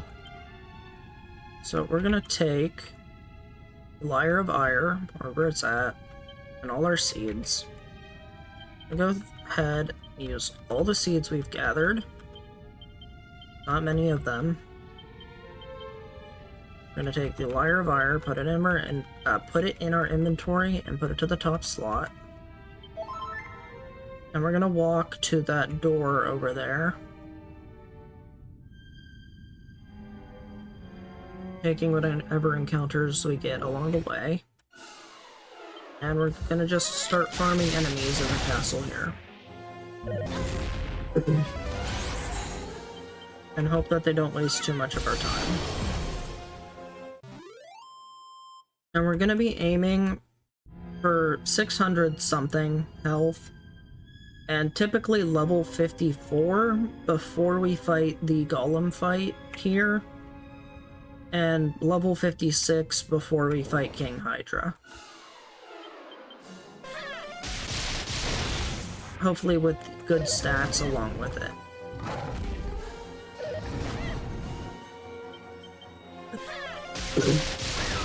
Now, because we don't pick up the Auroral Helm, we don't have a boost to our zap spells here, so we're going to have to cast more often, meaning that we can run out of MP sometimes, and I will have to use prayer rings from time to time.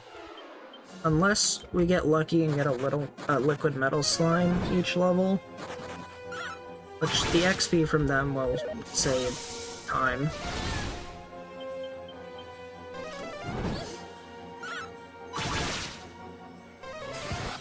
Very unfortunate with our hits, even though that slime stayed for 2 turns. 3 turns!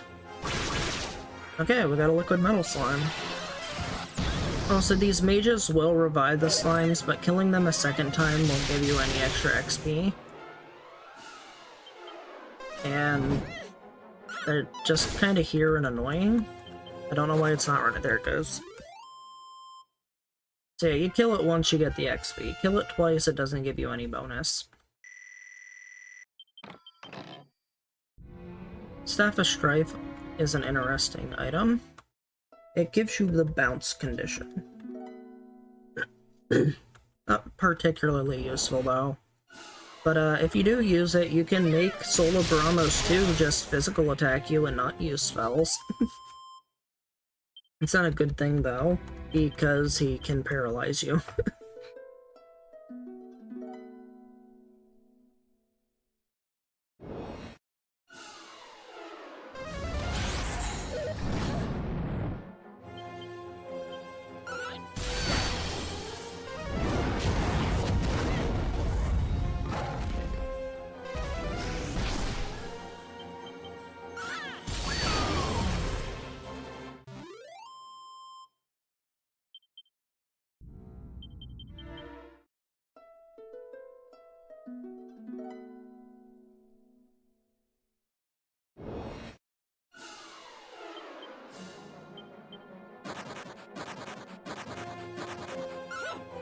All the slimes ran away.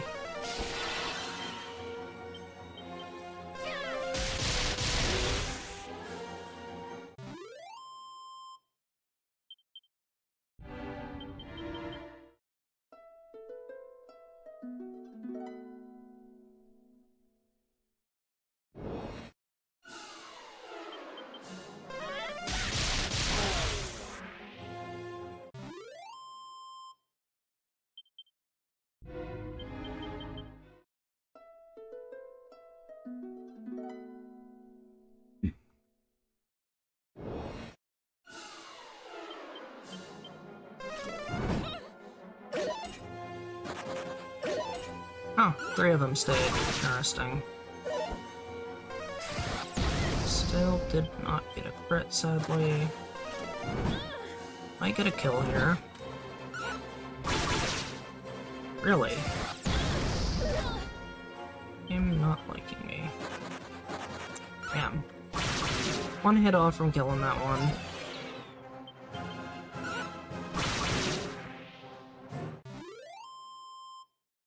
So, the rest of the run now... Oh, open that. The rest of the run, we get leveled up. We fight a boss here, which is 3 sets of 2 very powerful statues. We have a long walk through the castle. We witness our character's father die to the King Hydra. We then go keep walking to get to the final gauntlet. Ooh, Seed of Stamina is really nice. And I rolled a 1. Now we fight the final gauntlet. Starts out with King Hydra. Then you fight the Soul of Baramos, used to be called Barabonis. Then you fight the Bones of Baramos, used to be called Baragonis. And then you fight Zoma. And that's it. If you beat all 4 of them, you win. And also, a change to this version, the bosses do not respawn if you leave. There is a portal at the end of the dungeon before the final boss gauntlet that you can take to go back to the beginning of the castle, or citadel.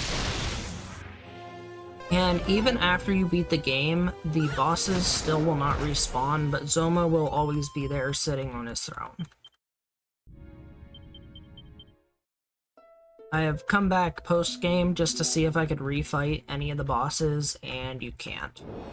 As far as I know, I have not found anywhere where you can refight them to test anything.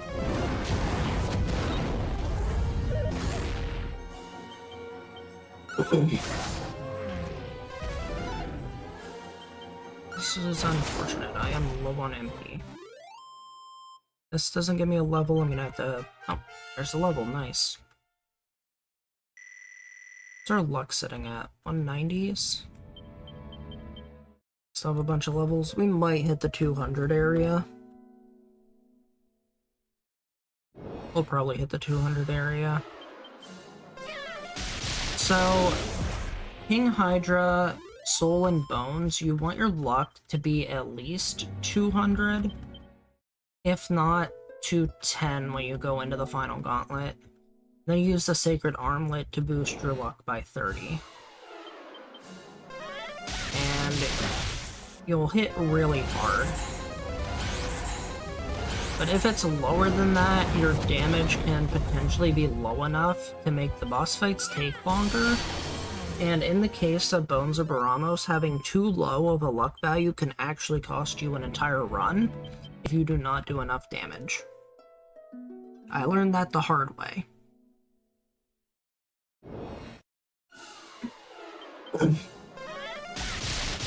Bones of Baramos is quite literally the run ender for this category.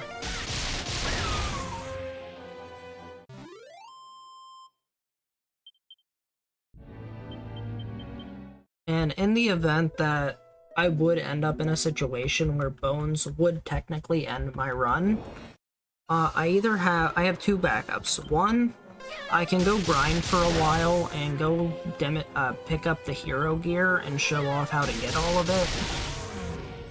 And 2, I could always switch to Draki Quest if it gets really close to the 6-hour mark.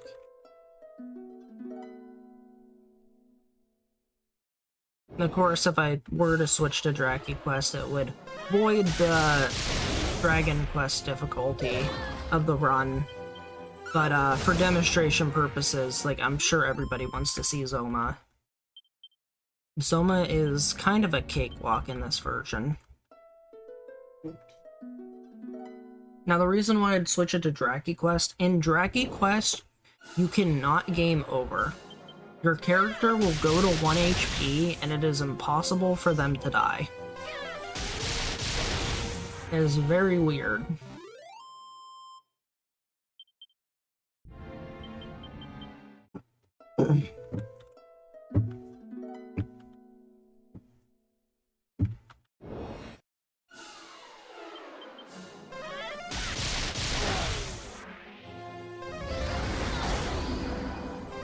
But yeah, Draki Quest Bones is a guaranteed win. Like, it's super easy to do, too. You just have to do a lot of damage and just tank the hits. You just sit at 1 HP and just keep smacking them. I did just prayer ring because I was getting low on MP. What I like to do is sit above 70 MP so I can use at least 1 Kazap and 1 Giga Slash if needed.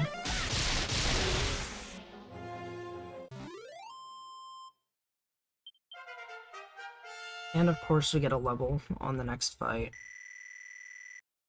Okay, 196 luck. We still have like 10 levels to go. In total before the gauntlet.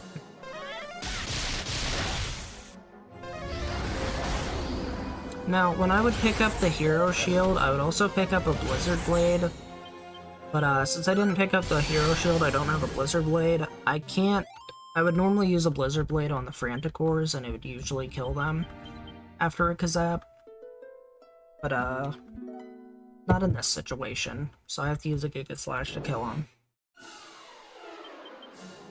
By the way, in comparison to my 5-hour, 55-minute PB, coming into the Citadel, we were only 23.5 seconds behind.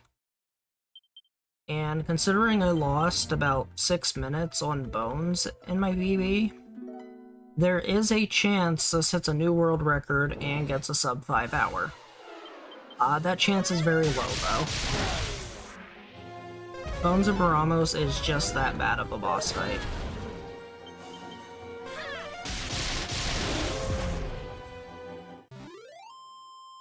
And, I did mention if that rarity were to happen and I end up an hour early, roughly, one, we'll get to listen to the credits, and two, I will go into the post-game and just demonstrate stuff for people.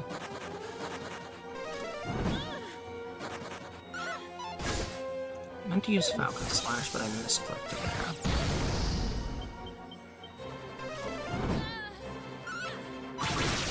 Ooh, yeah, got a crit.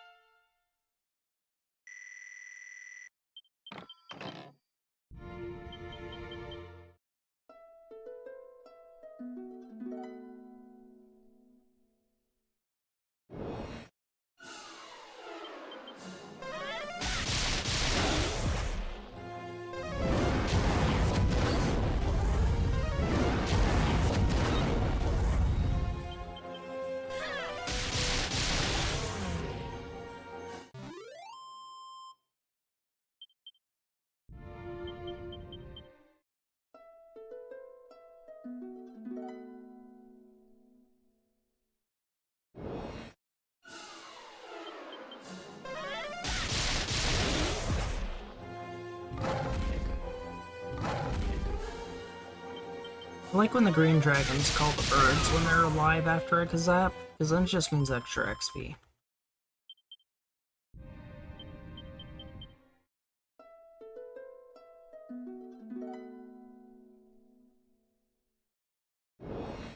Okay, no problem, Fuddle. So if I do end early, I was just gonna demonstrate stuff and eat out the time anyways. So I have no problem staying for the full 6 hours. Unless you wanted to put on an hour-long task or something, instead of me, like, showing stuff off in the game. But since this is a new game, I think it'd be a great idea to show off stuff for people. At least I personally think it'd be a good idea.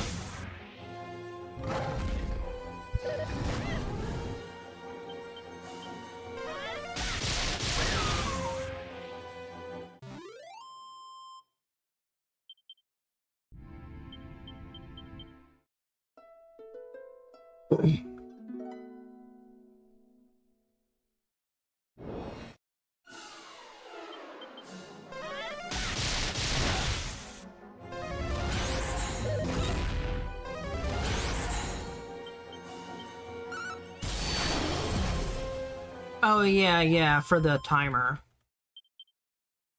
Right, the timer.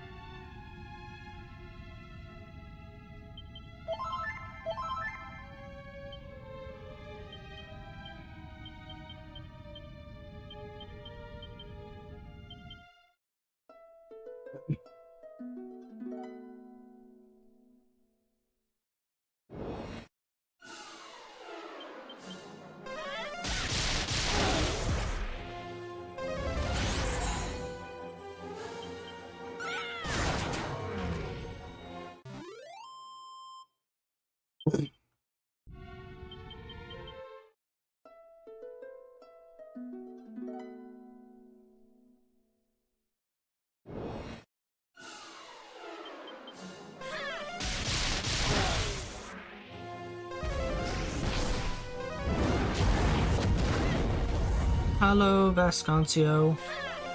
I love this game a lot too.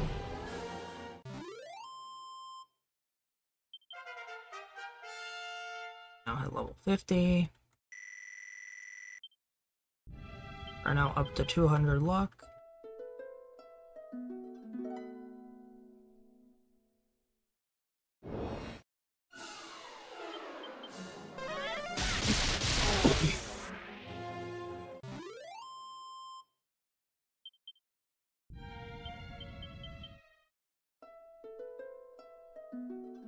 I still need to get my casual playthrough up to the Temple Trials.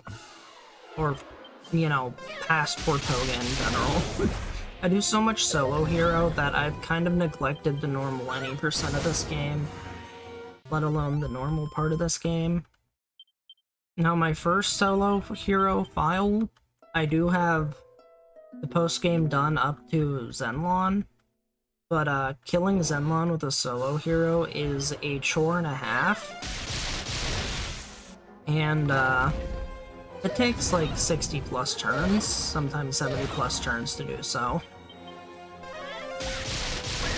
So that solo hero would have to be turned into like a full party grind at some point. Now I did get one of each character type up to level 30 plus, if not like multiple ones up to 30 plus, just to check when move learn sets work. So like it wouldn't be hard for me to create a full party for the end game, but I'd also have to go around collecting all the monsters in the game and a bunch of other stuff.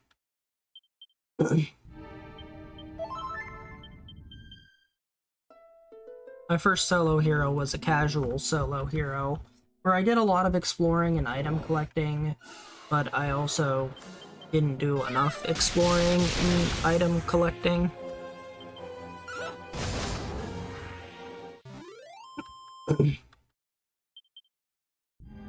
Sometime I eventually want to go for all achievements in this game. Probably when I pick up my casual playthrough again.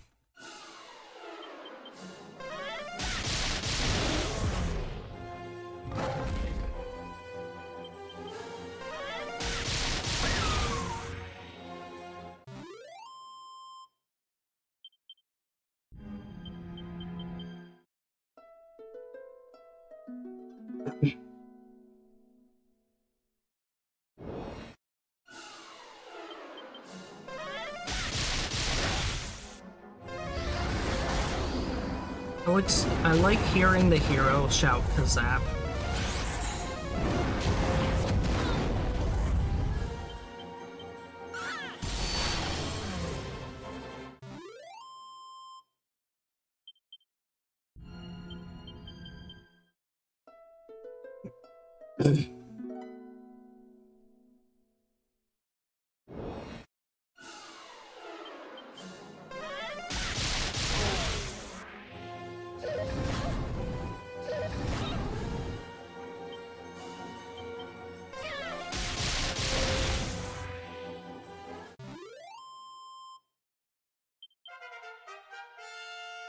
Level 51.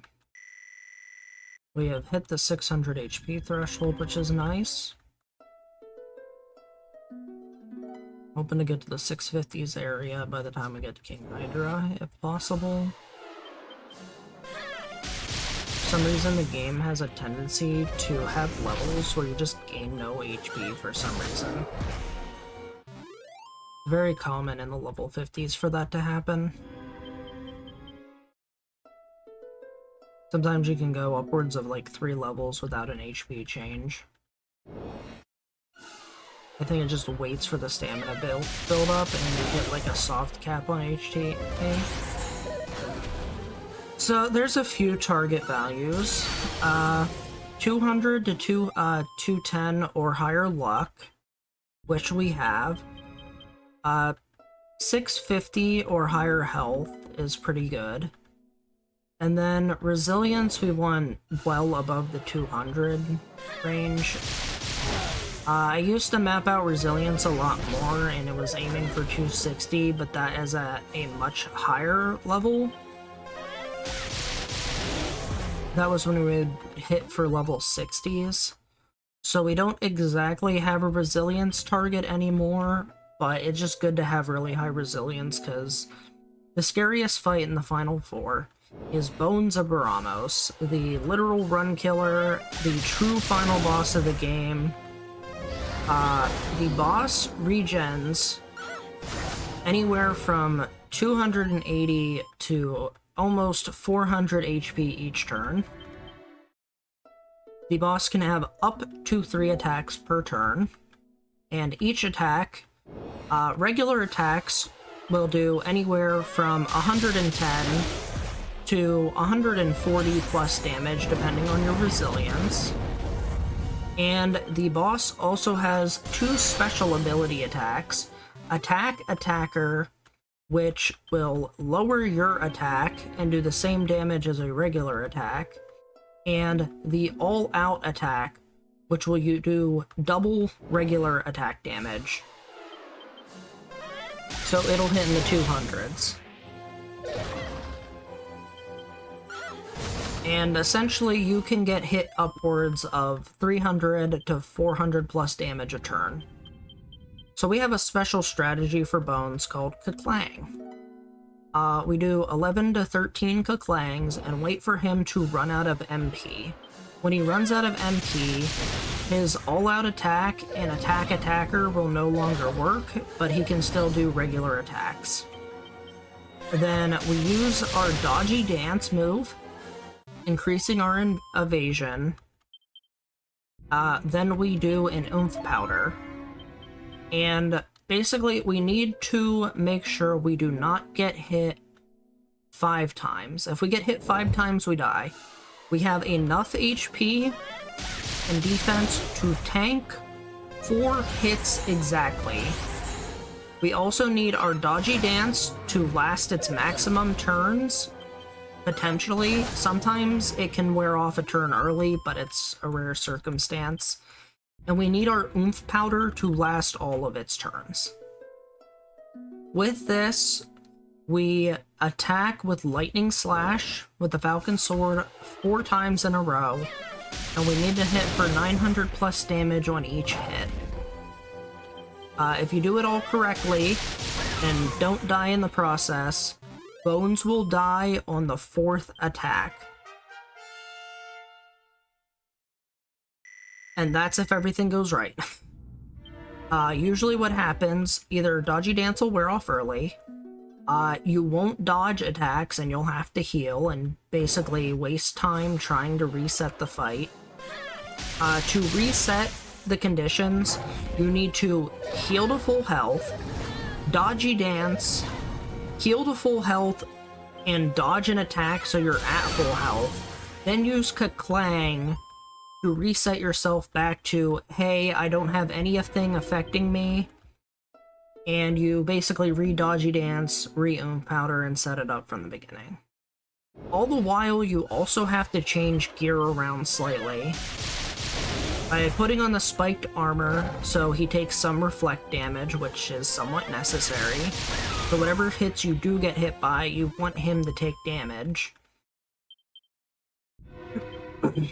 And you'll see the rest when we get there. It's a mess of a fight.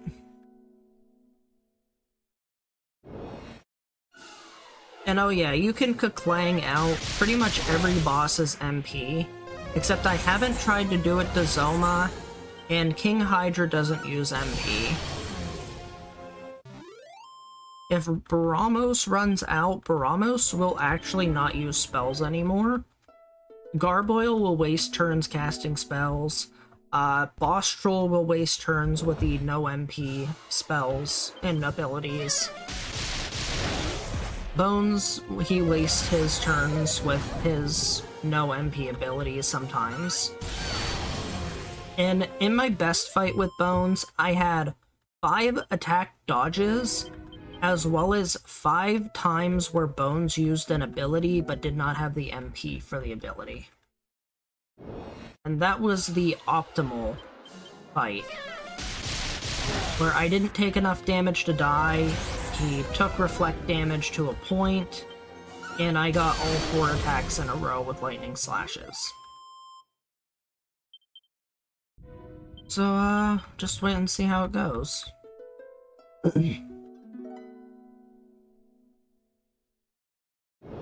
Now, other than that, notable things in the final gauntlet.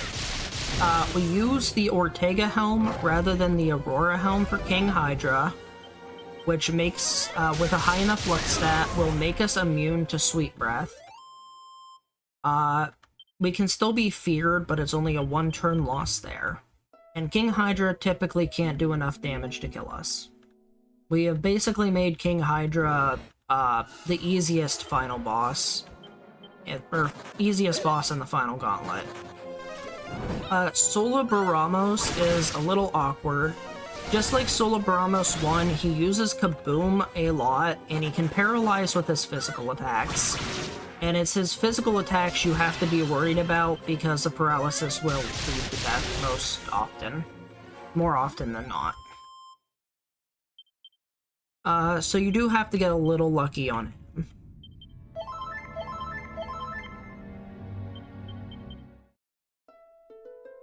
Other than that, Zoma is very easy and feels like kind of a wind down after facing Bones. You just throw on a anti-freeze earring. Whenever Zoma fouses all his magical power, yes, it says fouses, it's a typo.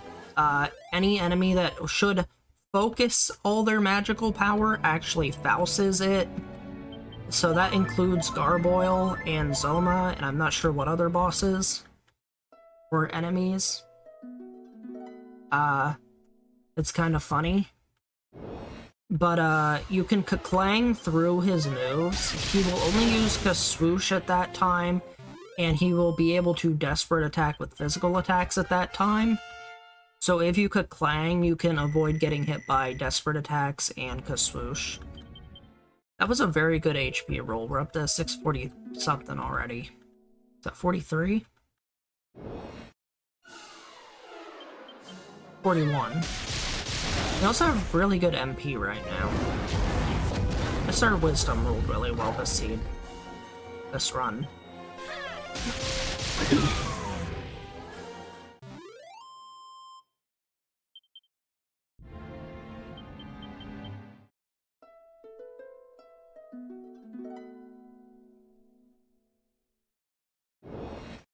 We are a little slow on the leveling though, because we haven't gotten very many liquid metal slime kills.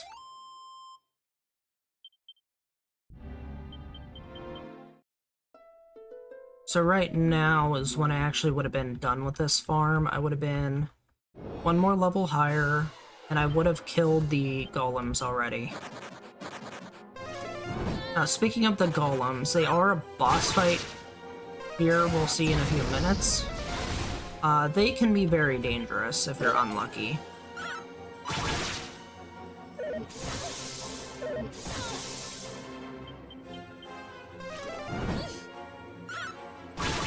Surprised this slime stayed for 3 turns, but I missed so many attacks that it's still alive.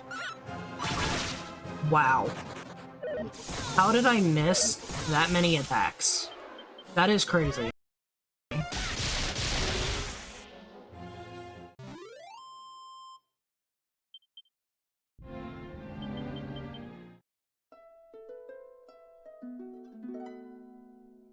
And a liquid metal slime stay for 3 turns, and I still couldn't kill it, with a total of 8 attacks. No, not 8, 12 attacks. That is crazy.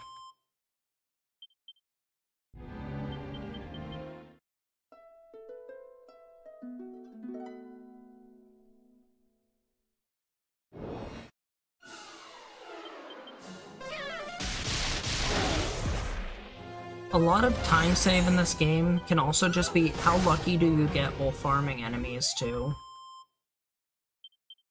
So there's a grind from level like 8 to 18, where if you get good luck it can go faster.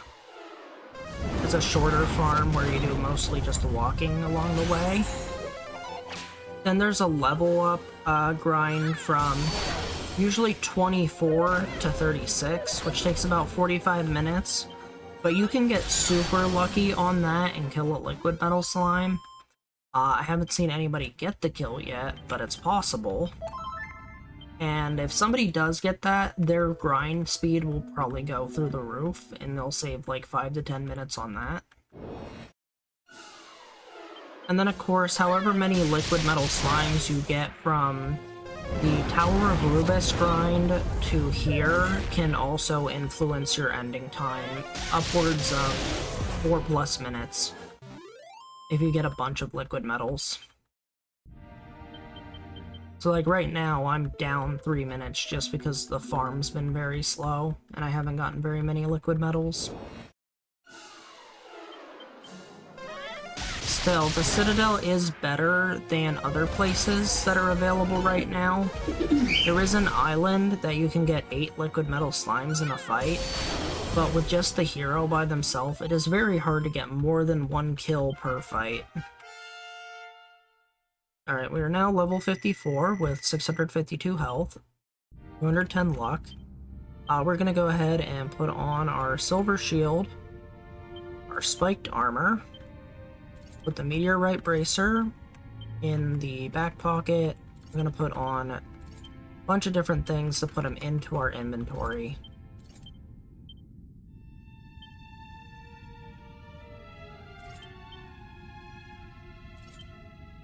And we're gonna go and fight this boss.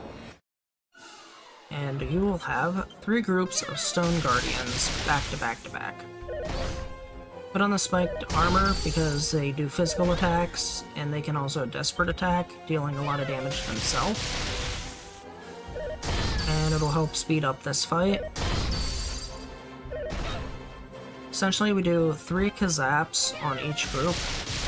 Heal when needed, and hopefully they do that and die from their own attacks. And we want to stay relatively above 400 health because they do around 200 some damage when they crit. But the first 2 groups I play a little risky, and then the last group I usually heal a bunch.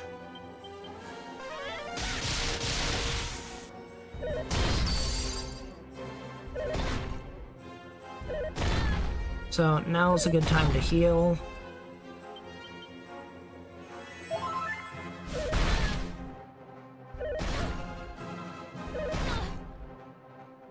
No desperate attacks yet. Third group, go ahead and zap.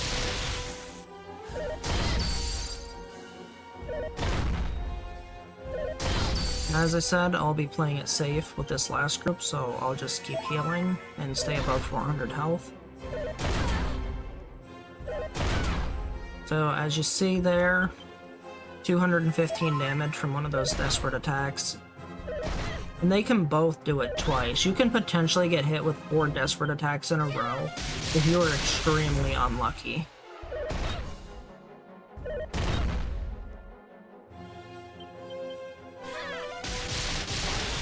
And that's a Guardian fight. Now they give a decent amount of experience, and then we're gonna get another couple of levels on our way to the final gauntlet. There is also one more mandatory fight before the final gauntlet that we will run into, which will give us a decent amount of XP. And it's a relatively easy fight. The only thing that can go wrong in that one is you can potentially get paralyzed, which has happened to Rudo before. And that's the only reason I know that you can get paralyzed in the fight. Rudo's PB, a 504, they die on the bridge fight. It is mandatory. And they also die during that golem fight. Okay. Coming up, you have a floor puzzle here. This is where, knowing that blue makes you go forward when you press that direction is very useful. So if you just need to go forward, Just press the arrow key in the direction of the blue. If you're colorblind, I'm sorry, but I can't help you.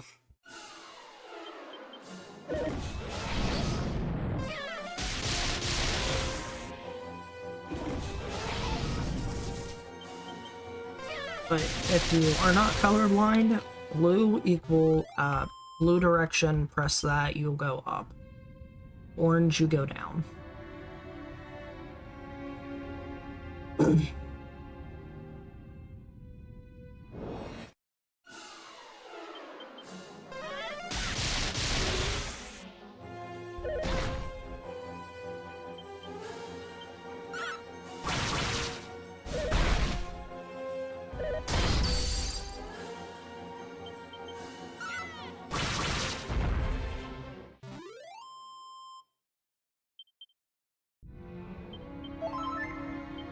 I need to use some prayer rings here.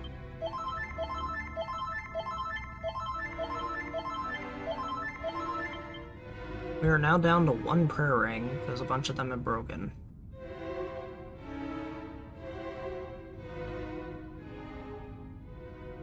I do also have a bunch of magic waters that I can use if I need to.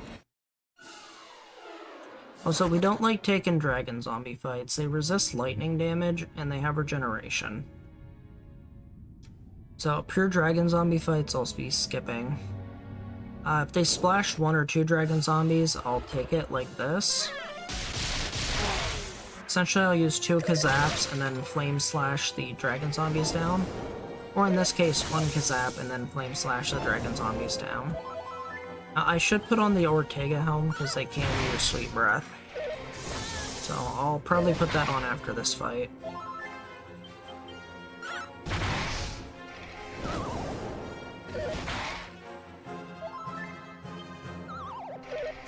Yeah, if I had the Ortega helm on, I wouldn't have fallen asleep there.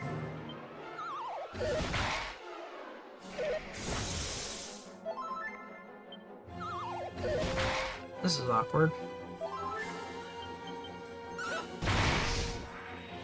Oh, my character had a nice rest, so hopefully they're ready to go.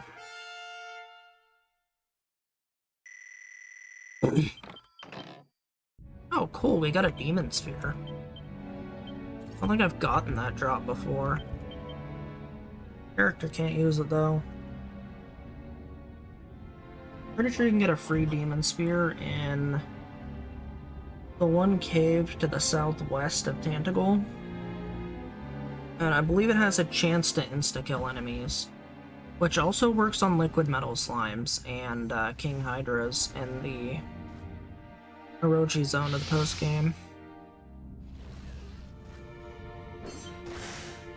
Okay, full health, full MP. Here is the mandatory bridge fight. We'll use Kazap. And very likely a Giga Slash.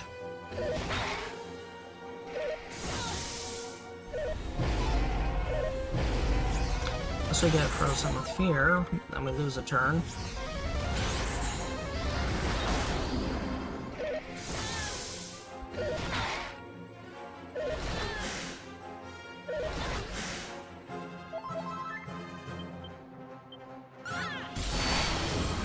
And now we just flame slash the dragon zombie.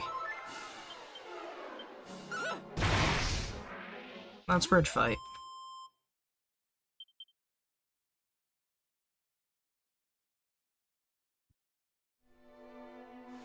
Also, if you have the full set of Aurora gear, or mostly the Auroral helmet, there's actually an added cutscene here, where you tell your father who you are. Alright, we have 62k XP to the next level, so we'll take a few encounters through here.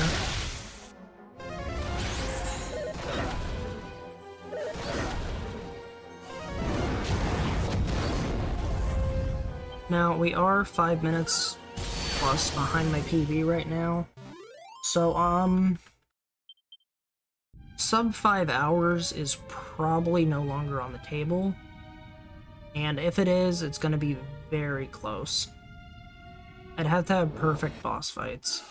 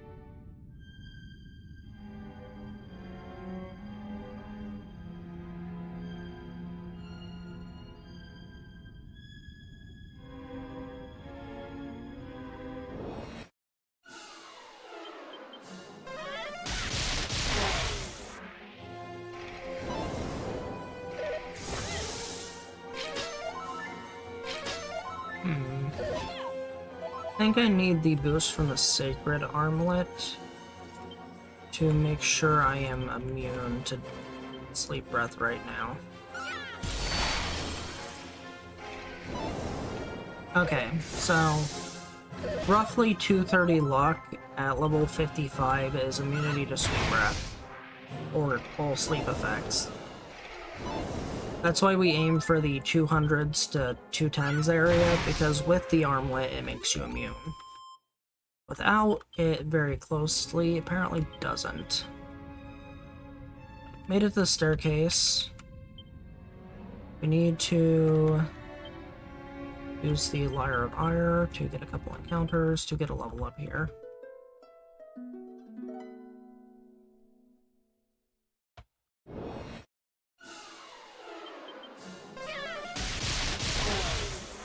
Now this area does have higher XP per encounter, but you can't get liquid metal slimes in the back here, and you also have to deal with dragon zombies, which eat up extra turns. I used to grind here, but I changed it to the front, mostly because the statues are hard to get through at a lower level, and for the liquid metal slimes, which can heavily supplement the grind.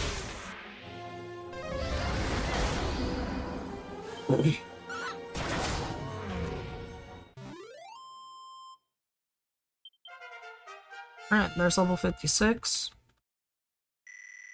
We have a lot of HP at this time, which is good. Okay, we're gonna set up our equipment. We want the Dragon Shield, Mega Helmet, Roll Armor. We want Meteorite Bracer, or no, we want Asbestos Earrings and the Sacred Armlet. We're gonna sort our inventory and put stuff back in.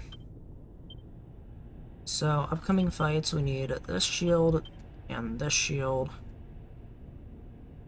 Potentially this shield. We want that in our inventory, that in our inventory.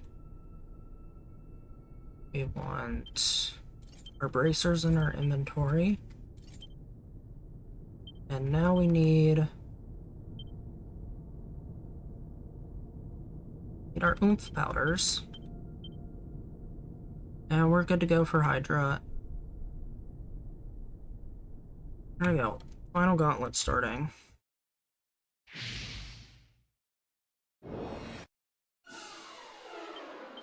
So, inventory, oomph powder. Hope we don't get hit by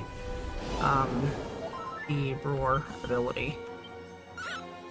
We Falcon slash Hydra. Hydra is not weak to lightning, so we will be using Falcon slash for this fight. As you can see, we are immune to Sweep Breath.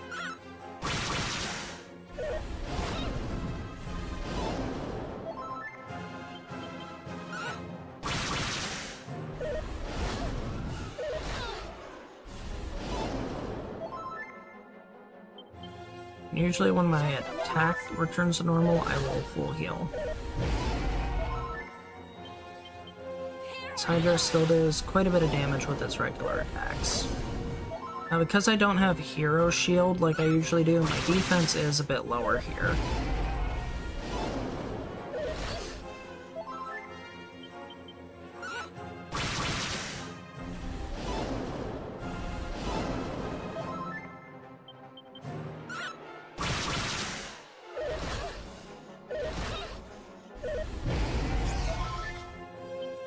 That's not good.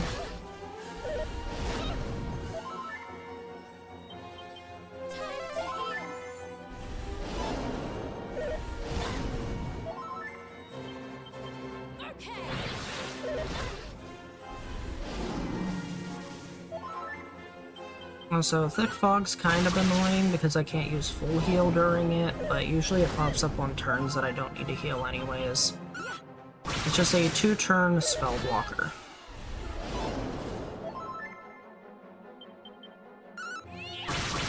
Oh, there we got a couple of crits.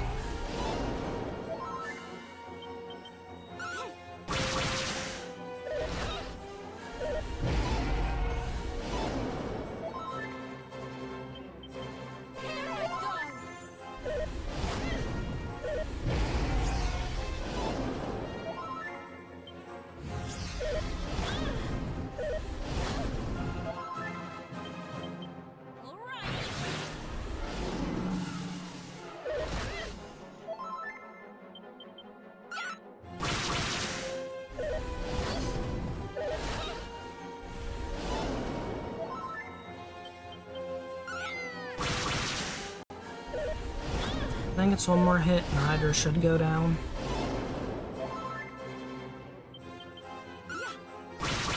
Yep, there we go, Hydra's down. Should get us level 57.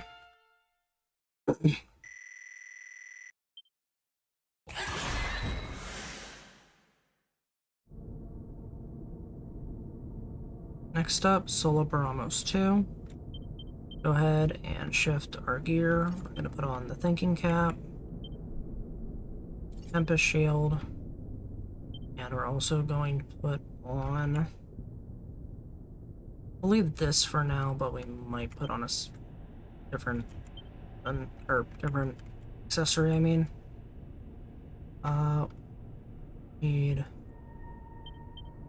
oomph powders. There we go.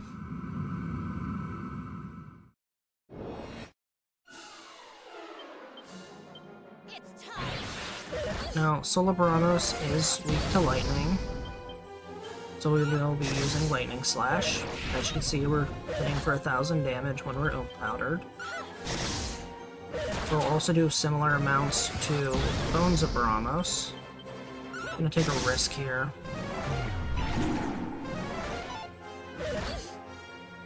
Now we're gonna heal.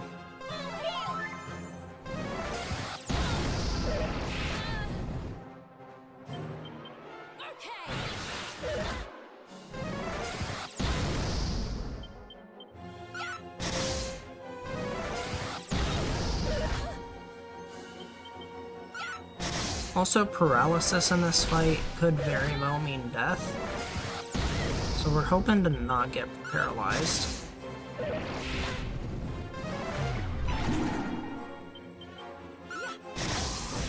And that was a clean fight. That was a gold split.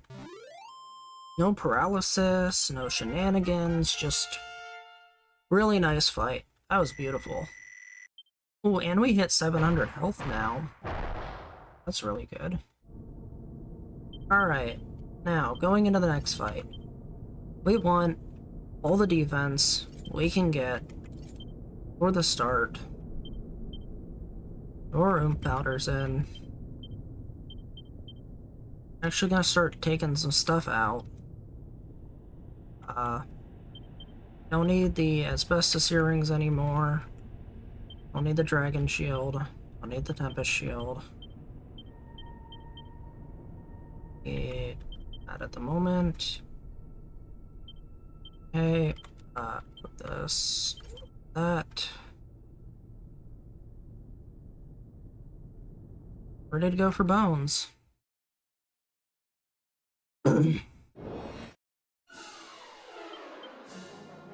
And here's where Clang Shreds come in.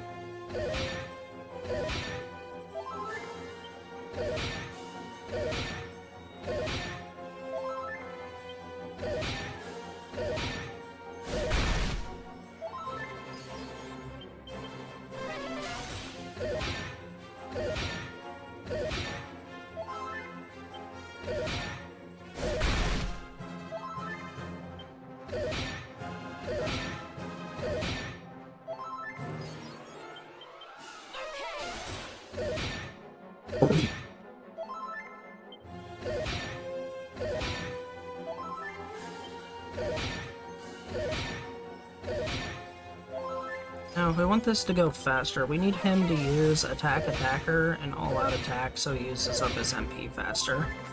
The more he does regular attacks now, the slower this is gonna go.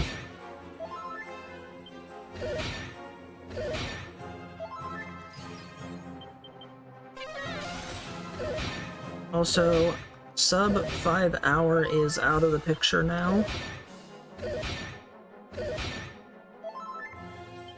I'm pretty sure we will not be able to beat Zoma in time, even if this fight goes perfectly. So this will be a 5 hour something, eventually.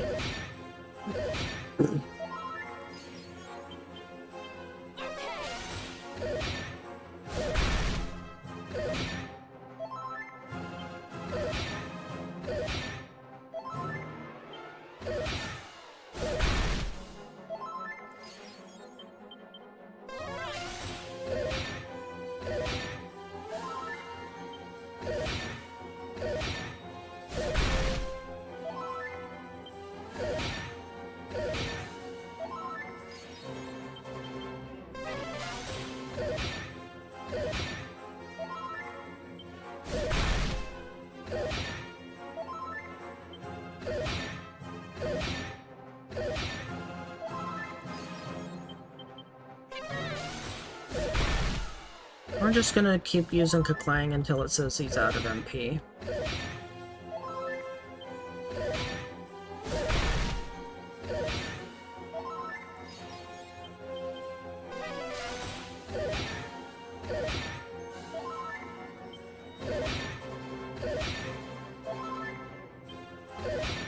I remember in the old versions where you just equipped a blade armor and just keep parrying and healing and parrying and healing. No longer is that possible because he can heal.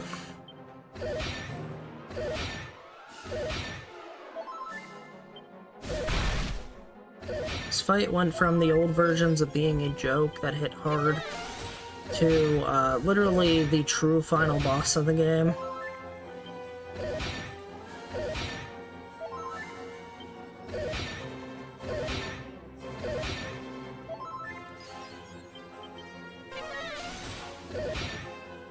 That being said, he could still end runs in the older versions.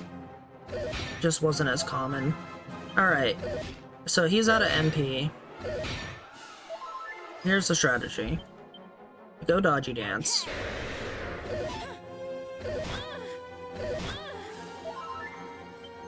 Then we use an oomph powder.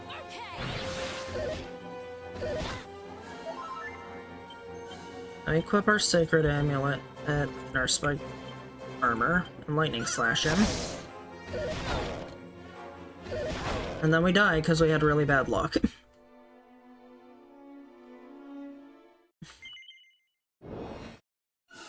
Alright, so not even close to a perfect fight. Very bad luck and have to Kaklang through again.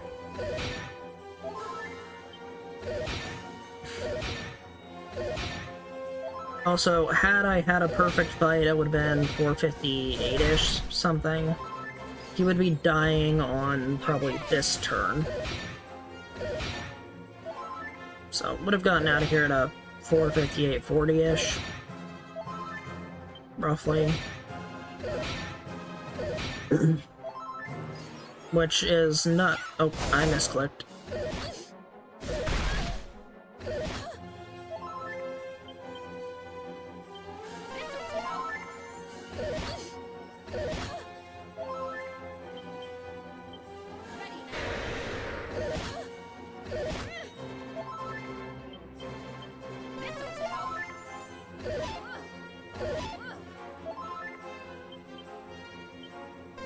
Oh, well, that was a nice reset of my health.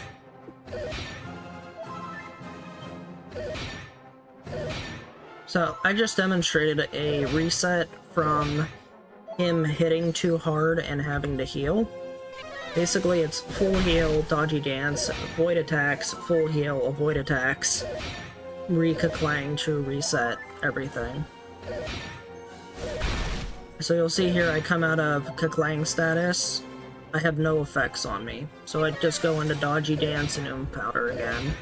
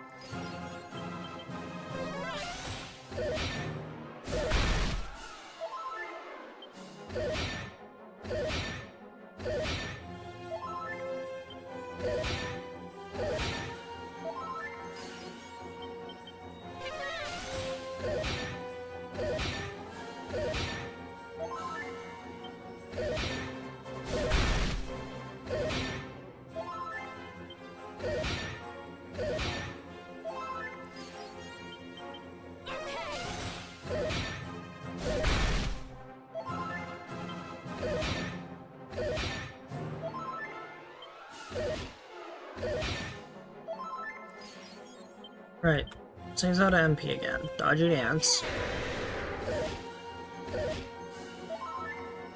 Nice. Oomph powder. If we don't get hit, it'd take one hit.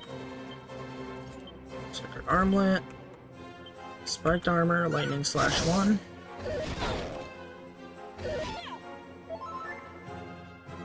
Dodgy Dance wore off a turn, 2 turns early, I think. Could be in trouble here. Yeah, we need to heal.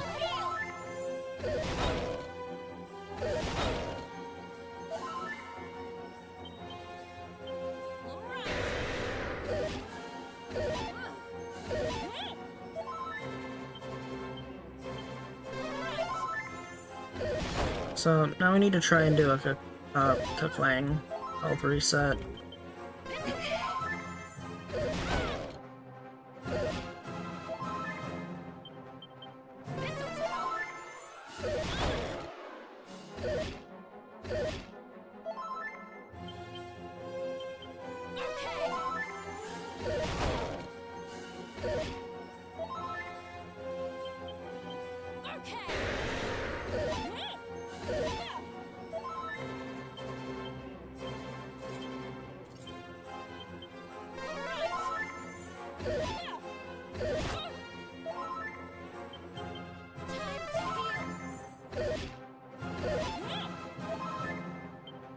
Okay, there we go.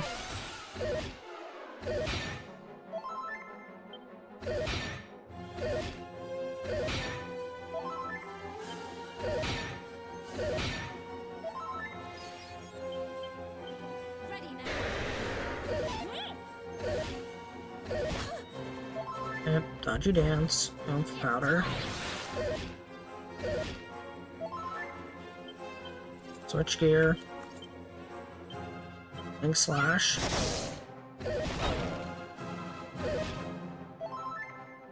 Lightning Slash.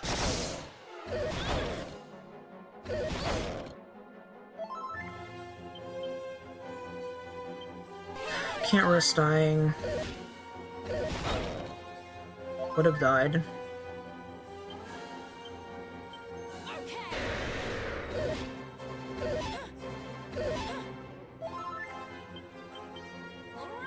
And counter this.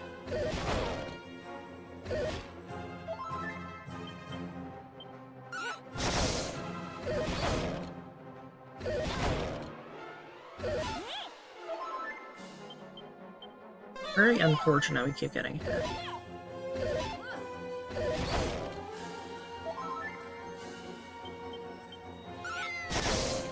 This crit might have this here. We got him! Let's go! That crit made that easier. Alright, that's Bones. We're through. Looks like we will be coming up early. Is there a mod here in chat, or do I need to at somebody? So, next up, we're gonna use probably the Dragon Shield. You want anti-freeze earrings. Let me go and this off. Put this away. Put this away. Sphere of Light. Don't need this many Oomph Powders. Equipment.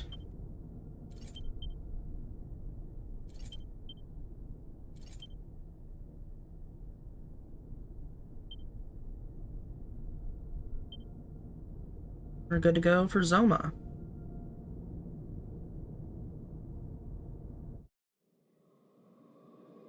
Good evening, T-Bone, or morning. It is almost 4 AM for me.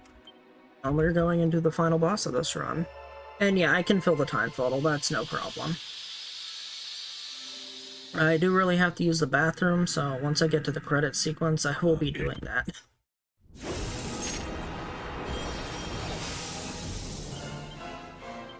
We will be trying to Oomph Powder, but Zoma does have a move where he can remove all positive effects from us. And we'll be lightning slashing him as well.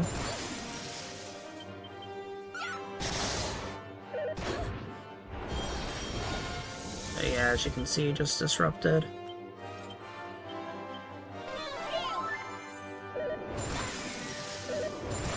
Well, I ended up waking up at like 5 p.m. to make sure I was ready for this run.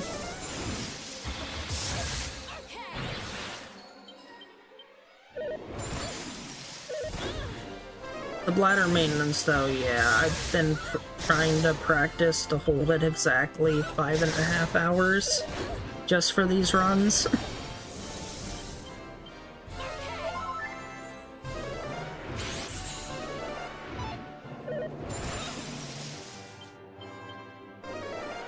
We are currently immune to Dazzle.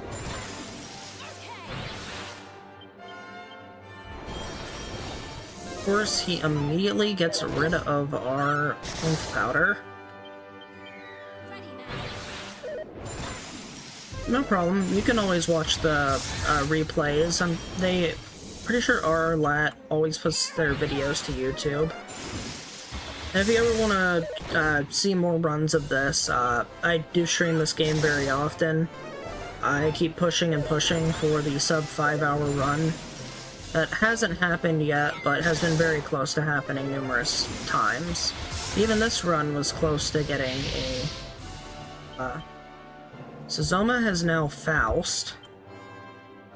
We're going to put on our Meteorite Bracer and do a Kaklang. He does more damage with Crackle, he can use Swoosh, and he can Desperate Attack.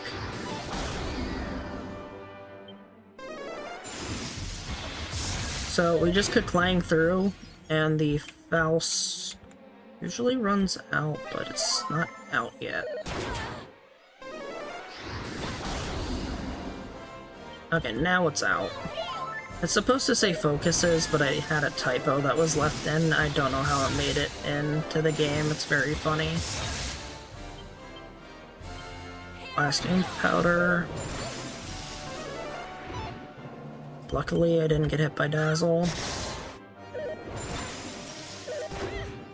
If I don't have the Sacred Armlet on, I am not immune to Dazzle. Aw, man, he's so close to death, but I need to heal. Oh, well, he got rid of the Oomph Powder anyways. Okay, now that we're out of Oomph Powders, Kazap actually does more damage now. Unless he puts up Bounce, and then I can't use Kazap. That's GG's. Time.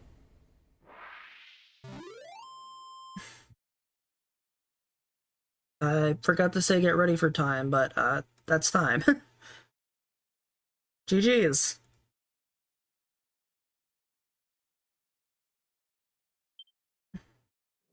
Zoma is defeated. You have done well to defeat me. But whilst there is light, so too must there be darkness. My timer was a 5:09:42, about that which is to come. 8 minutes 47 seconds behind my PB and behind my current world record. Till Rudo beats it again. Open your eyes. And when he comes, you will be powerless to protect your craven kind, for you will be long dead.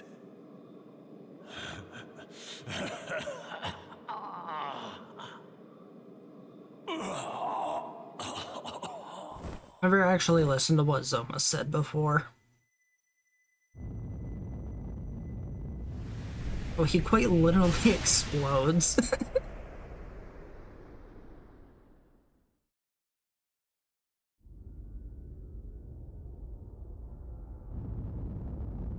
Sadly, this beautiful citadel starts crumbling down, possibly only held up by Zoma's magic.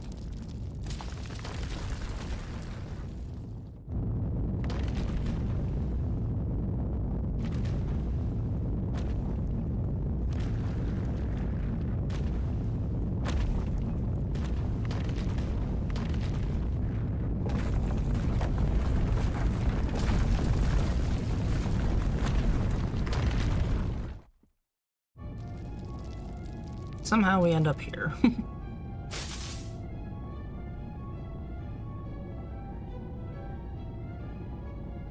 Except by magic. And you know what? I want my shield.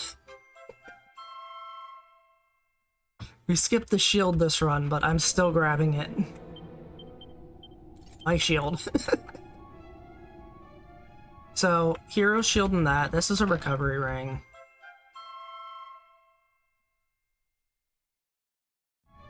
This is the blizzard blade I mentioned earlier.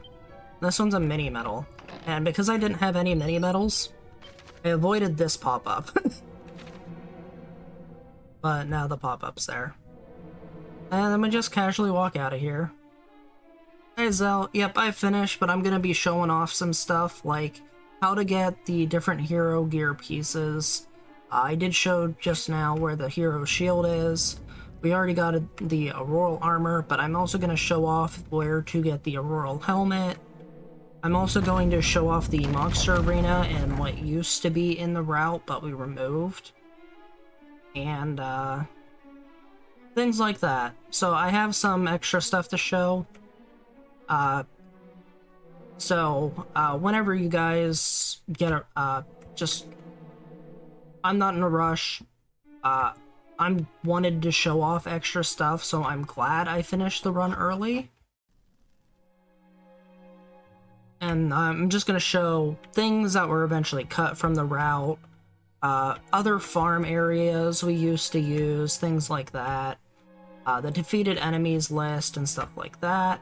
I'm gonna get to the credits and then, yeah, I'm gonna use the bathroom. I'll let everybody listen to the credits. So here you can see, because Zoma's gone, his darkness fades and light enters the world, but also the hole between the worlds is now sealed. I haven't actually watched this cutscene before, because I usually skip it for the run.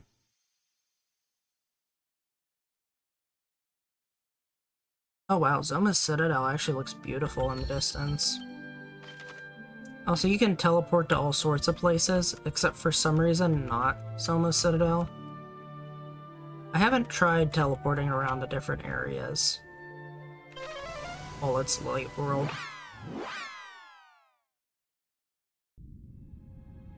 So I'm actually gonna go here quick. I want to check something. This place is very, very beautiful when it's light. Like, I actually haven't gone around and explored this place afterwards. But because Zoma's gone, there shouldn't be any monsters anywhere. You can't die. You beat the game. You can explore to your heart's content now. You can still pick items up, too. This is actually a good way to go around collecting all the items after you beat the game. Huh, Rainbow Bridge is still here. Looks even better in the light.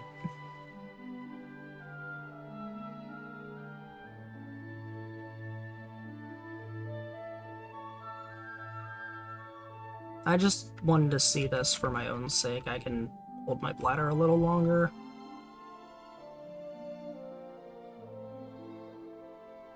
I also need to pick up Sauron while I'm here. Oh, that's interesting. So you can't enter secret spots anymore. Here's the Citadel in the Light World.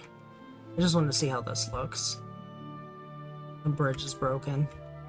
This is very beautiful. The game has some very nice aesthetics to it. Yes, I'll take us to the credits now.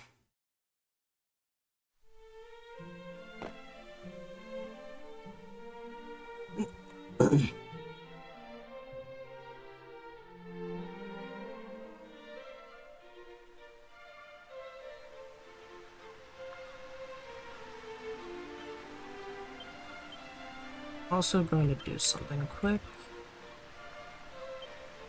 I'm gonna turn on autoplay cutscenes so it'll just automatically go. It is a very beautiful game. I love what they've done with the graphics with this remake. Like, they really, really upscaled this game. And I'm really looking forward to Dragon Quest 1 and 2 as well, because I never played them, so I'm really looking forward to the remakes of them. Silence in the royal chamber. So, autoplay now? News of thy I believe deeds this will hath reached us, autoplay. and we have Looks eagerly like it's awaited progressing thy through. coming. Thou hast done Alright, well I'm gonna use the indeed in bathroom, I'll be right smiting back. dread Zoma, lord of the underworld. To have performed such a feat alone is nothing short of a miracle, and that thou art returned to us unharmed is a gift for which we give thanks unto the Almighty. Morning hath broken on our kingdom at last, and all is thanks to thine earnest efforts, though it seemeth that dread Zoma's demise hath sealed the doorway between our realm and thine own. Alifgard must now take its first steps as a world in its own right. It must emerge, blinking into the dawn of its becoming. All is thanks to thee. Thou art a hero without equal. I do hereby bestow upon thee our kingdom's highest honor, the title of Erdrick, which meaneth dwelling land in the ancient tongue, a name befitting the land's chosen hero. Thou shalt be known to all. The story of Erdrick's deeds shall take its place amongst the legends of our realm, and shall ring down through the ages.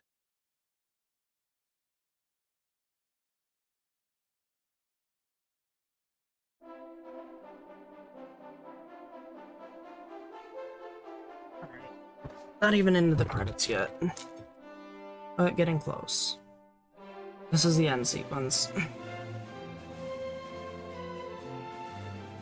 Also, with the remake, you can also skip through the credits if you want to, which is very nice. You used to not be able to. The game was changed from end of credits to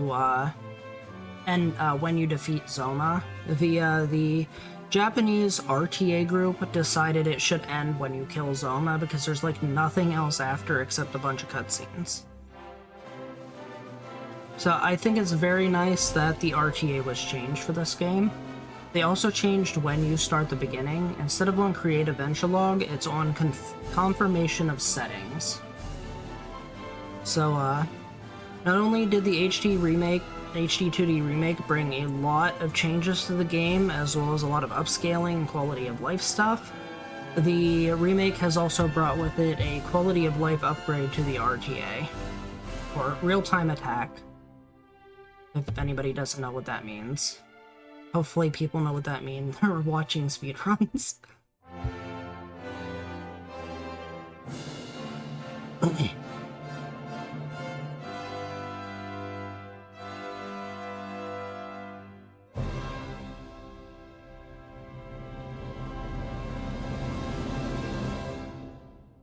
Erdrick's sword. Well, it's not the king's sword. The falcon blade would be an amazing thing to hand down. And here's where the Seeds of Salvation name comes from. Because the gear is apparently passed down into 1 and 2, which this is the prequel to those. But I have no idea because I haven't played 1 and 2, even though I really want to. Now very nice music and credits.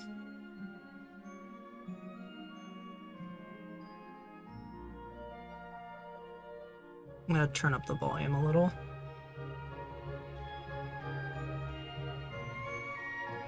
Everybody can hear the nice music.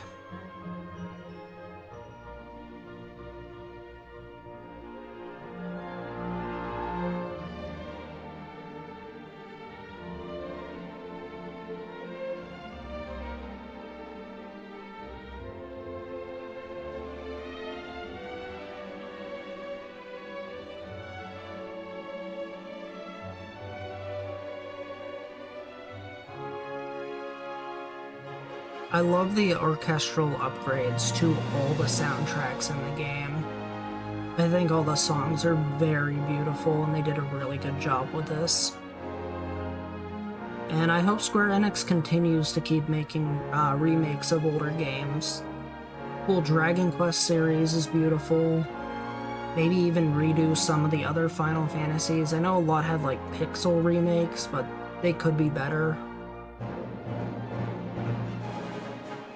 Look, it's Robin Hood and hoodlums in, I believe that's Craggy Cave, which is the cave southwest of Tentacle.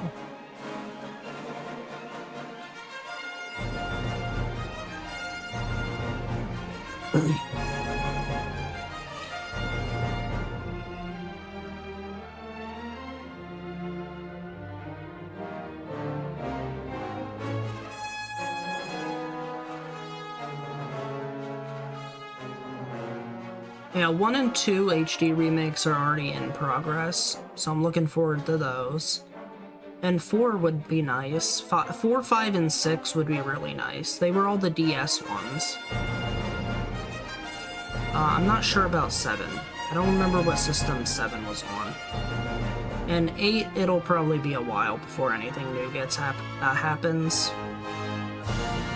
So, the problem with 8 is it was for PS2, which is already pretty well scaled, and then they did the 3DS remake/demake mix. There was improvements and not improvements because it was a handheld.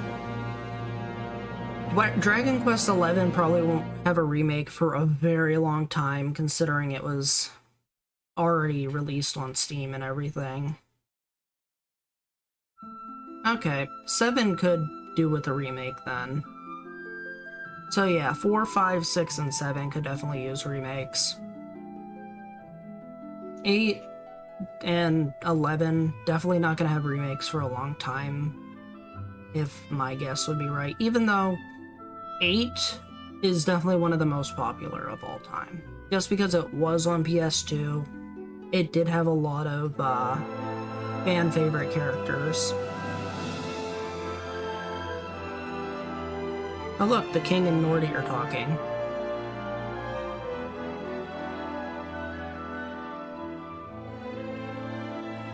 The Portoga King might be a pepper snorter, but he is friends with a dwarf.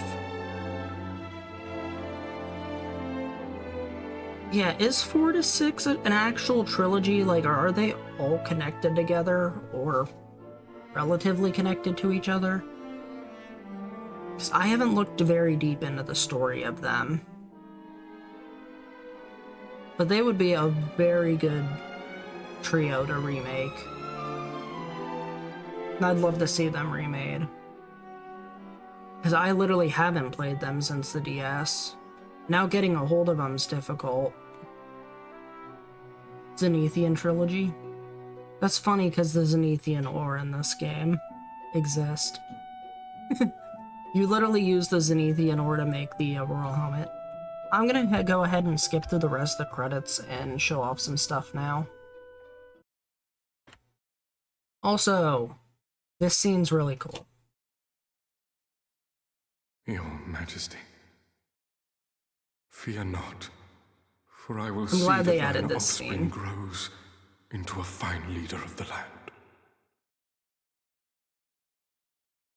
There's definitely a reason why they remade 3 before they remade 1 and 2.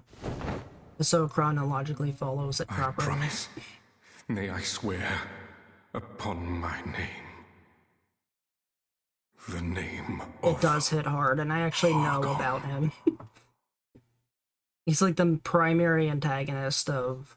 Is it 1 or is it 2? Or is it both? But yeah, Hargon's the primary antagonist. And look, that is beautiful. That is a beautiful art piece there. He's for 2? Okay. It's nice they added a save point here. In the older versions, if you did not save at Tentacle before killing Zoma, it would not give you the Loto symbol. So if you saved somewhere in the overworld and killed Zoma, you would only have that overworld save, you would not get the symbol anymore. So your Erdrick wouldn't be there. The egg, on the other hand, yeah, the Dragon Lord, isn't that one of the main antagonists too? That's for 1. And Hargon manipulates him or something. I don't know much about the story, but I know at least part of the story. It's really sad that such a beautiful egg ends up becoming a boss. It's like, why did you corrupt the baby dragon? It's very sad. Alright, so first up, I'm gonna show off the brand new thing, the Auroral Helmet. So what you're supposed to do is you come here to the Quagmire Cave, and down here you got a bunch of guys. This person is actually a monster in disguise. You have to use the Roz mirror on them, but I'm not picking them up. And you see a little quest symbol here. What's this about? A bleeding blue rock. I wonder what that is. It's a Zenithium ore. And you need a bomb. So where do we know that we can get a bomb? Well, we can get a wrecking ball from the guy in Reeve, who for some reason makes bombs, and hands them out to 16-year-olds. I believe our character is 16-year-old. That's the age in this game. So, yeah, let's go get one of them.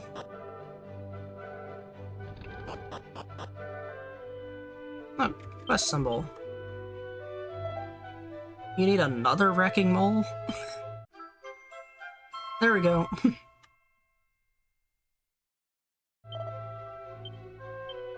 And now, we need to go to Lanson. New guy is enabled.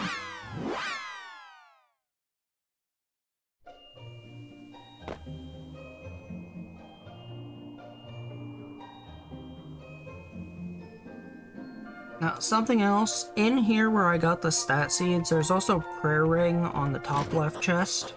That's been cut from the run, as have a lot of other prayer rings, as you don't need as many of them as you used to. Basically, the only times we're using prayer rings is when we run out of MP during a farm, and before any bosses to make sure we have full MP. We're also gonna Holy Protection our way down through here. I don't know, Vasconcio. That's a really hard one to route, and you also have to determine what do you count as 100%. Do you include opening all chests? Do you include collecting one of every item? I'm assuming you're including defeat one of all monsters, so you have the defeated enemies list completed. Collect all the mini medals and get all the prizes. Defeat Zenlon to get all of his wishes in whatever turn order. You're gonna have a bunch of things like that. Definitely want to, like, collect all the hero gear. And then, like, after that, you'd have all the temple trials. Collect all the monsters, so complete your monster arena list. And then, if you include all treasures, all shiny spots, and all secret area collectibles, you'd also maybe want to include all hidden ground items that can be found with the thieves thing. So all treasures in all locations includes the all hidden ones too. And then I guess that would be it. Essentially, we just come down here, use a wrecking ball, and there's the Zenithia ore.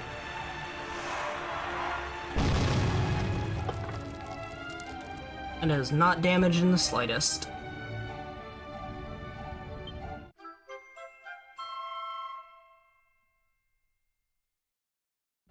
And what we do with this, we will go. The only person we know that can work with ores from the ground, a dwarf. And a friend of our father. And triggers a cutscene here. Wait. Ah, to think I would someday meet the heir to Ortega's legacy. But that can't. I don't believe it. Zenith? Say no more. And he'll make the Auroral Helmet for us. Usually I skip through this cutscene. Child, I think well. It basically repairs the helmet. But you lose the status resistances, which sucks. Gain a zap bonus, you gain defense, you lose the status resist. I wish they would have left the status resistant, because then it would have made it a lot more worth it to get this. This whole sequence takes about 4 minutes to get this helmet. It does look really nice, though. And it gives you an extra cutscene with Ortega by having it. So yeah, there's the helmet, there's the armor. It didn't keep the hero shield from the save, sadly. But, yeah, welcome in Shiner CCC. We have already finished the run. I'm just showing off some extra stuff that was cut from the run. So, I showed you guys the Royal Helm. I showed you the hero shield. Now I'm gonna go ahead and show off where you get the King's Sword and the multiple reasons we cut it from the run.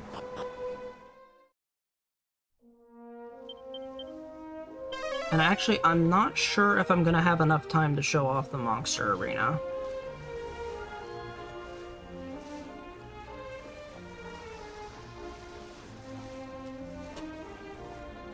We'll see after we get through here. I just need the mods to let me know when the next runner is ready.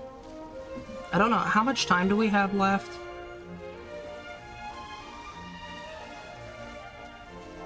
Because I know I did end up getting a slightly late start.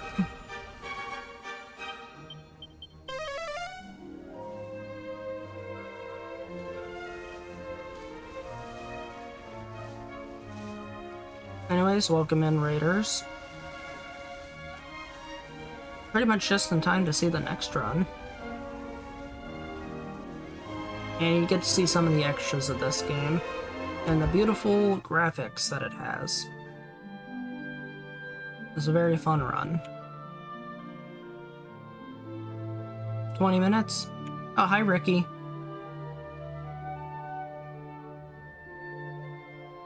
Okay, 20 minutes then. We might have enough time to do the monster arena.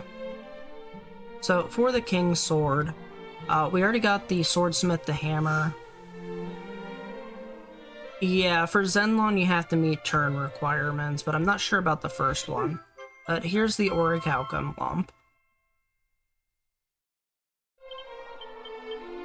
And I'm actually going to go to Giant Spirit to get to Cantlin faster. But I know most of Zenlong's wishes you do have to make meet a turn requirement, which Solo Hero have not found a way to meet that yet. 60 to 70 turns is Solo Hero kill. And it's spamming Kazap every turn. Or potentially using an Oomph Powder. Because his moves are projected, they're exactly the same every fight. You can find times where you can Oomph Powder for 4 turns and hit him with lightning slashes that way.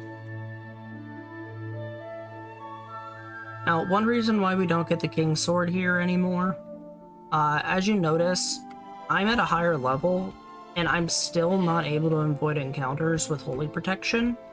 So I have to take a ton of encounters just to get through here.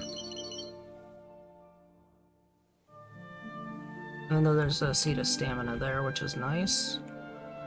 So imagine walking this whole way, and you're just getting encounters every few steps. It's just very irritating. So this place is so far out of the way, constantly taking encounters. And you get the King's Sword, which can't double hit. It can cast Infirmost, which Manticores resist, which is the only thing you really want to use it on. And although it gives a good attack value, the King's Sword was just not worth it, and we cut it from the run. It was the first hero gear to get cut. So you go into this building, you go upstairs. This is where the guy working on golems is. He just has this broken sword here. And he lets you take it. So now that we have the Orichalcum and the broken blade, we gave the smith his hammer. You take it to the smith here, and he'll make the King's Sword for you.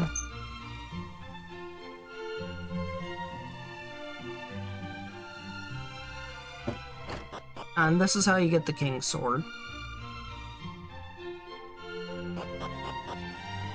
And it ends up, it's just not worth getting.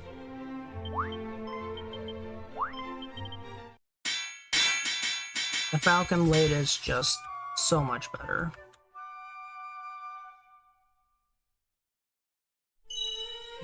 It's pretty though. Sword of Kings.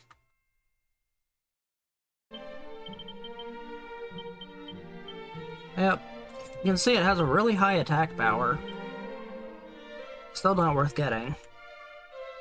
Then, I don't have the hero shield with me, but I already showed that off. Next up, I guess we can go get the monsters and try to do the arena real quick, and see how far we get through that. So, first monster we get... Well, this is usually the last monster we get, but, secret area here has Sauron, the Infernal Serpent, and you have to use a musk on him without the Monster Wrangler. Otherwise, he gets scared and run away. So there we go. That's Sauron.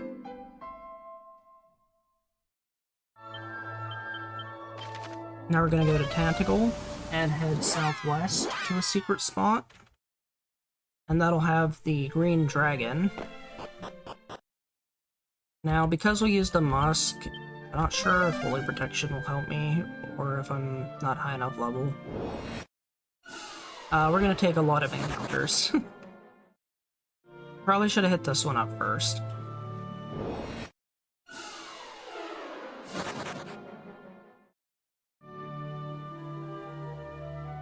So even without the musk on, you basically taken 3+ encounters just to get down here. And you need a good team. Not like an, it doesn't have to be enough to beat the last 3, even though this team probably could.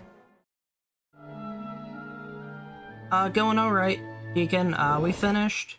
Ready to transition. I was just showing off some stuff that we cut from the solo hero route. I was gonna show off the monster arena, but basically you go down here to this secret spot and pick up the dragon. And then above the Talontair tunnel, there's another secret spot on Slime Island, which has a Weirtoise, which you'd use that team to run the arena. Or if you wanted to, you could pick up the squid monster on the pirate ship and use that one, who's fairly good.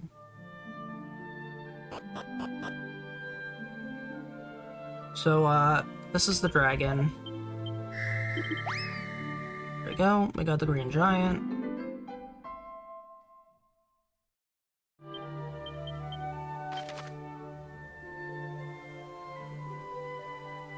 We didn't go to Talontair this time, so we'll go to Galen's house and go from there.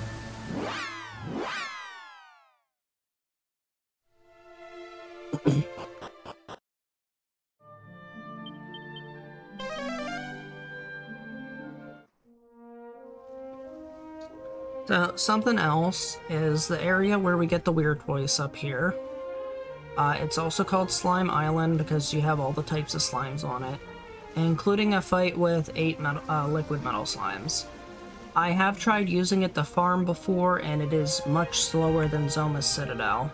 Sadly, I could not find a way to make it faster because the liquid metals are very inconsistent. But here's where you'd pick up the Weirtoise. And now we got Torgon. So after that, you route them on the way, you don't lose too much time. Then you go to Romaria, then you go to Ibis, then you go to Minoza, and you go through a bunch of the different arenas with this team, and it takes about 10 minutes to do all the arenas for the stat seeds. It'd basically be a full extra level or two just in stat seeds alone. So it's a very powerful stat boost. So here you just do rank 1 and you put in your team.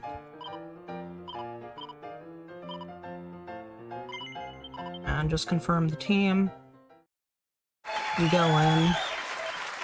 What I usually do,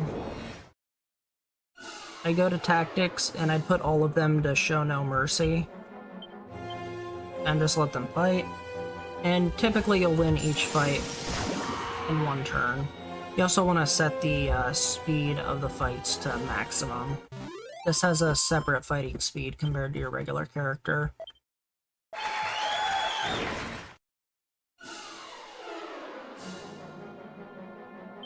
So set it to ultra fast. And you just go through each of these arenas until you get to the end of Minoza, or partway through Minoza to get all the stat seeds you want. You can also get a decent amount of money, and if you do all 10 ranks, you can get the Metal Boomerang, Metal King Boomerang or something, which has a guaranteed hit on any metal slime enemy. So yeah, you can see here 3 strength seeds, 3 stamina seeds. You just go through the whole thing. Oh yeah, we cut this from the run. We cut the King's Sword. We cut the Auroral Helm. And the last one to cut is the Hero Shield. And basically, other than that, I don't think I really have much else to show. There is the Tower of Transcendence we used to use for farming. It's very similar to the Prominence area, where you can have an 8 metal slime fight, but the enemies, generic enemies there, give less experience points. So until we have any more breakthroughs, that's pretty much it for the fun. Also, as you progress through the arenas, you'll have more and more ladies show up around you at the ending scene. So there's no ladies here, but like on the next one, you'll start having dancers and stuff show up around your character. You do this one, zoom to Ibis, do its monster arena, then zoom to Minoza, do its monster arena. Alright, I'm good to just to hit the stop streaming, right, Fuddle? And then the Tower of Transcendence is above All Trades Abbey. So just north of here is the tower. We used to farm there, but we changed locations.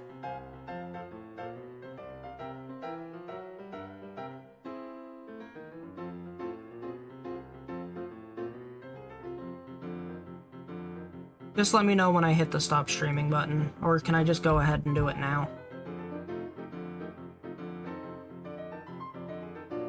You guys had the transition screen, right?